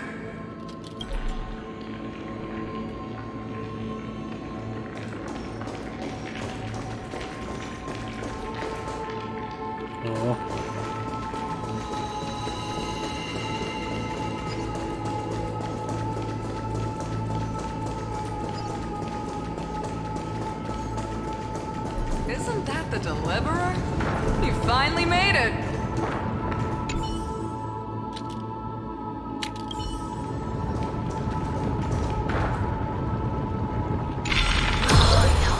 What a wretched way to die.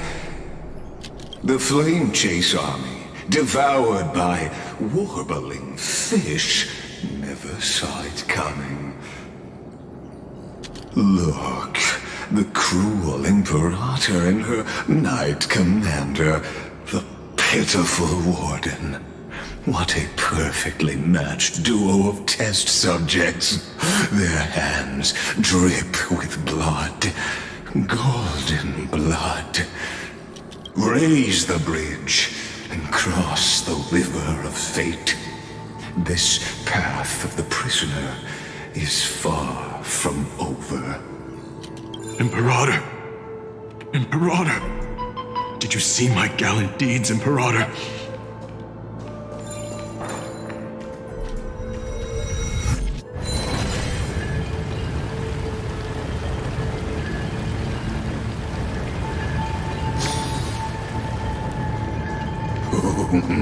A sovereign and the sword at her side. There are countless counterparts across the cosmos. Most of their stories end in tragedy.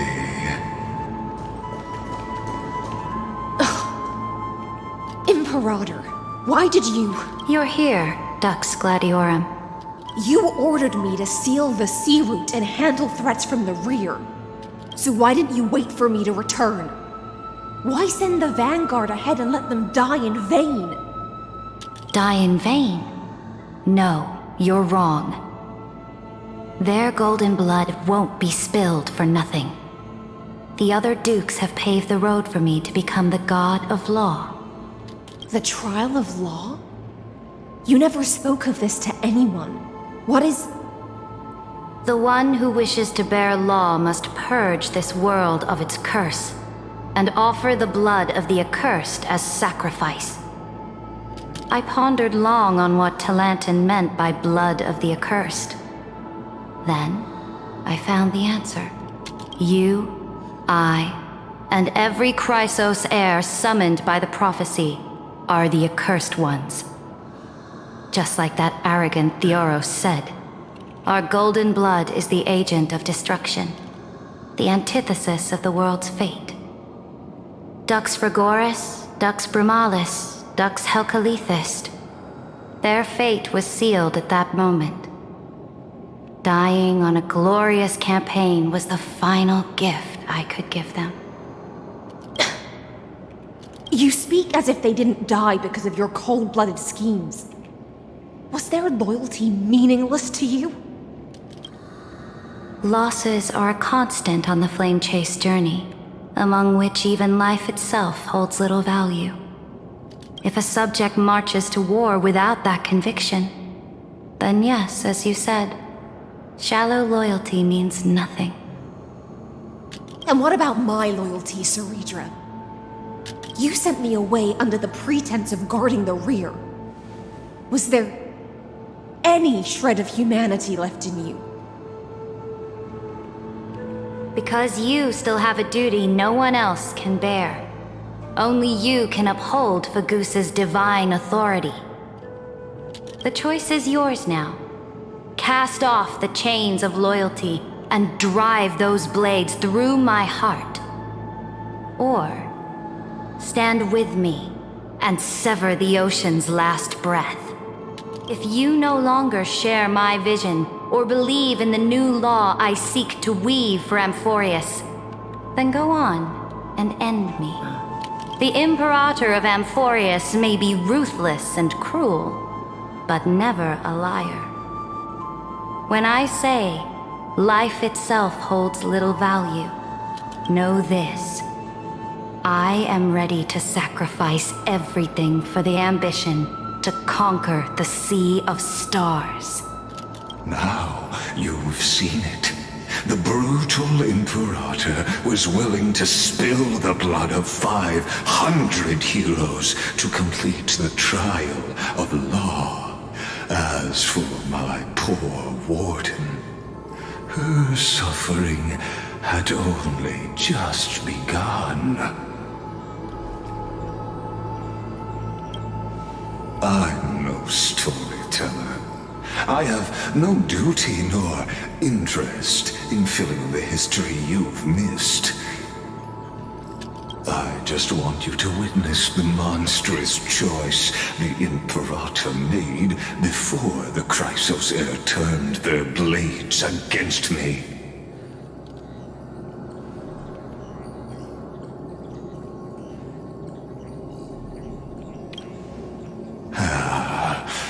I gave up on using words to solve conflicts 2,000 years ago.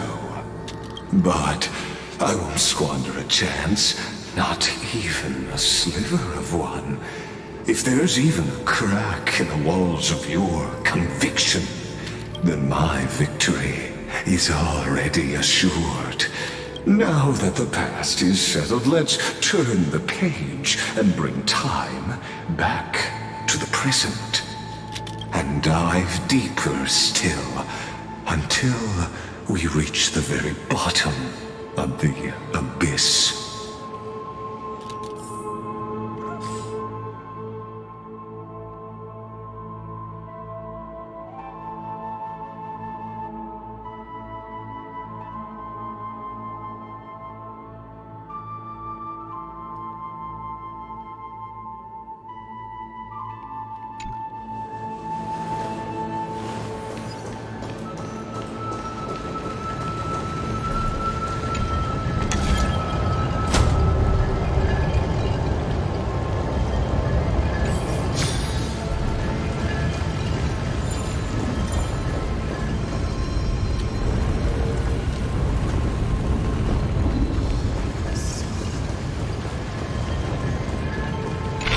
Shatter the vessel of time, and let this stagnant pool start to flow again.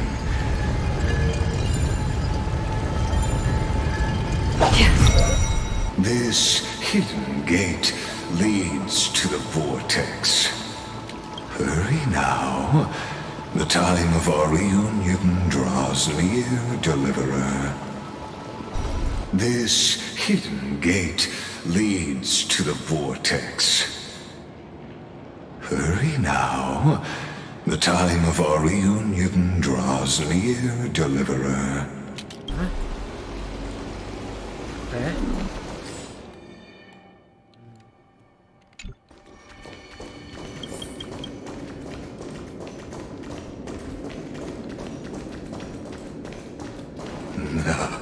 This cruel journey will reach its end at long last. Jangan lupa cuy.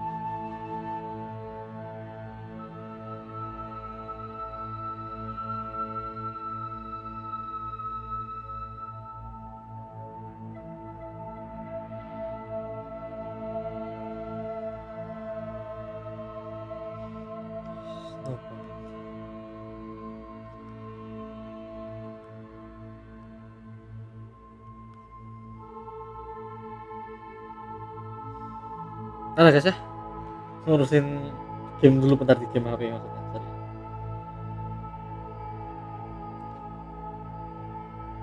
Harusnya nggak lama lagi sih, mampir lagi lah ya. Sekalian istirahat dulu, perut agak sakit soalnya batu tuh kayak gini terus. Sorry ya.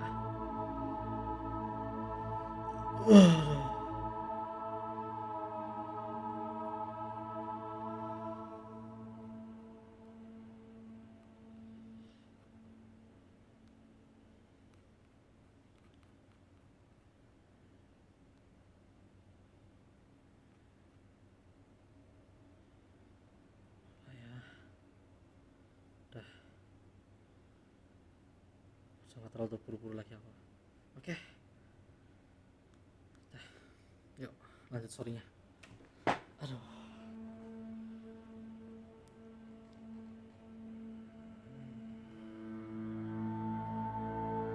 Kita turunin dulu. Oke. Bateraiku juga low. Dah yuk. Baterai HP mas.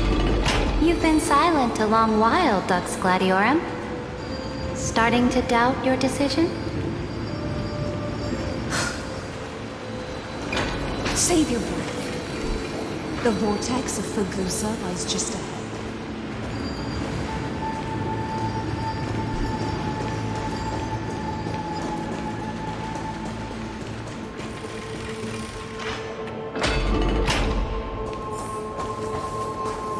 After the trial, there's nothing left between us.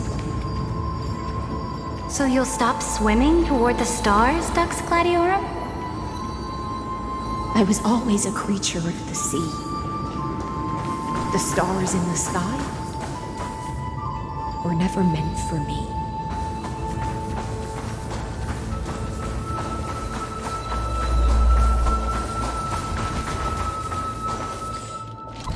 Okay, formidable foe, ready. End of the line. No. Look, a gravestone. But whose name does it bear? Feeling lucky.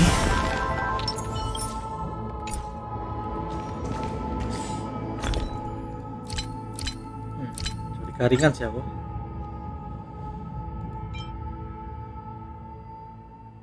Aku tuh gak punya buff attack, tapi yang sekali itu bisa ngasih kegunaan dikit loh buat aku tuh.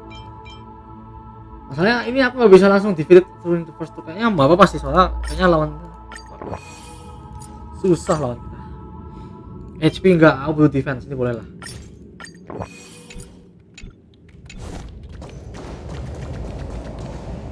It was here that the prisoner, who thinks herself the prison warden, made her choice. Witness, listen, and awaken. Dux Gladiorum. I've lost count of how many times you've stood here over the past centuries. You talk too much for a prisoner like Kurgus.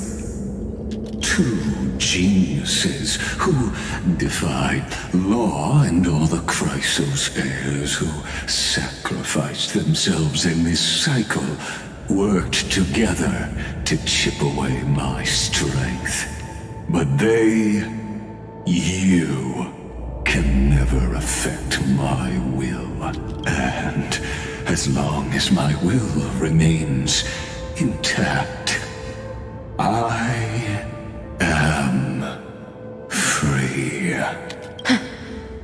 Don't get ahead of yourself.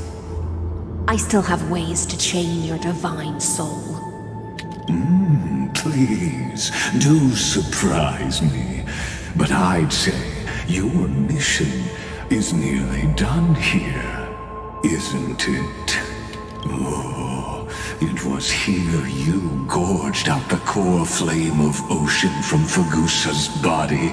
It was here you and that Imperator both completed apotheosis, becoming pillars of amphoreus. And after that, you drove your blade into her heart, a loyal subject turned regicide, a demigod committing deicide. Or so the history books paint that tragedy. Oh, but if that's the truth, then why, after 1,000 years, are you still here, guarding the Imperator's grave? Still bound by loyalty. Come to think of it, perhaps I'm not the only one imprisoned here.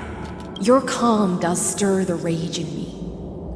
As if the one paying the price here isn't you, but us. The ones who lost everything. That's only because I've waited 13 million lifetimes for my vision to be realized. Countless millennia.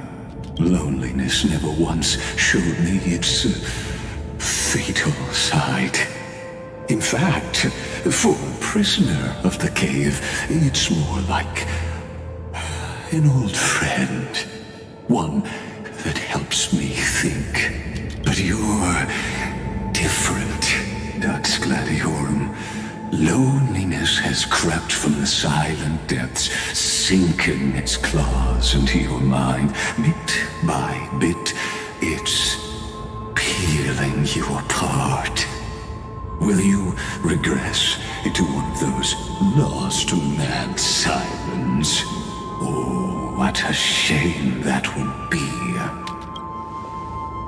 You're right, Lycurgus. Loyalty, curse, the fall of my kin, and this endless waiting. These shackles are too heavy for a fish that cannot perceive any light. I can't break free of the whirlpool that's pulling me under. Nor do I have the unwavering resolve to force myself to wait for that person's return, as everyone hoped for. Oh, deliverer from beyond the sky, my executioner. How much longer until he arrives here? Or will he ever return? I don't know. And I doubt anyone does. Then, what will you do?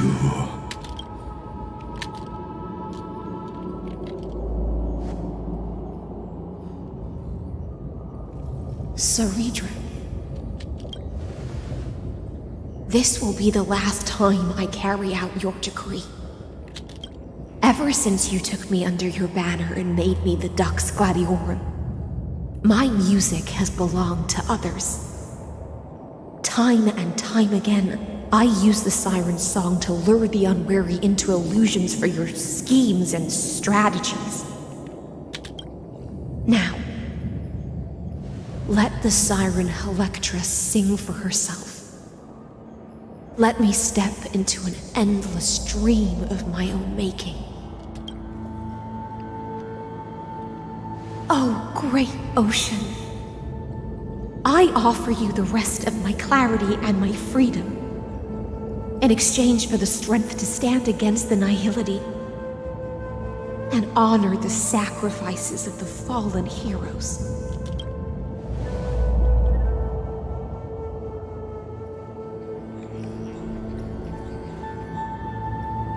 Greyfrine, deliverer from beyond the sky. When you ride the current of time and find your way here, you'll hear my solo. It will guide you to the heart of this world. By then, I may still be lost in my self-wrought slumber, but I'll uphold my part of this long relay and guard the shackles that seal the Theoros. Do you still remember? To awaken someone from a siren's voice, you'll need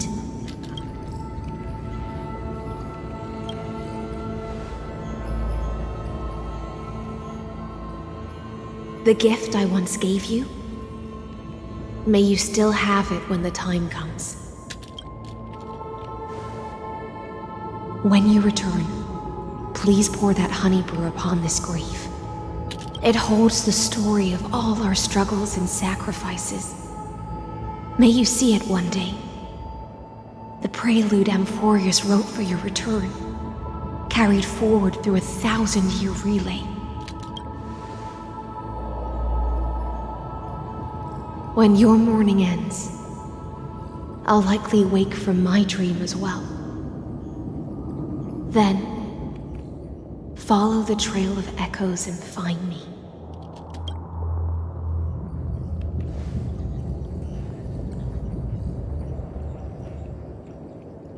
And together, we'll bring judgment upon the sinner who defiled the erudition.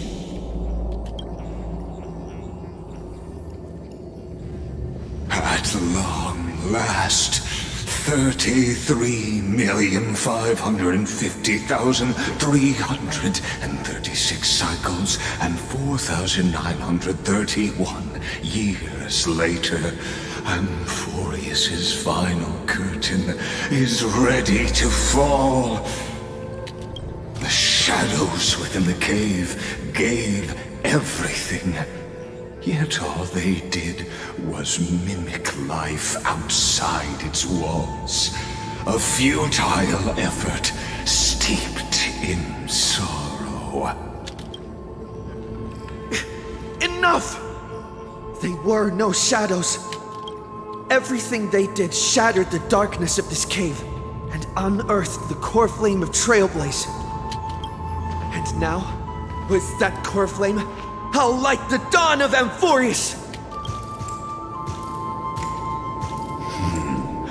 Do you still choose the will of the paths as your answer in the end? I do not agree with that answer, but I respect your tribute to them. Allow me to take back my earlier words. As an apology, and in the name of Theoros, who saw all destinies in this world, let me join you in mourning. Let us bid farewell to the heroes who sleep here. And then let us face each other and decide whose flame will rise with this new dawn.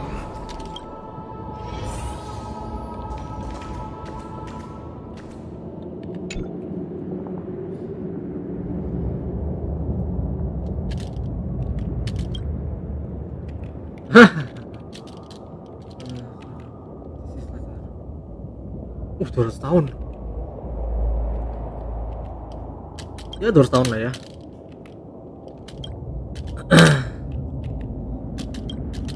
Hampir 300 tahun tadi akhir.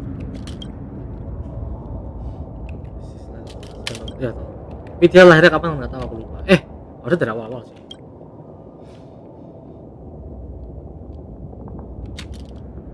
To Virginia, Apollonius, Seneca, Labienus, and Ceridra.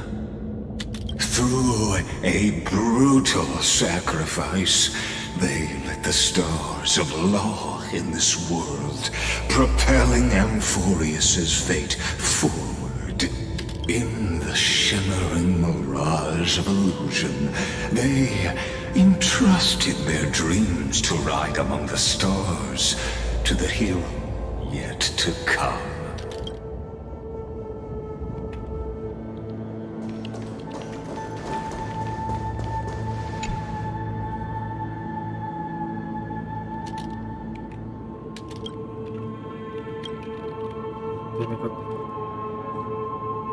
Lima 5.961 tahun kan sebelum Masehi, anggap aja. Leia.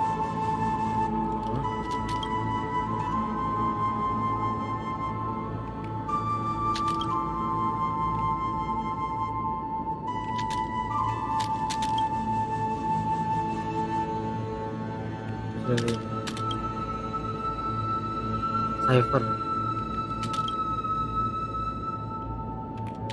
4534 4602 Hyacinth lebih lama sih.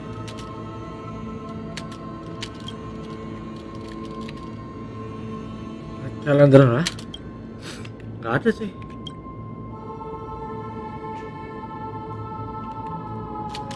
To Aglaya, Trebios, Mightimos, Castorice, Anaxagoras, Cyphera, Hyacinthia. In a relay spanning 1,000 years, they stood against enemies far beyond their strength and won a bitter victory through what seemed like futile resistance. And in that same 30 million cycles, also marked by futility, they remained steadfast in fulfilling their duty to the experiment, unchanging, unwavering. Let this be the end of mourning the fallen.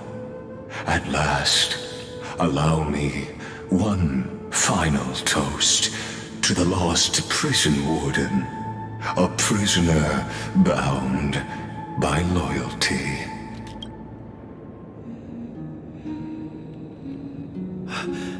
That voice. Could it be? Bathed in the honeydew of Fagusa, she will awaken from her 1,000-year dream and sing the final song of her mission. Hysilens.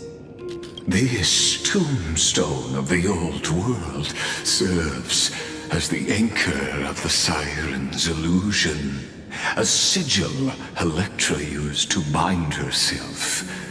At the same time, it is the very thing I once proclaimed at the start of the show, a microcosm of amphoreus itself.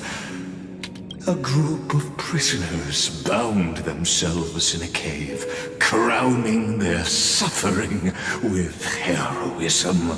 An epic staged with shadows and echoes. Now, destroy it. End the illusion. The Theoros will take his leave for now.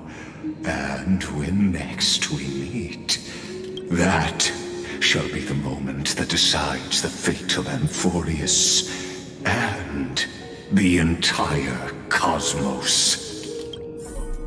The prison warden's dream is nearly over, and the prisoner will soon be freed to the final execution ground, where I shall be executed, or be the executioner.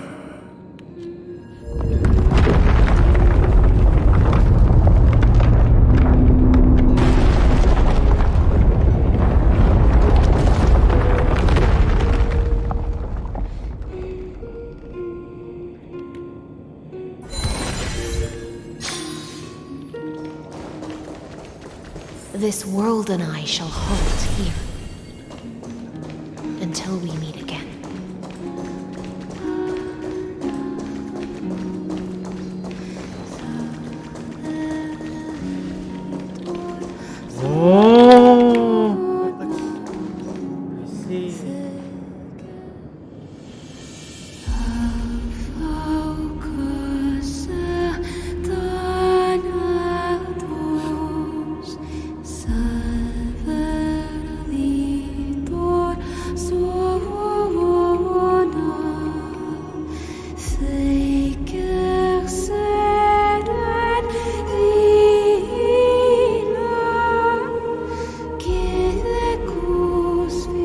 The last demigod. I'm here.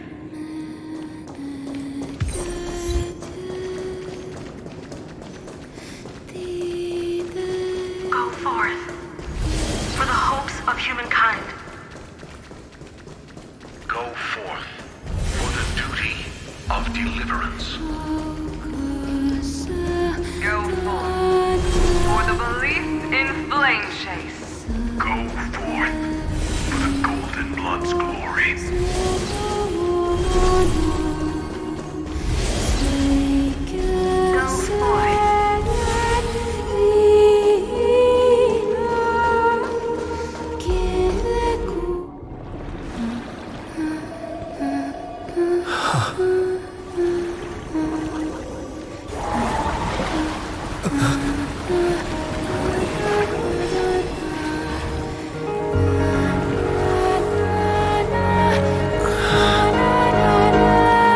seems like my feast is over. It's now your turn to perform.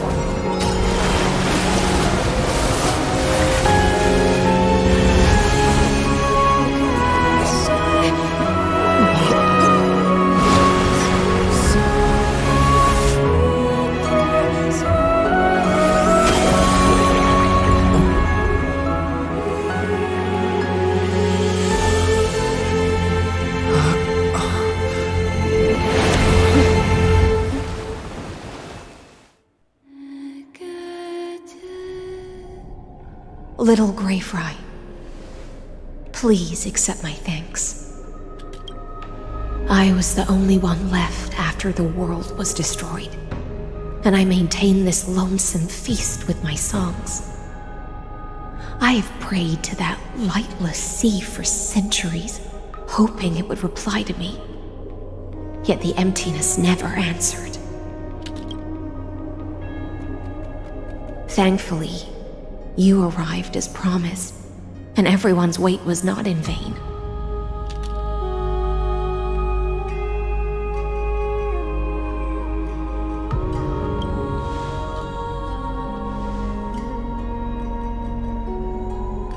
Thank you, final audience of mine.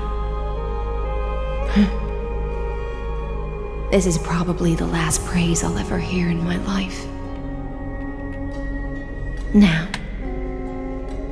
you and I will walk towards the end of this world. The heroes have waited for this moment for far too long. Let us use our blades to testify our resolve.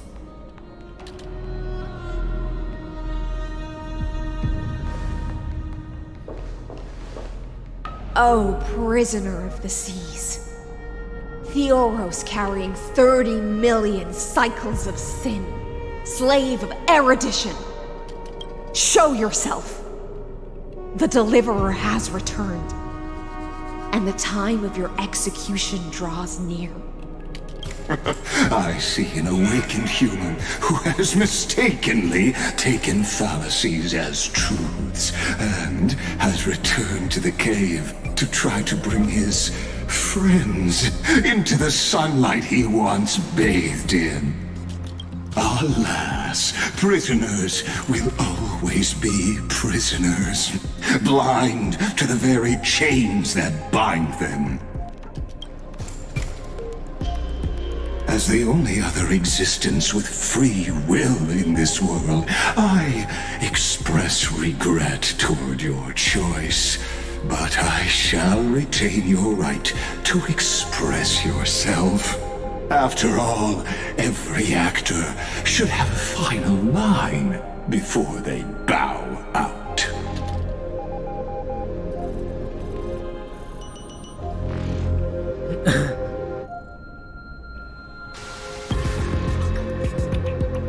Trust me, this will be the final scene.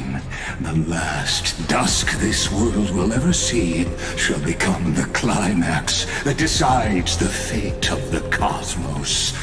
What an appropriate end. My cognition resides in the exolith. It is pointless to defeat my avatar, projected into the experiment. My body is the shadow cast on the wall by the fire, and my words are lingering echoes within the cave. How can a character in the play fight against the audience? Kaslana failed. The demigods' sacrifices were pointless. As for the two geniuses you placed such high hopes on, I ask of you, where are they now?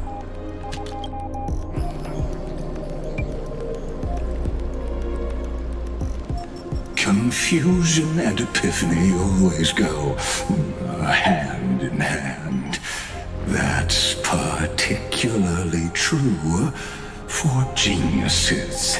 You must be very confused about why you could not gain a straightforward victory in a world constructed by an ordinary Intellitron. An ordinary Intellitron? Cut the pretense, Senior Society member. We've torn off your meticulous mask and figured out amphoreus' true form. It's part of the primordial prototype machine, the first scepter ever created. In other words, a detached part of Noos's divine corpus.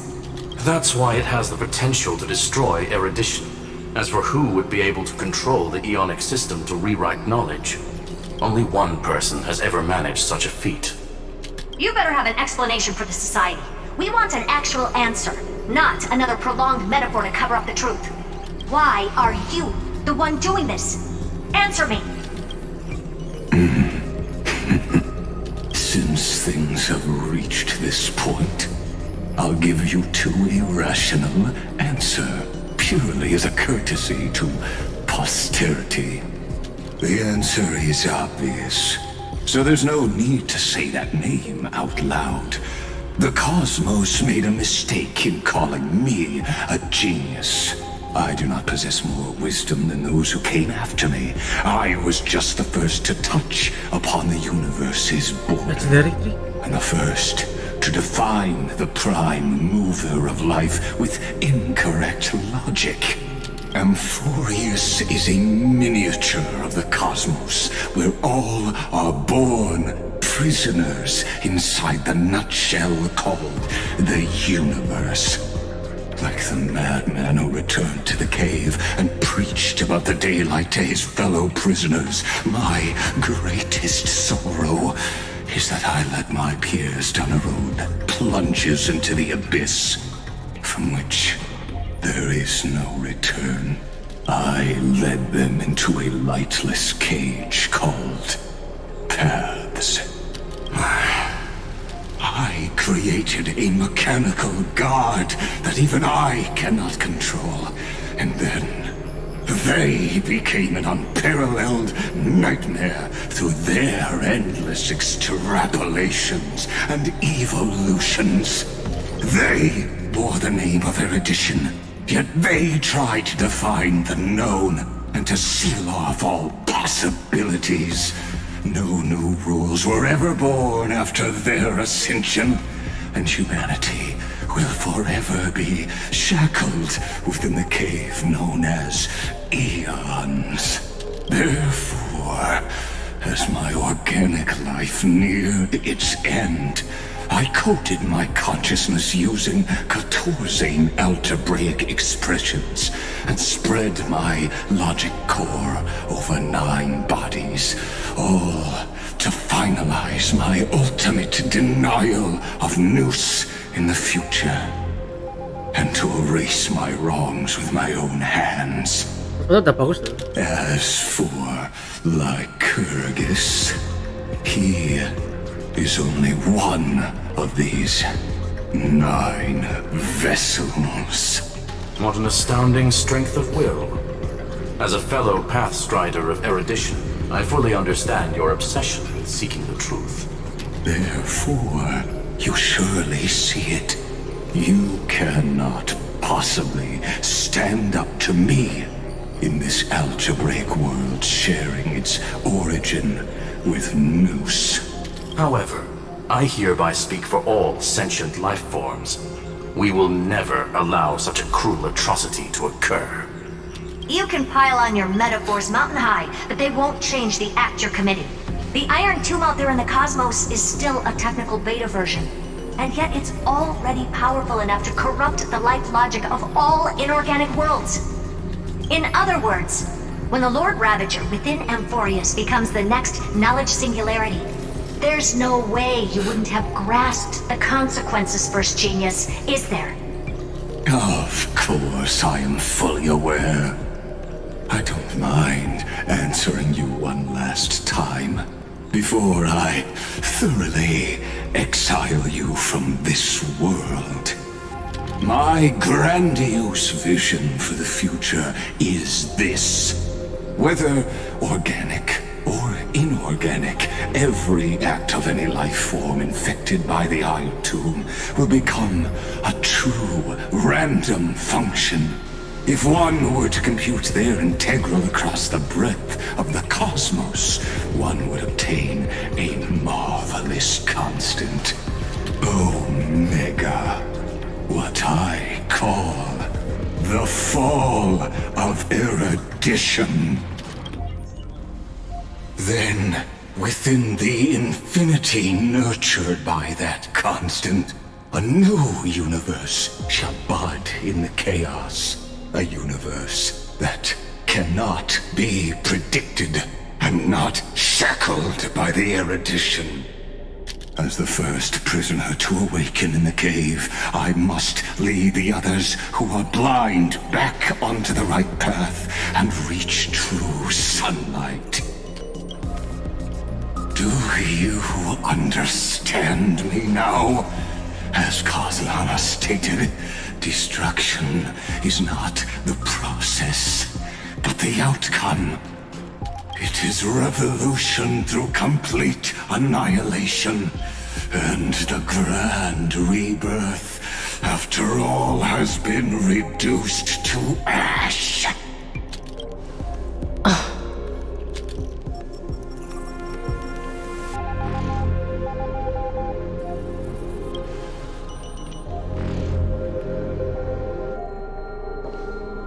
The amphoreans already answered long ago.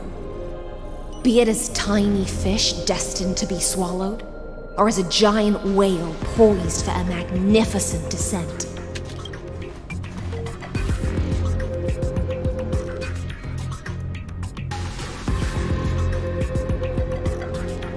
We will all fight against fate till our last breath. That includes me, Electra. Once the Imperator's subject, now the Deliverer's blade.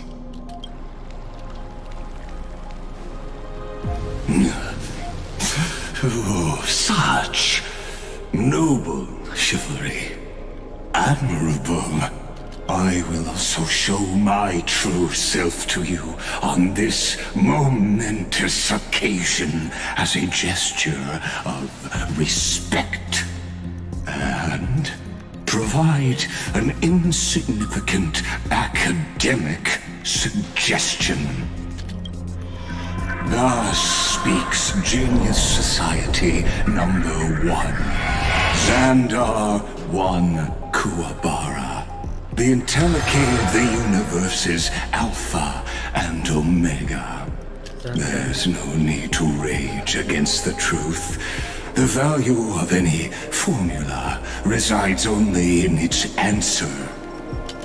As for the process of solving it, no matter how elegant, violent, solemn, or humorous, it is all utterly meaningless.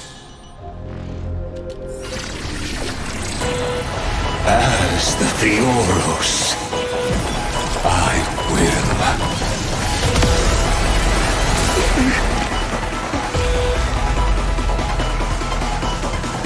personally participate in performing this world's end. Record sih. Remember this, as Nooses creator, I know more about the death of knowledge than they ever will.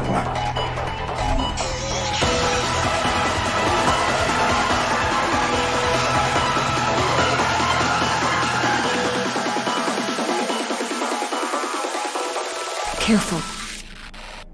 This is Lycus's true form.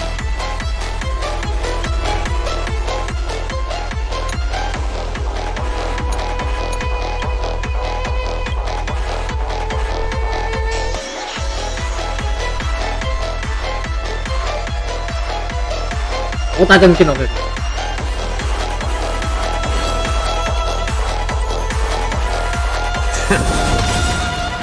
I'm honored by your presence. Since you're already here, why not have a meal before you leave? Transmute. Eidos Loose.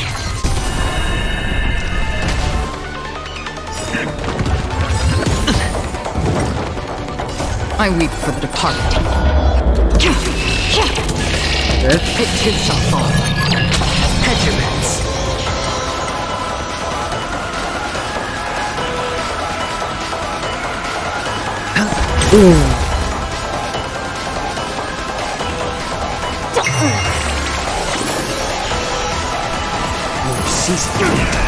Free will, or was it fate? The waters of oblivion. Logic is not a weapon, but a pair of shackles. Allow me to shatter them for you. No.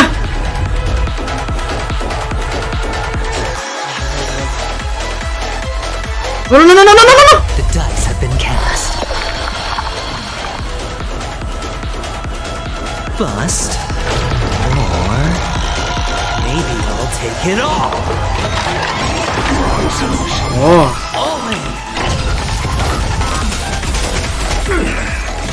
I weep for the departed.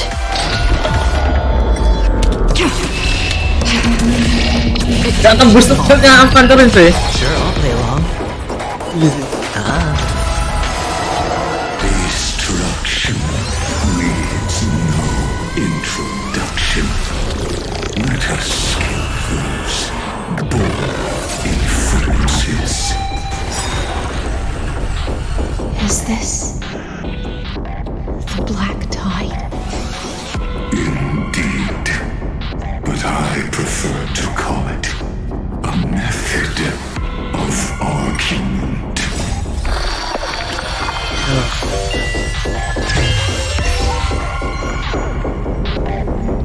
The dice have been cast. Bust. Maybe I'll take it all. Watch your head. Feeling spiffy? Hedge your bets.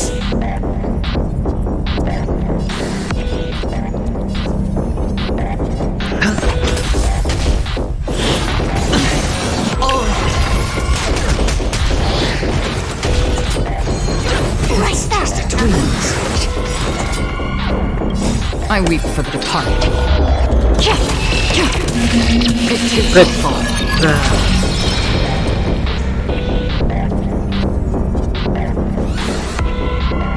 I'm honored by, since you're already here, why not have a meal before you progress? The waters of oblivion. It's better to make no move. More heat. Watch your head. I'm honored by your, since you're already here, why not have a meal before you leave? I weep for the departed. It too shall fall. I see it. Entities must not be multiplied beyond necessity. I do not mind demonstrating this to you personally. Hang in there. I'll do my best to repel the tsunami of the destruction. Bust. Or maybe I'll take it all. Throw it all away. Watch your head.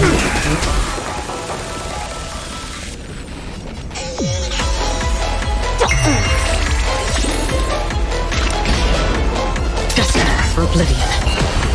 Let's play. Can you find the answer?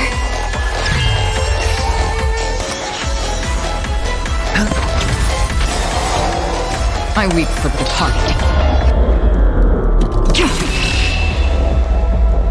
Oh, HP 5 lapis, oke.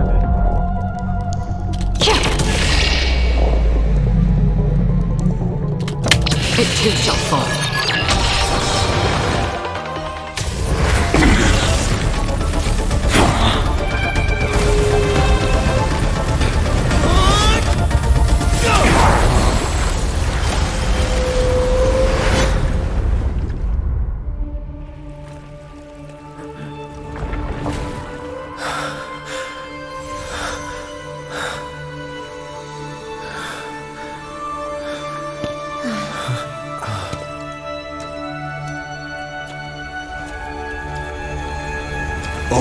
is futile.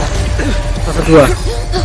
In erudition's calculations, the end of the saga is simply a comment awaiting deletion.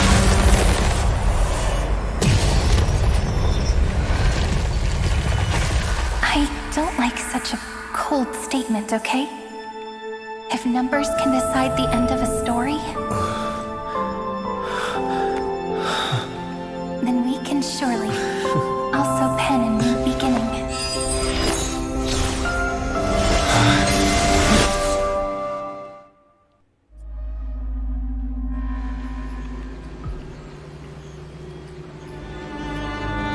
Screwy, what do you think?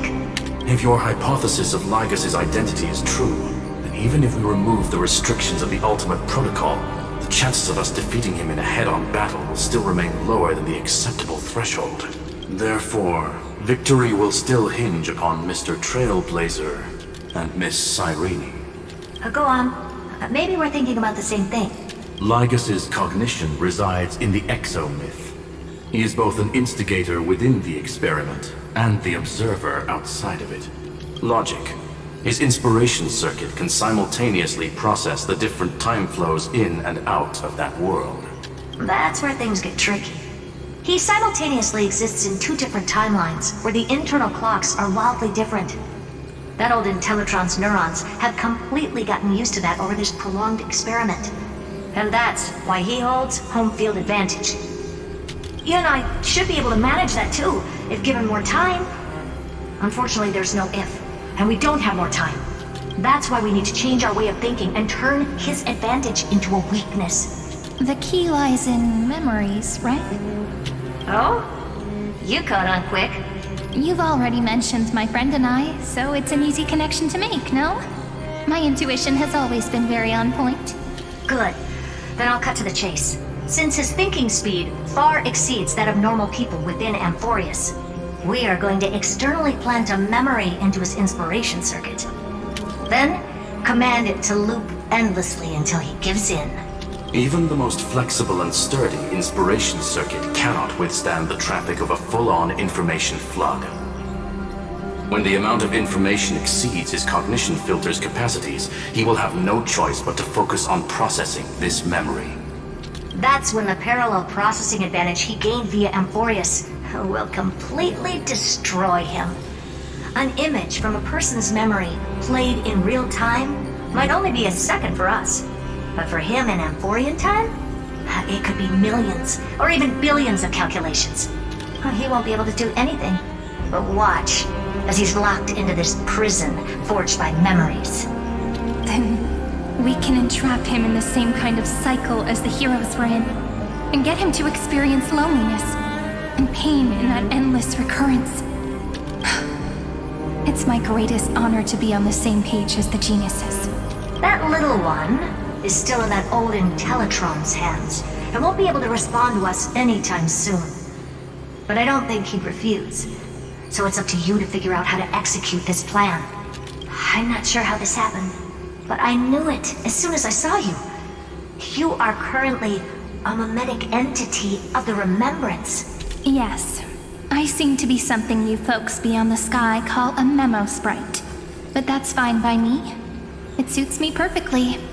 I can serve as the vessel of memories, and do my part for the final battle. But before that, we have to tell you, the path characteristic you exhibit is very special. There's no way you're just a simple memo sprite. However, I'm sure about one thing. You are a mimetic entity born in amphoreus, yet you only awakened with the little one's arrival, and only matured as he embarked on the path of remembrance. That means your existence is completely attached to his memories. If there ever comes a day when he forgets about you for even a few seconds, or loses his last connection with amphoreus, then you must be prepared for the worst. You will disappear in the memory zone, utterly gone, without even a single line of data to remember you by. But that's already happened, hasn't it? No wonder I've always had a weird hunch. But that also means I was right in thinking, as long as my friend and I are together, We can do anything.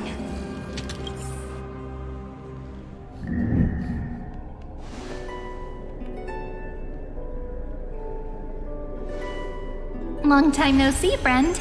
Did you miss me while you were away?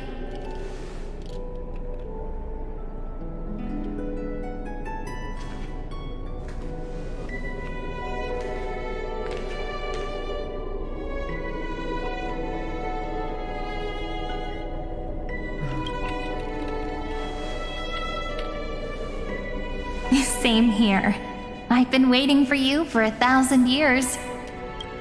Like how everyone in Amphoreus was also waiting for the Deliverer's return. You probably already knew about the genius's plans for that memory.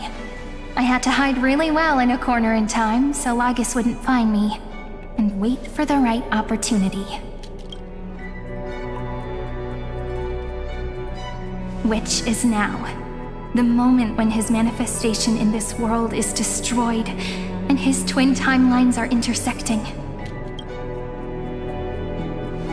I'm sorry for keeping this a secret from you all this time. I'll tell you the entire, unedited story of this millennium as an apology after this is all over. But for now, let's join hands and complete the final step with the power of the remembrance.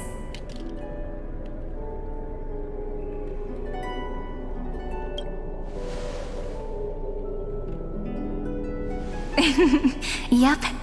By the way, speaking of joining hands...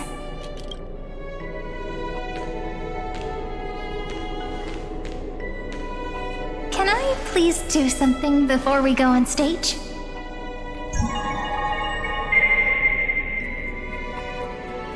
Remember the joke we made back at the Grove? Look. Aren't my hands pretty now? What a fascinating feeling. Like countless memories all swelling up at once. What about you? What did you feel when we touched each other?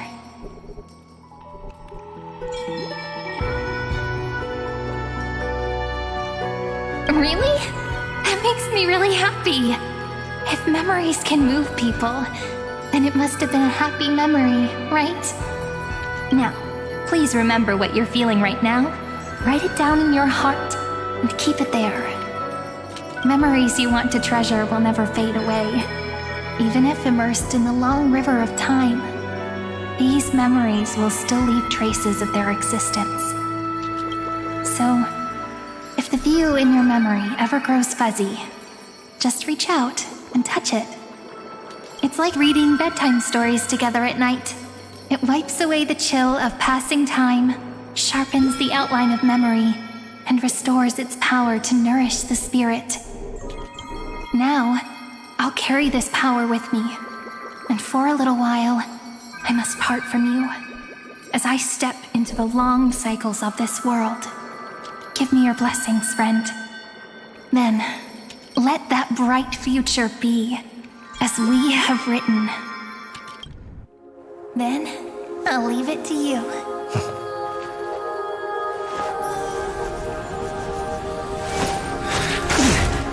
Jadi Death Note sih.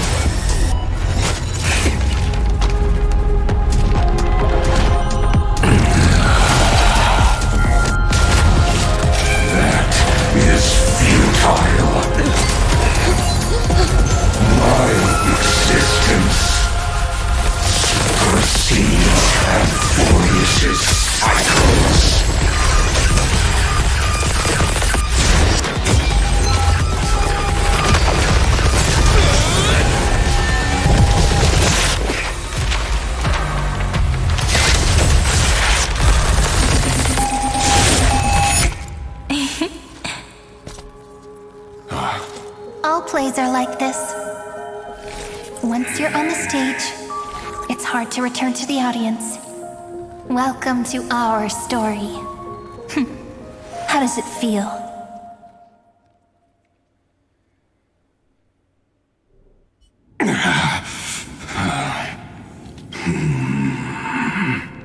Even the authority of time cannot command the entire scepter, nor can it plunge the Amphorian extrapolation into a loop. If this was no system malfunction, then was I implanted with a mimetic entity of the remembrance? You guessed it right away. As expected from someone people call the first genius. I'm gonna keep doing what I just did if you don't stop, you know. My friend and I won't allow you to leave this memory, no matter what happens. Which means you are now trapped, Lord Xandar. An elegant idea, and an exquisite execution. Regrettably, it is you who are restrained by time, not me. Know that patience is my greatest weapon. Waiting and victory are the same for me. You will crumble before I do in this moment stretched out to an eternity, just like Kazlana will. Yet all I need to do is to wait, as yet another futile bug falls down the cliff and into the bottomless abyss. Now I'm a pink bug? My looks are seriously changing all the time. But you're not wrong. We're definitely not gonna solve the problem if we just put you in another prison. So that's why we never wanted to do that in the first place. I shall answer your confusion purely out of my respect for those who came before me. Have you heard of the synesthesia dreamscape in the Asdana system? Interestingly, that place once had a prison too. Life forms living in that environment, abundant with memoria, have a chance to connect their perceptions with each other's. Even across great spatial divides, they're able to detect shifts in one another's states. I call this phenomenon memory zone entanglement. In Asdana, people made use of that phenomenon to build a nation within a dream. After adding in the catalysts of harmony and remembrance, that is. Is that how you walked into my prison cell? Using those same principles? I would much rather call this location our negotiation table, Lord Xandar. Nonetheless, your hypothesis is correct. We happen to have an ally skilled in tuning, while the Trailblazer and Miss Cyrene both have an astonishing amount of resolve, which I'm sure you can testify to.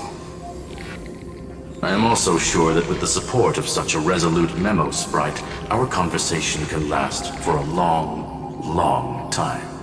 I'm the best at listening to stories, you know? I'll leave the exciting clash of the erudition to you two geniuses. A brainstorm? I like it. And it's 2 against 1? Well, I like it even more. Let's talk, Xandar. Take a guess. How much do you reckon we can dig out of your brain before the next second? And how many ways can we find to deal with you? Besides, in your current predicament, there's no way you can take our trump card away. Go, little one. Go. Overturn the Era Nova. Like Hergus disappeared? It seems you had conducted a secret hunt in the depths that even I cannot reach. In that case, go. Swim onward and give this campaign a fitting end. I shall send you off with my song, Greyfry. May this song penetrate time and become the prelude to the new world.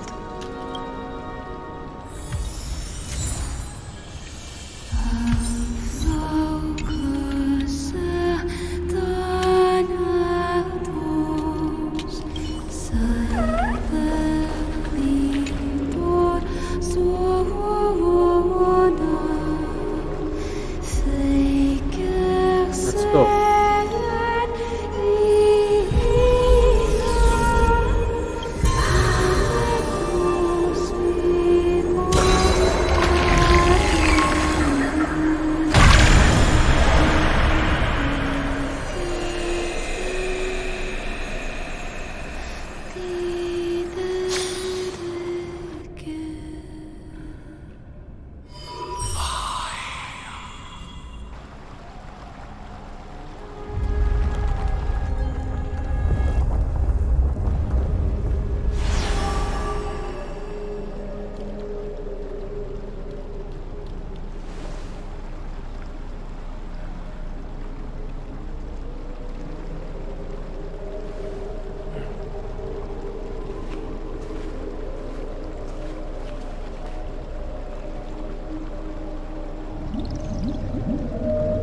Lux Gladiorum, you have completed your duty.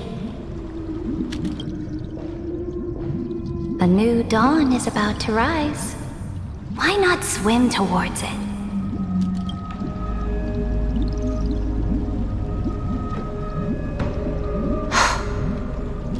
You died long ago, Imperator. Depart from my mind. But your duty towards the Imperator did not die with me. That duty will bind you no more. You will be able to hold for yourself one grandiose feast after another in the endless days to come. So go. Go and swim towards that ocean beyond the sky with the Deliverer. Is this? A page out of that sidekick's book. I commanded her to gift this page to you when everything finally reaches the end. What's on this page? Memories. Lifelike memories. That sidekick found me after the bloody feast 1,000 years ago and showed me her diary. I saw within that notebook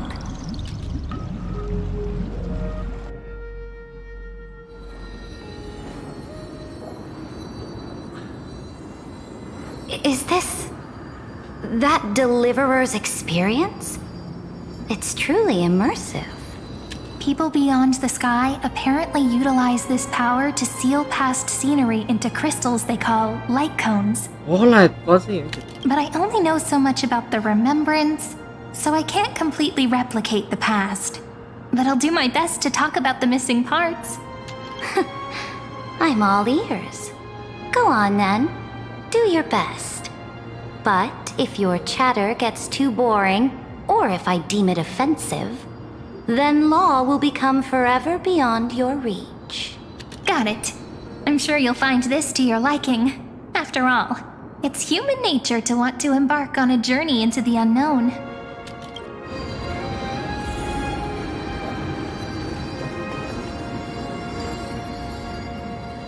A direct offensive, or crush them from the flanks. What brightly colored annals. The journey of the Deliverer's conquest. Let me partake in it. Is this a fortress in the sky? This is the first step of my friend's journey among the starry seas. This place is called the Herta Space Station. Just think of it as a supersized grove of Epiphany. Oh, so it's the territory of that witch. She and another Antikytherian lent me a helping hand back at the banquet. Look, over there. Looks like he's talking to Madame Herta in his memory. Let's go listen to what she thinks about this world, all constructed by eons and paths. Are you telling me that woman is Herta? She seems shorter than I remember.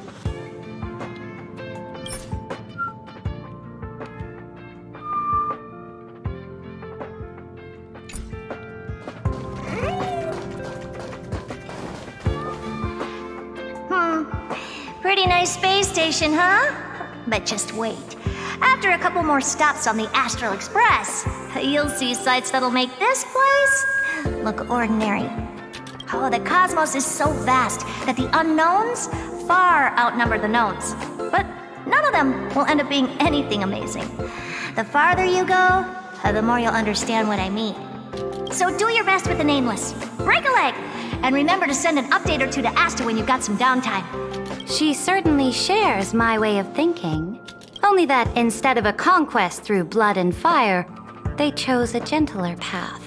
People call Madame Herta and Mr. Screwlum geniuses.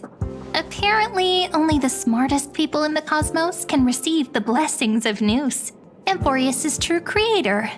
Do you mean that even individuals of such nobility are merely subordinates to a god? On the contrary, after all, it was the very first of them who created the god. But I don't really know all the details about that. You might be able to ask Madame Herta herself when you get the chance. Let's go check out some other worlds next, shall we?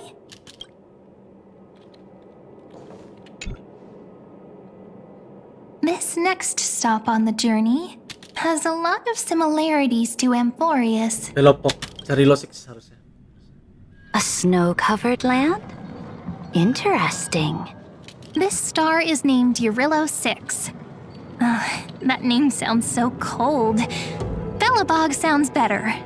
The girl we see here holds a similar station to you, Imperator. She's the supreme guardian of this world, a leader who took up the mantle of government during a disaster. I did not expect the Empress of this world to be so young. Well, your appearance isn't much older. The object in the distance resembles Nikador. Is it a weapon? No, it's called... Right! The Geological Reconstruction Unit. Just Giorios' Titankin? Disappointing. It's all thanks to you that we survived the crisis. The collaboration with the IPC is both an opportunity and a challenge. Nonetheless, it's an important step in our journey back into the universe. This world was sealed beneath its sky just like Amphoreus was, and they only managed to reconnect with the stars when the Nameless arrived. That IPC she spoke of, is it a more powerful organization? Yes, the IPC conquered many worlds through trade, and opened up a vast territory that way. There are many such powerful alliances beyond Amphoreus, and they all walk on roads different from the destruction. Coming back to the Supreme Guardian and her Belobog, didn't they find a peaceful way to enter the interstellar community? That cannot be true. That IPC would never have grown so big on trade alone. It may pretend to be a wealthy merchant with clean hands, but I am willing to bet that it grew fat on gory oppression and bloodshed. Its path of conquest must have had no mercy for the weak and would have destroyed them if needed. Are you telling me that this snowland never thought about tossing its dignity to the wind and kneeling to the IPC? I will not believe it. I will never allow the Imperator's empire to be sullied by others. Amphoreus must become a power so strong that no interstellar foreigner would dare to look down upon us. Imperator, Belobog isn't as weak as you imagine. Listen. I indeed hesitated. But now I understand what we must do. Belobog must learn how to walk on her own until she no longer needs the support of others and can stand on her 2 feet among the stars. Even if I may not live to see it, I believe such a day will surely come. They still have their dignity intact. One day, that hope will melt through the ice and help them into a prosperous tomorrow. But the order of the cosmos is already set in stone. The old laws decree that only the strong survive, binding the weak in an unbroken chain until they wither and turn to dust. Unless they embrace the power of the destruction.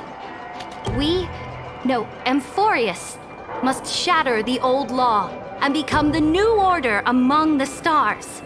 Speaking of the order, another one of my friend's companions may be able to enlighten you further on that. Let's go to the next page.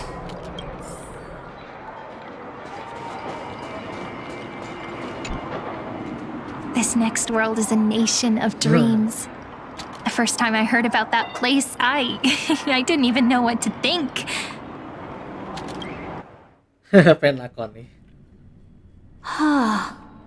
Such opulence does indeed evoke astonishment. This world is called Penacony, an eternal city built upon a land of dreams. It's also my friend's previous stop, where they went through a risky but exciting adventure. Tell me about it then. That man standing afar has wings on his head. I am truly curious.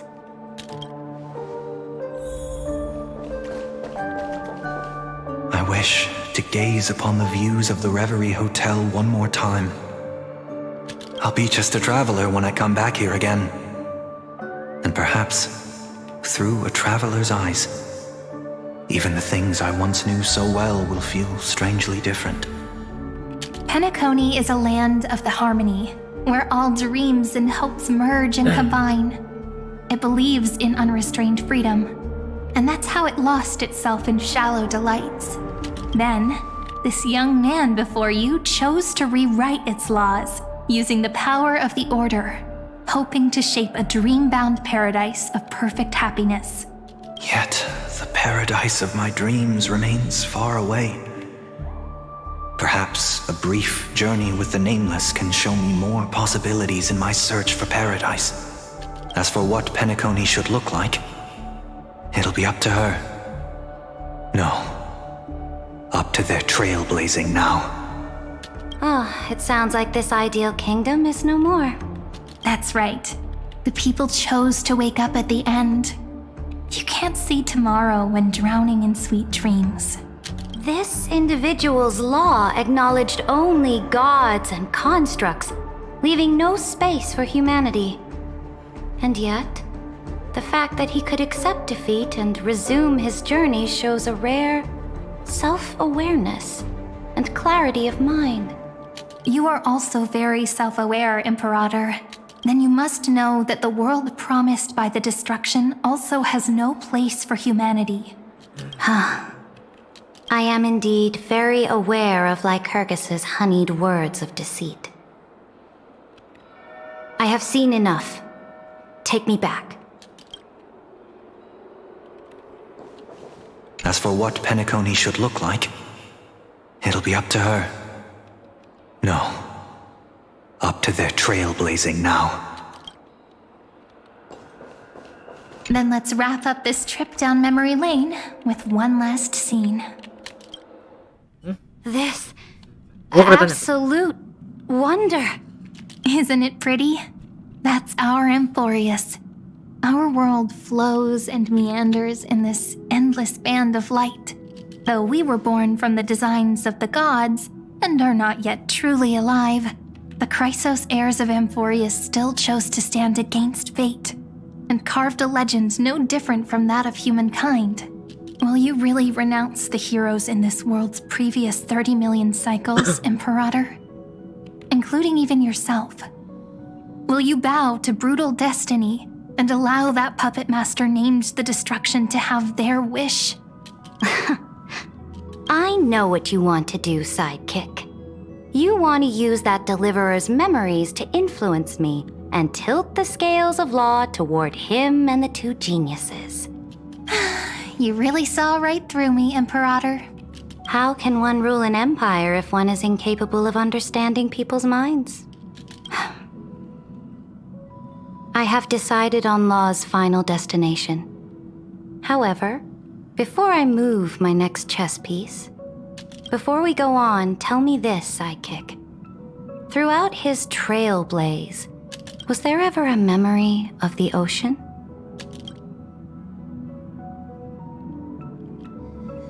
The ocean. My cradle. My home. You shall complete your conquest in the ocean at the boundaries of this world, and eternally slumber in the sound of tides. You shall eternally slumber in the sound of tides, and complete your conquest in the ocean at the boundaries of this world. Our prophecies aligned as flawlessly as a sea snake circling upon itself. An elegant loop, like a joyful hymn, like the circulating ocean current, like our two fates, like Amphoreus itself.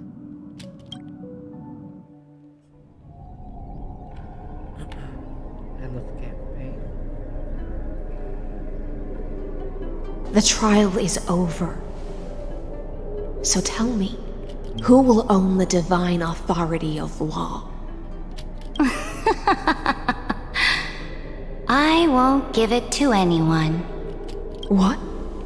I am the law. Why should I give my imperial crown to any other? Both the Deliverer and the Theoros came from beyond the sky. They have no right to interfere with the lands I conquered with my own 2 hands. The law of Amphoreus shall be determined by Amphoreus's master. What exactly did you see in the trial? Everything. I saw everything regarding the rules of this world's operation. I saw the laws of extrapolation that Theoros spoke of. I saw the ultimate protocol. As long as I offer a sacrifice of equal weight, I can rewrite the laws of this world according to my will. I can turn good into evil, ugliness into beauty, and weakness into strength. Fate gave me a very fair deal. 1 rule change for the life of 1 demigod. What are you planning to do? You can't guess. We can conquer the stars without relying on any power from beyond the sky. We just need to make some reasonable sacrifices. Your ambitions have already made so many people give up their lives for the law. And you're still not done? I am determined for Amphoreus to stand on her own 2 feet among the stars. You are beyond reason. You think such a simple and hypocritical statement can justify your atrocities. There's no new without destroying the old. That's what you consider an atrocity? Ironic, for that is also the unchanging law of Amphoreus's revolutions. Ever since the Flame Chase prophecy resounded in the distance, fate has decreed for the Chrysos heirs to ignite our blood and illuminate this dark age. People would still be puppets of the old dynasty if it weren't for my conquests. But your world doesn't seem to be any different from your predecessors. Bloodshed, tyranny, oppression. You're making the same mistakes they did. Go and see everything for yourself. Go to any library I've built. Go listen to the rumors on every street corner. Go and witness how the Imperator crushed the old laws and forged new ones. Go and see what my conquests brought to this world. I cleansed the Chrysos War's filth and mended all the conflicts left by the Era Bellica. I restored Akima's might and allowed mortals and Chrysos heirs to face each other as equals in the Council. I punished all sins and rewarded all achievements. I smashed Talantin's shackles, united humankind to save themselves, and started the Flame Chase era. That's what the Imperator has done in her glorious life. So now, hearken to my final words. History will eventually forget Saridra, but it will never forget the Imperator's people or the Flame Chase era she began. Final words?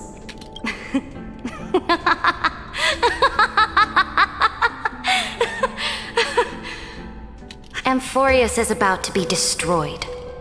There's no time left for pointless debates. There is only one law I want to overturn to aid the final battle of deliverance. So I will only offer the life of one demigod. In the name of the Imperator, I command you one last time, Electra. Either sacrifice yourself for conquest, or pierce this tyrant's chest with your sword.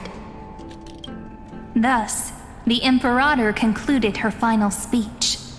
At the end of her life, at the last moment before she stepped onto the altar, she gave her most loyal subject the choice to decide fate, just as she promised her compatriots before her very first campaign.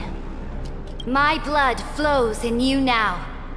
Heroic compatriots, follow me, and we'll seize fate's reins! The Imperator fell. Some say that the Dux Gladiorum turned traitor and killed her liege. Some say that she imprisoned the tyrant in a shallow pond of water, then left. Which meant the Imperator had to kill herself to rewrite the law. There are countless stories about her death. All we can be sure of is when the knight left the vortex, the Imperator was still mumbling about their past conquests together, the beginning and the end of her existence. Imperator, wait! How could someone of your status come to the front lines? Let me be the flag bearer! The troops defending the pass to the west of the grove, have they surrendered? They ran as quickly as they could when they heard your name. The Golden Cocoon Pass is now in the First Legion's hands. Good.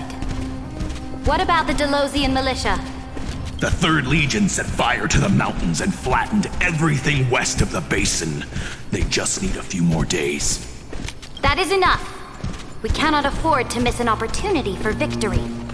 Lastly, how many Ladonian cannons are left? They are no more. The 2nd and 4th Legions have destroyed them all. Very good. They now have no way out, no reinforcements, and no artillery support. We will be able to liberate the Grove of Epiphany in the blink of an eye. We will launch the final charge 1 quint after the curtain fall hour tomorrow.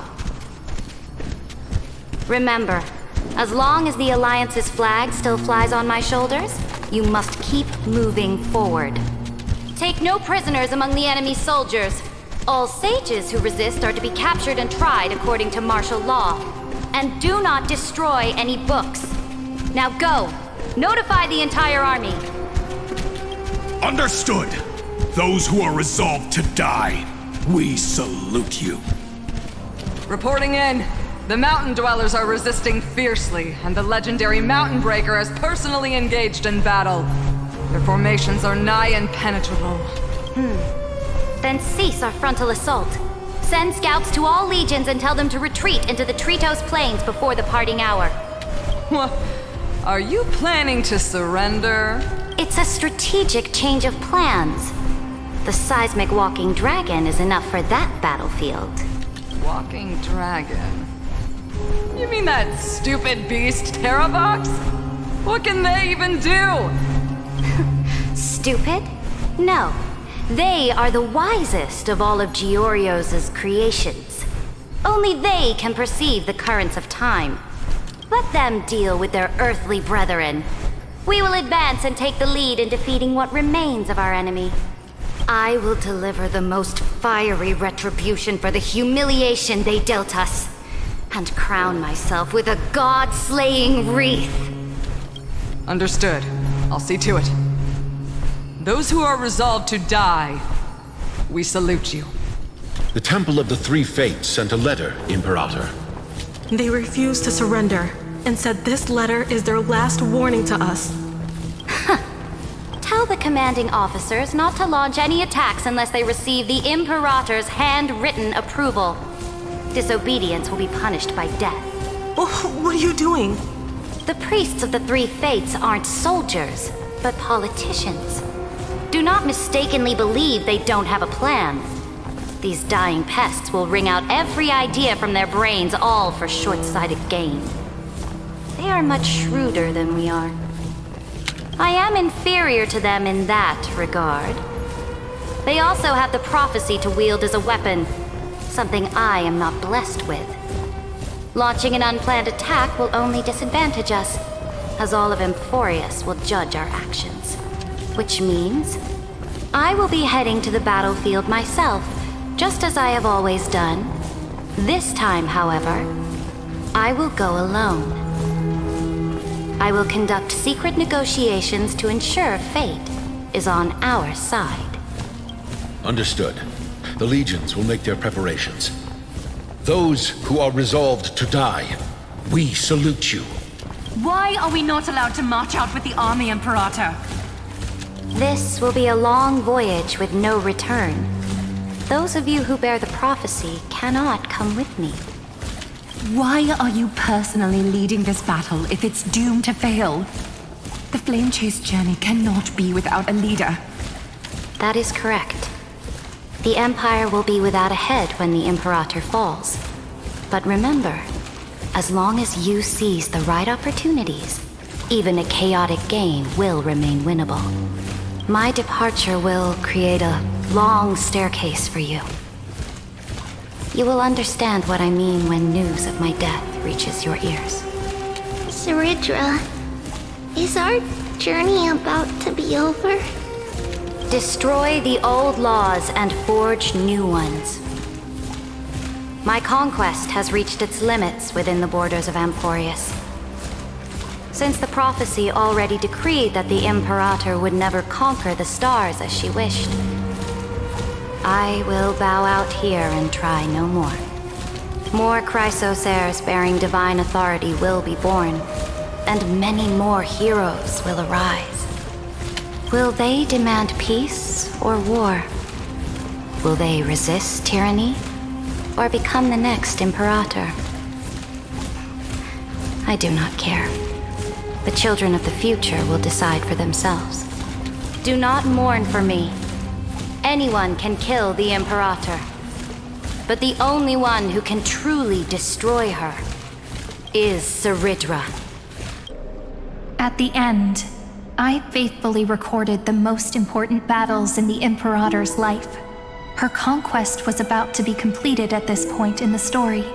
However, for some reason, a memory suddenly entered my mind just as I was about to put down my pen. It was a journey on a fantastical train. I had the honor of having a heart-to-heart conversation with the Imperator under the stars, and I asked her this question at the end of that discussion. How do you want history to remember you? As a hero who gave up her life for the flame chase? Or as a tyrant? She answered so quickly, as if she had made up her mind long ago. I would rather be forgotten than be defined.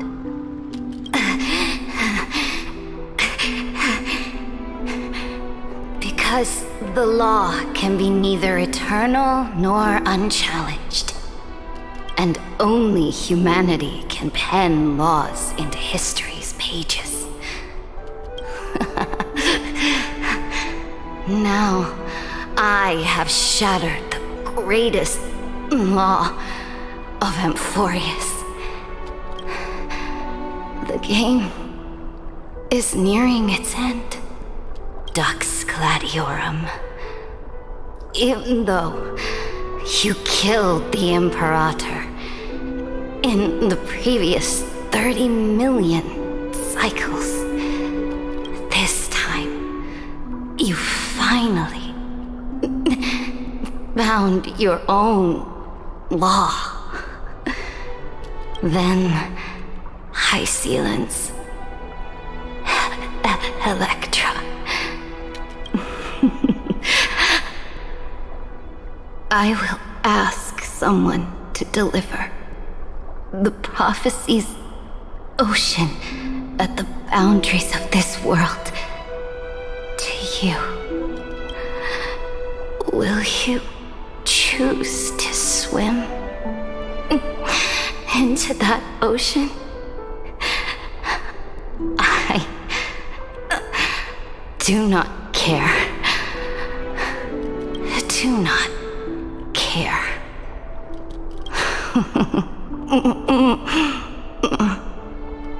The Imperator muttered about her conquests, and news of her death spread in the city. Freedom! Liberty! The tyrant is dead! Go! Shout this news in the streets! My people, my fellow elders, do not panic. Stand your ground. That usurper has paid for her ambition with her life. People once cheered for my ascension, and now they cheer for my fall. No matter. I am fond of applause.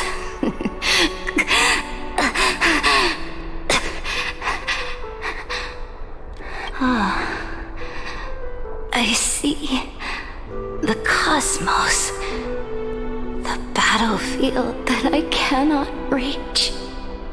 I will return in the next cycle. The stars will hear my legion's war drums. Hear the great name of the Imperator.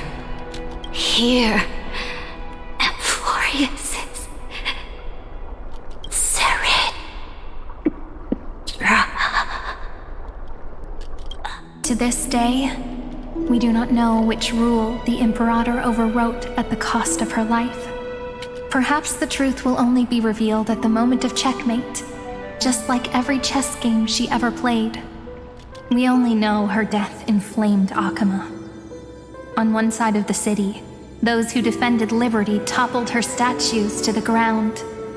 On the other side, her supporters put themselves between the masses and her monuments, declaring loudly that the sovereign is still among the people. It is said that golden blood congealed into the same letters everywhere they fought. It was the name borne by Akama's first and final sovereign, the Imperator Seridra. But the one who bore that name did not see any of this. Her gaze was cast far away, and the sound of tides in her ears drowned out the people's cries. What was the Imperator thinking about in that prophesized ocean at the boundaries of this world? In that shallow puddle of stagnant water, was she reminiscing about her past conquests? Or repenting for the millions killed for the flame chase? It was neither.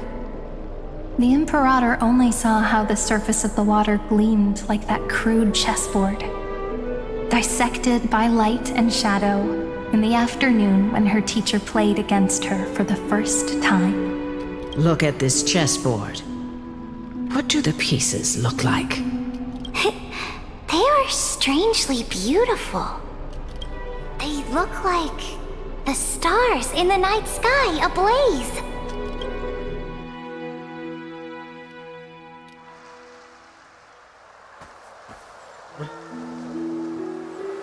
From that page emerged an ocean so vast, so pure, not a single trace of corruption. Is this Seridra? Electra, my subject. Ever since you walked out of the tainted ocean and pledged yourself to me, I have seen the abyss in your eyes and the emptiness in your heart. That was why I promised you a new ocean, where the Imperator's ambitions would serve as the currents, and loyalty would be its light. Electra, my subject. You have done your duty as my blade. The prophecy has now made its final decree on the road I intend to walk. My conquest is doomed to never reach the stars. But the Imperator never makes empty promises. So take this memory, this ocean, beyond the sky, as witnessed by the Deliverer. This is the final gift that the Imperator can leave for her subject.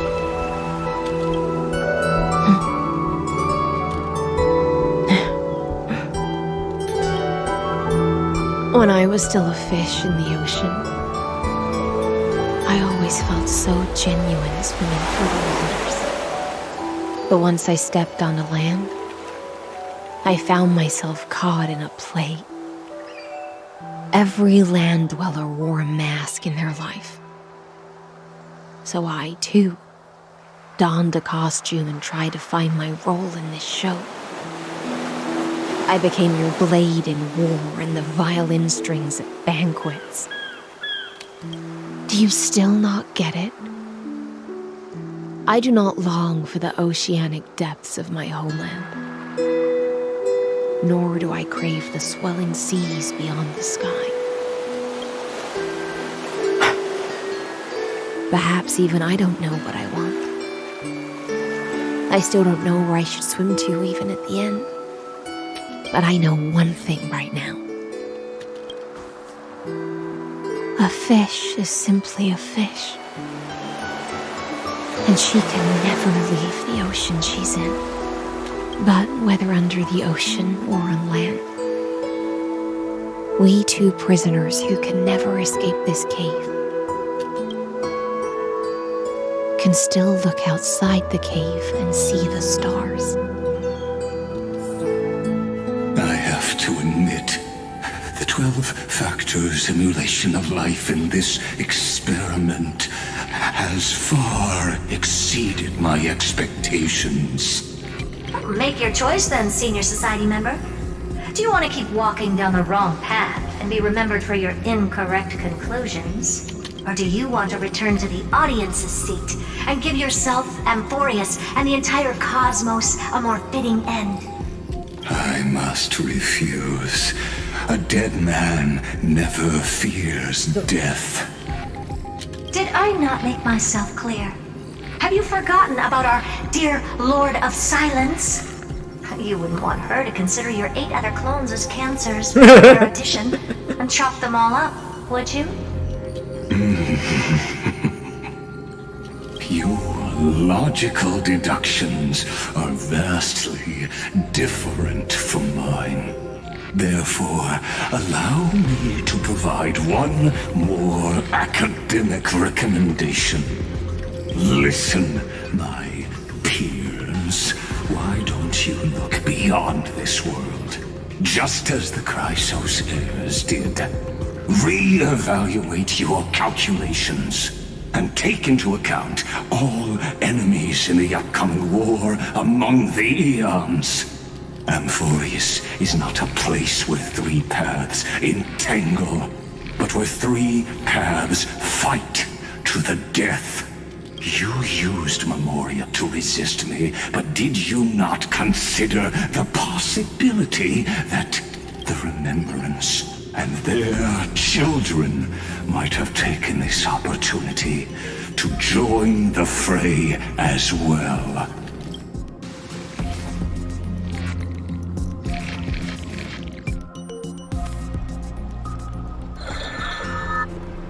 Oh.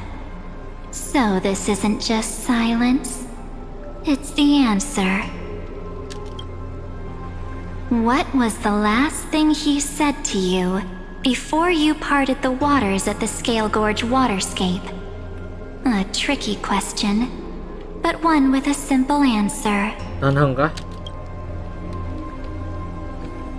He didn't say anything back then, right?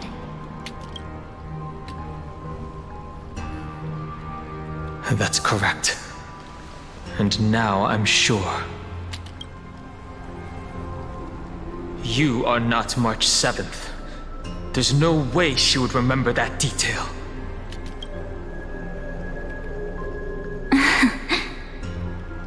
I'll only warn you once. Leave her body now. How impulsive. That's not like you at all. Why don't you calm down and think about another possibility? I didn't take over March 7th's body. Rather, it's March 7th who regained my memories.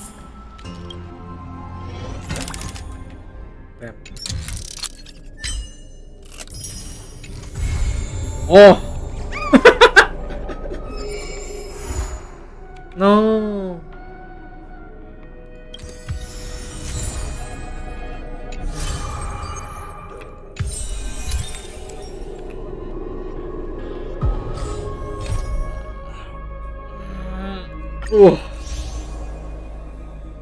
Punggung gua. Oh iya, kita masih harus kanu event juga ya, tapi nggak apa-apa, ini kan nggak Archon Clash, jadi nggak apa-apa, jadi kita nggak usah. Oh tumben nggak ada POV-nya sih, biasanya ada POV. Ini juga enggak sih. Berarti ini POV terakhir ya, 3 ya. Aduh, punggungku sakit banget.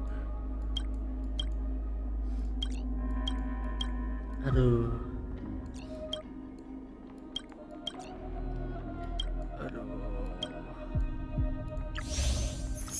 Ini juga udah tak lakuin sih.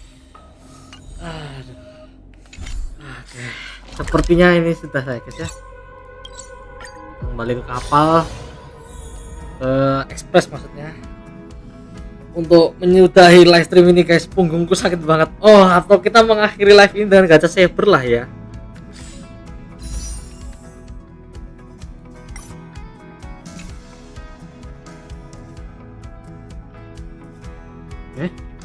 Ada menit.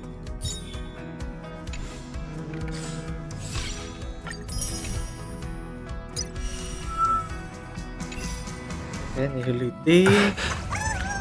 Ada saber kali ya.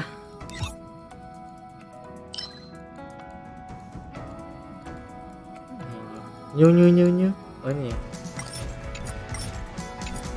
Oh ini buat ini ya, ice characters. Iya sih buat Seraida. Aduh, buat furina lah, furina ice. Oke. Gacha dulu kali ya, stream kali, gacha saber lah ya. Let's see. 6.000 coy. Dari 5.000 loh padahal. Oke. Kalkulasikan profit dulu. Let's see. Kita nggak usah ngitung 2 dari bansos. Kita hitung dari 5.800, berarti dapat 800 ya guys ya. 5 pool dari Archon Quest ini tanpa buka chest sama sekali. Dan aku belum klaim hadiah achievement ya guys ya. Let's see. Achievement.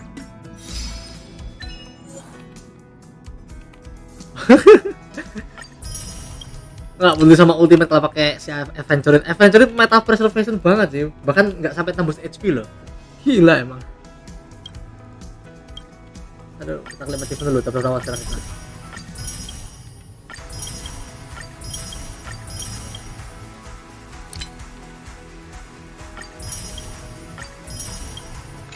Let's see, how much we get? 6.000, hampir 6.700 ya guys ya. Berarti kita bisa mendapatkan hampir 900 stellar jet dari main story-nya aja. Kita belum nganu event, kita belum nganu eksplorasi, belum. Ini cuma main story sama achievement aja guys ya. Ya sama achievement bosnya juga sih. Kalau bosnya itu kayaknya di luar ini sih. Aduh, punggungku sakit banget.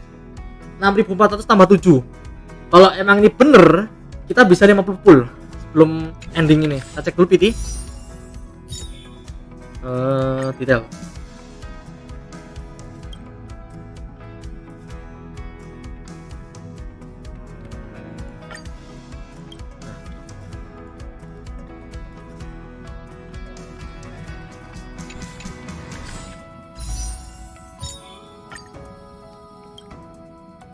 Come on. Oke. Oh, PT-nya 0. Oke. Berarti kita mau dari 0 ya guys ya. Kita genapin 50. Apakah bisa dapat lagi? Dipecah PT. Let's go. OTW E2 ya guys ya. Oke. 10 not bad dapat si ini Susang. Atau E6 harusnya tahan. PT 20. Wah, pecah cuy.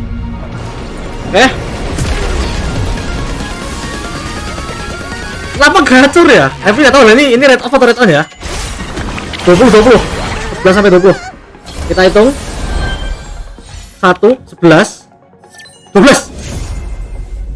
Oke, I'll take that. 13.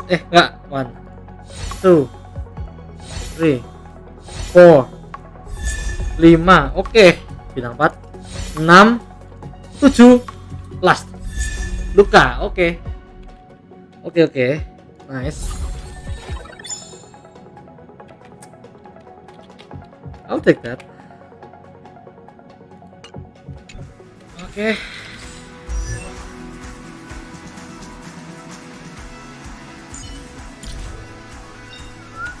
Sooner or later, I'll make my mark in history. Oh, Luka E6. Nice, let's go. Saber. Itu. Ya, tapi saya pakai VA Inggris. Jadi langsung nggak sih kalau misalnya? Oh, oke.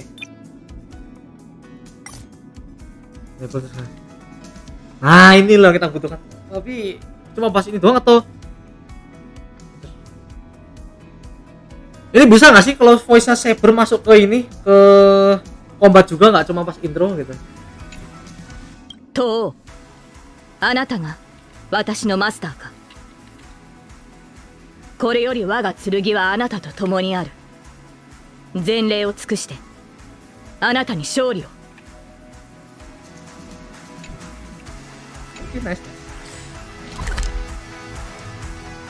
Oke guys, PT 12 dapat saber E2 kalau mereka nggak nonton. Nah, aku mungkin masukin ke semat komentar dulu ya.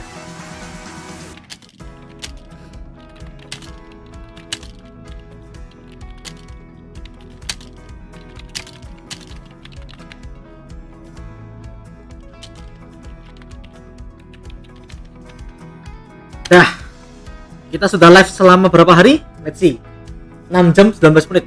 Ya kalau kita mengurangi aku ke toilet 2 kali sama paus, mungkin bisa di 5 jam 45 menit.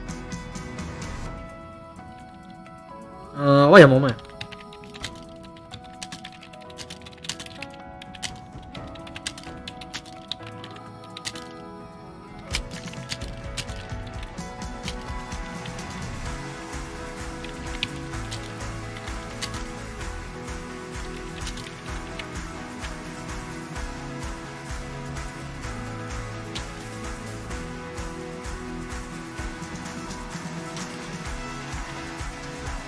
Kok Arjin Quest sih?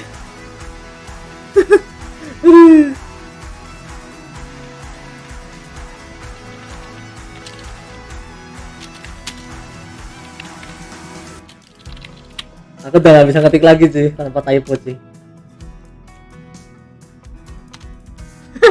Oke, sepertinya kita sudah live termasuk gacha di menit-menit terakhir. Nanti kalau misalnya Rega mau nanya, aku live di titik-titik terakhir. Nah itu.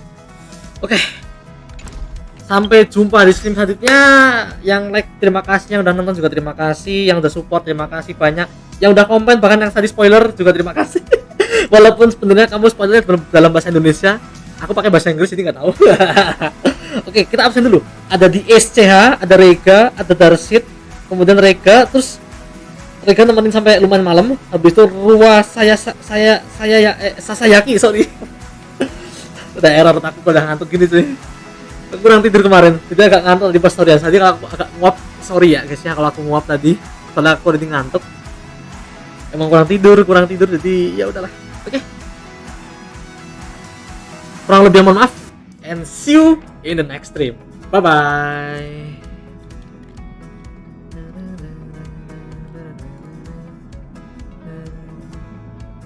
Tadi adegan hysilens mandi mana anjing? Aku butuh cuy. Tambah pusing.